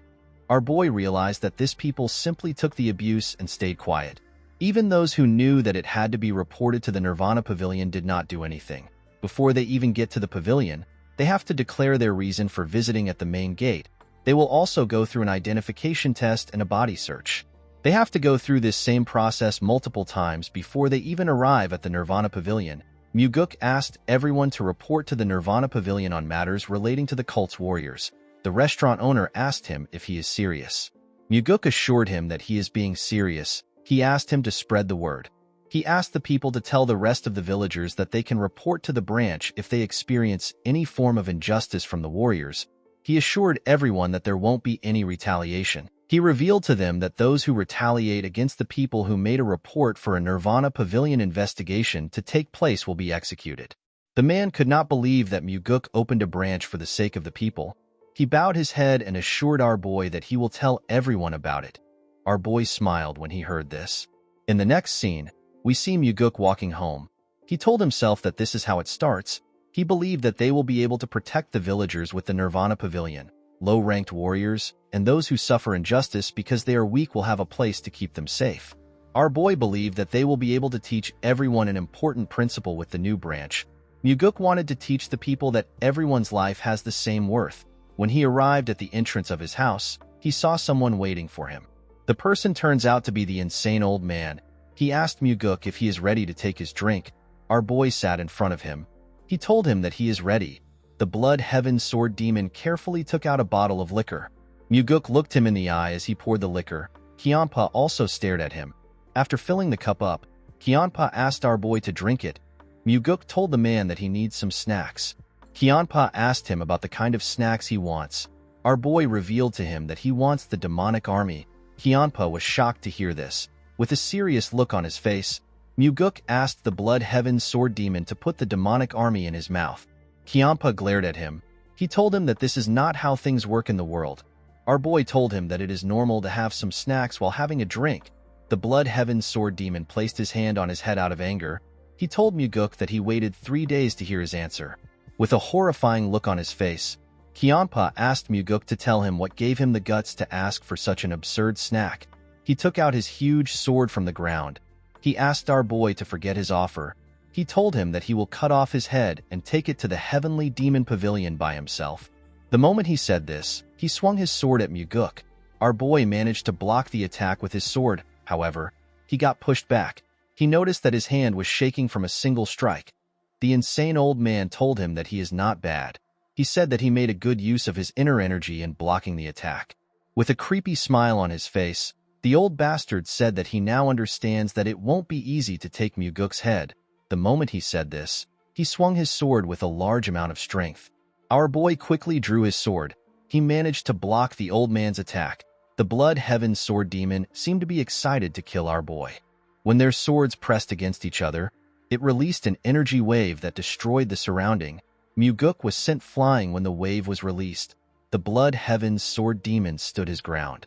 Our boy quickly regained his stance. The Blood Heaven's Sword Demon noticed that his sword was shaking. He smiled when he saw this. He said that the fight is very interesting. He released his energy and took a stance. Muguk grit his teeth out of anger. He wanted to try using the 4 strides of the Wind God to fight the old man. He was curious to see if Kiampa would be able to stop the death step. Unfortunately, he could not yet use the technique well. Our boy knew that time is on his side. There was no reason for him to risk fighting a dangerous opponent when he still doesn't have enough inner energy yet. While yelling at the top of his voice, he begged Kiampa to give him the demonic army. The Blood Heaven's Sword Demon asked Muguk to tell him who he wants him to put as the demonic commander. He knew that our boy would not take the position since he is already the Nirvana Pavilion Master. Muguk revealed to him that he wants him to select Jang Ho, who is the 3rd Corps Captain. Kiampa reminded him that Jang Ho is on his side. He told him that he will get killed if he gets too greedy. Muguk told him that he is the one who wants to use madness to devour everything. He reminded him that he was the one who suggested that they work together. He said that the path which only lunatics walk on cannot be ordinary. Kiampa was shocked to hear Muguk call him a lunatic. Our boy asked him if he is wrong. He told him that he must be crazy in order for him to want to work together with him. This word seemed to connect to the old man. Muguk did not know the final destination of Kiampa's ambition. In his previous life, Kiampa died before he could show the world his goal. Surprisingly, Kiampa was the first among the 8 demon supremes to die. Muguk did not understand how someone as scrupulous and savage as him was the first to die. The Blood Heaven's Sword Demon glared at our boy. He was quite angry. He told Muguk that his greed has ruined the negotiation. He used his leg to destroy the cup out of anger. The moment he did this, he jumped out of Muguk's house. Our boy smiled as he watched the old man leave. He knew that Kiampa would not be able to reject his offer. This is because Kiampa knows better than anyone else that our boy still has 7 other demon supremes that he can work with. 2 days later, we see Jang Ho in front of Muguk. He asked our boy about what is happening. He revealed to him that the Blood Heaven's Sword Demon recommended him to become the demonic army commander. He asked Muguk if he is the one behind this recommendation. Muguk realized that his judgment was correct. Jang Ho was smart and observant enough for him to come there and ask about the recommendation. Our boy revealed to him that he is right. He told him that he asked Kiampa to do it. The captain thanked Muguk for thinking highly of him. He told him that he does not deserve the position. Our boy asked him to stop being humble. He asked him to lead the demonic army the same way he has been leading the 3rd Corps. He assured him that he will be able to become the best demonic commander in history if he is able to do this. Jang Ho was shocked to hear this. He did not think that Muguk saw him as such a competent person. With a shaky tone in his voice, he told our boy that he is overestimating him. Muguk told him that he might be right. He reminded him that there are still other candidates being recommended. He told him that they need to wait and see how things pan out. Jang Ho told him that it is fine. Although Muguk said that they should wait and see how things turn out, he actually planned on getting busy in order to make Jang Ho the demonic army commander.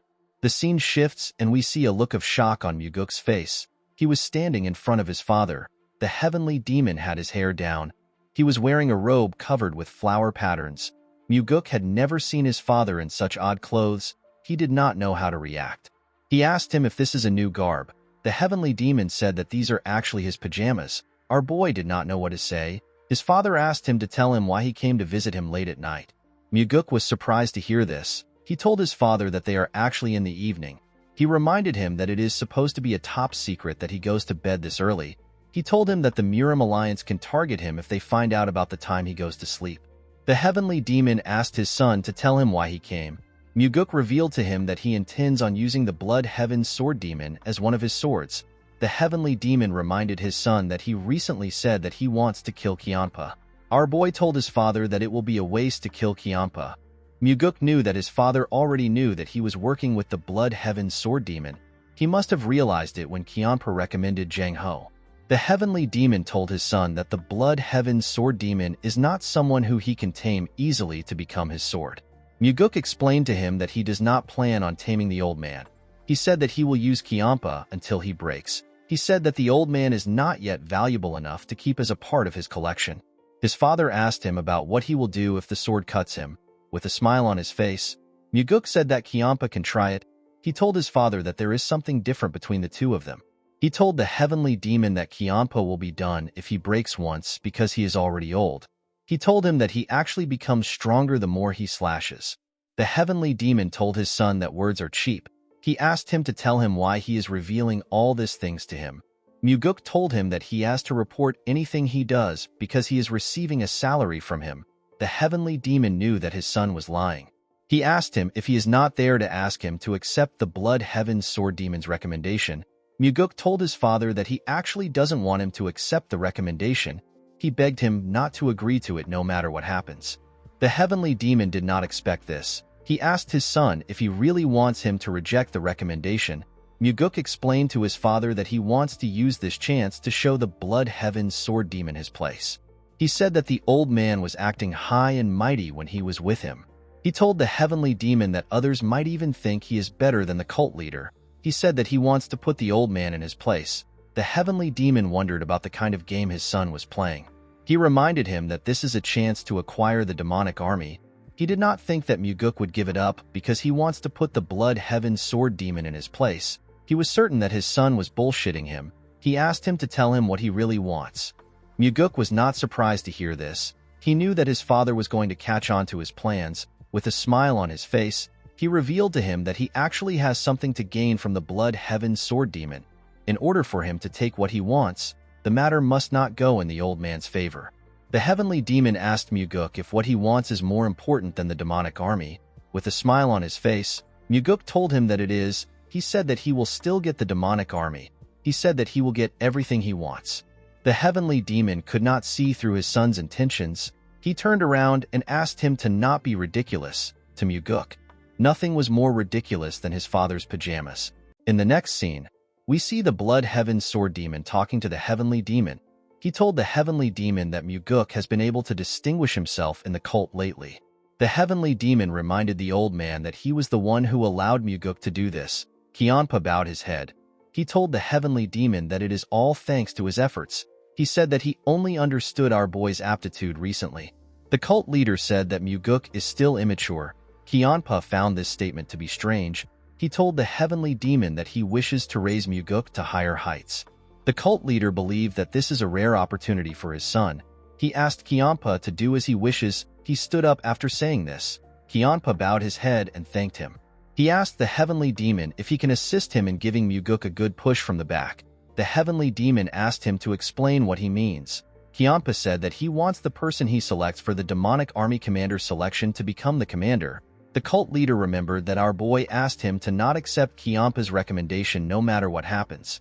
He told the Blood Heaven Sword Demon that it will be hard for him to accept his request. Kiampa informed him that Muguk also wants the position.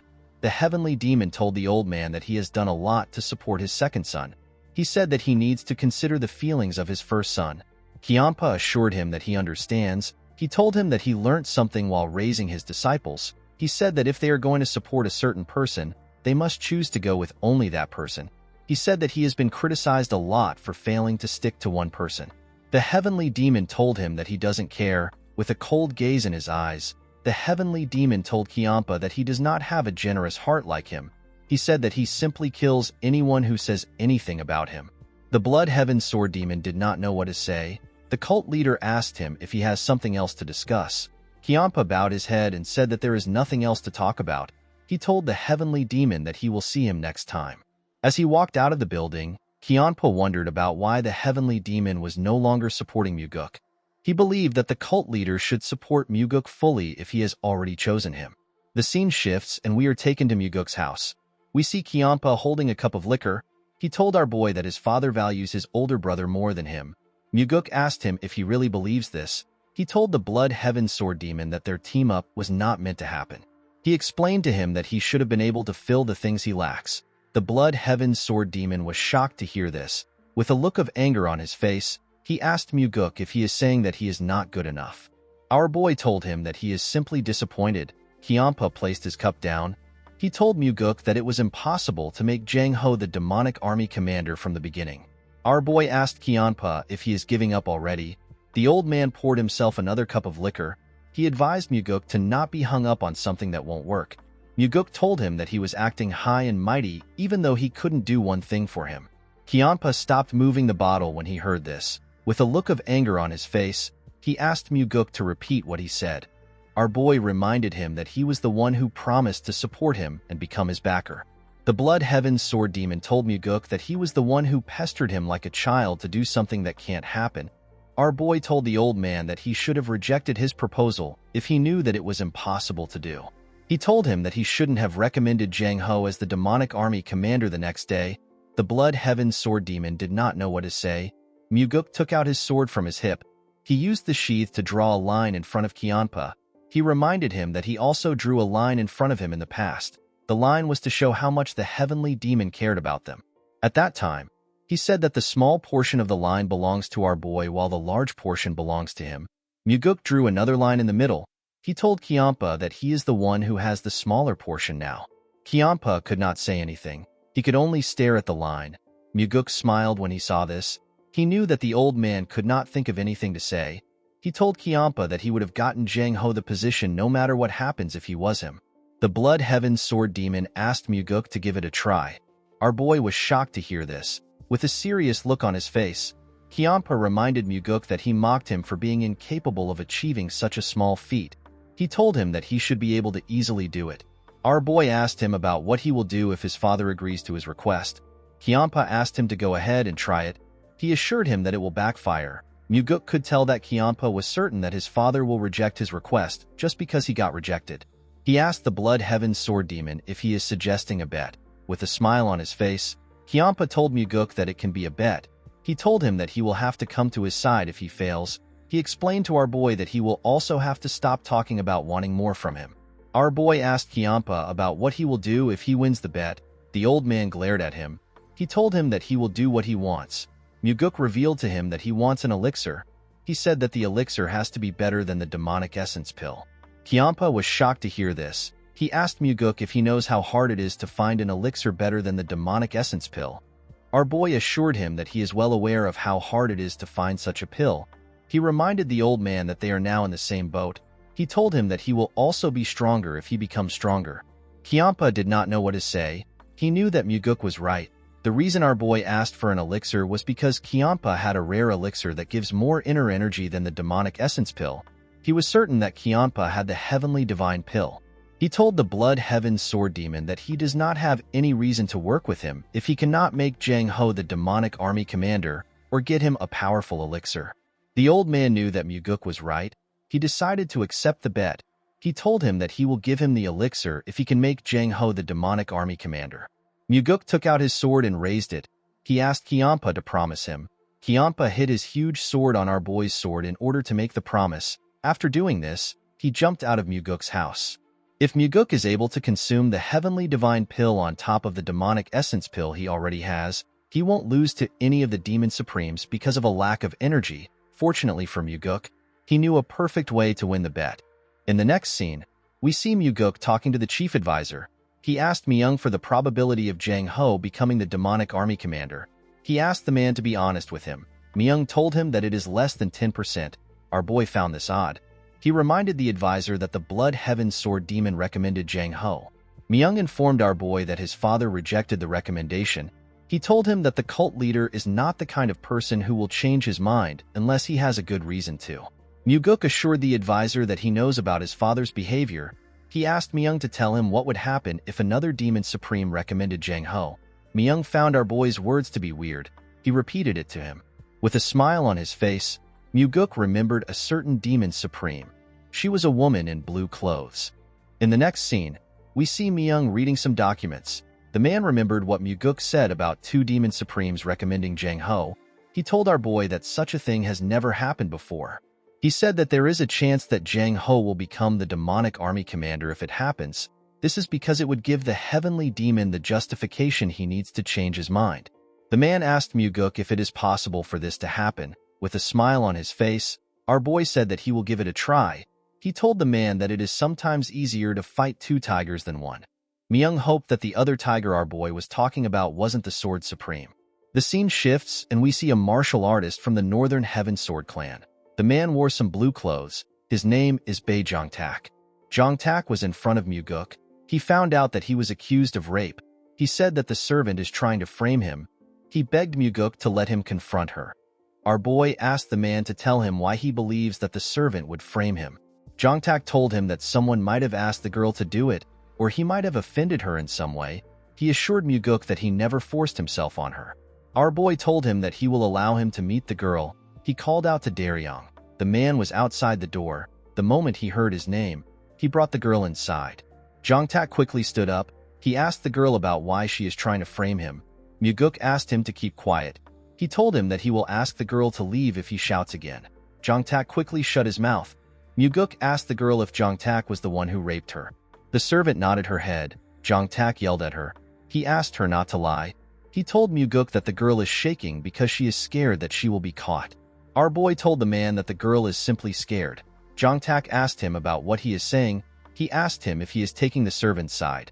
Muguk revealed to him that the girl told him about how he threatened to go to her hometown and kill her family if she dared to expose him. Jongtak became nervous. He asked our boy if he seriously believes what she said. Muguk nodded at Daryong to signal him. Daryong nodded back to show that he understands. He brought in 2 more girls. Jongtak became terrified when he saw the girls. Our boy reminded him that this girls worked as his servants before. With a shaky tone in his voice, Jongtak said that he remembers them. He said that they are now grown. The girls glared at the man. Muguk asked him to stop feigning ignorance. He revealed to him that the girls have already testified against him. He told him that he has forced the girls the same way, and he has threatened them the same way. The bastard would sleep with the girls for about 2 to 3 years. Then he will change to a new child. The bastard realized that he has been caught. He said that he simply made a mistake after getting drunk. He begged Muguk to give him a chance. He said that no one has gone to jail because they touched their servants. Muguk told him that he is right. He told him that he made the right research. Jongtak swore that he will never do this again. He told our boy that he can even write a vow if he wants. Muguk asked him not to worry about it. He assured him that he won't go to jail. The girls were shocked to hear this. With a smile on his face, Jongtak thanked our boy. He promised to repay the favor. The moment he said this, Muguk drew his sword and cut off his head in one strike. With a cold gaze in his eyes, our boy told him that he is going somewhere else instead. He put his sword back into its sheath. Everyone was shocked to see what Muguk did. Our boy told the girls that the person that tortured them is dead. He told them that their families will no longer be threatened. He advised them to live without worries from now on. Muguk told the girls that they might not be able to forget what happened to them until the day they die. He advised them to remember what happened today if they are going to remember what happened to them. He hoped that the moment Jongtak paid for his crimes would be enough to console them. He asked them to remember the last look on the bastard's face. Unfortunately, this was all Muguk could do for them. The girls were shocked to hear what he said. The oldest among them thanked him for helping them take revenge. The moment she said this, she and the other girls broke down in tears. They seemed to be very happy and sad at the same time. They thanked Muguk again. Our boy and Daryong could only watch them as they cried. Muguk asked the girls not to thank him. He told them that he was only able to punish the bastard because they were all brave enough to testify against him. Our boy asked them to continue living bravely. The girls bowed their heads and told him that they will.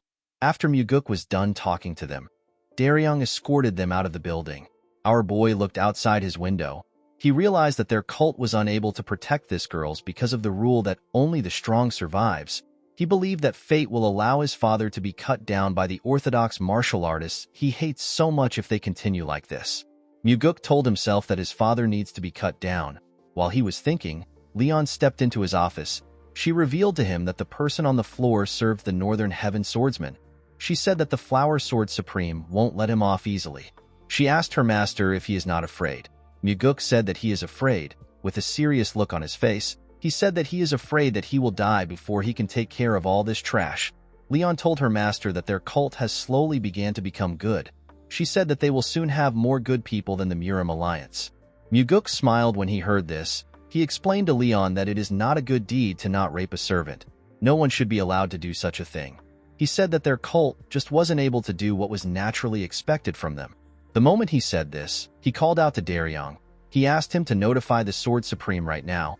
He asked the man to tell her that a problem occurred in the process of an investigation. He asked Daryong to tell her that he is going to meet with her to explain everything. In the next scene, We are taken to the Northern Heaven Sword clan. We see a man in blue clothes escorting Muguk and Daryong. The man took them into a bamboo forest. In the middle of the forest, we see a nice building.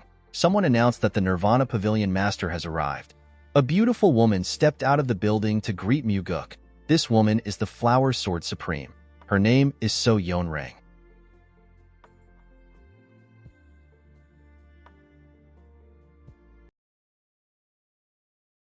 Guys, we have come to the end of our video. If you guys want more of this recap, let me know in the comments section. Don't forget to like and smash that subscribe button for more recaps. See you guys later.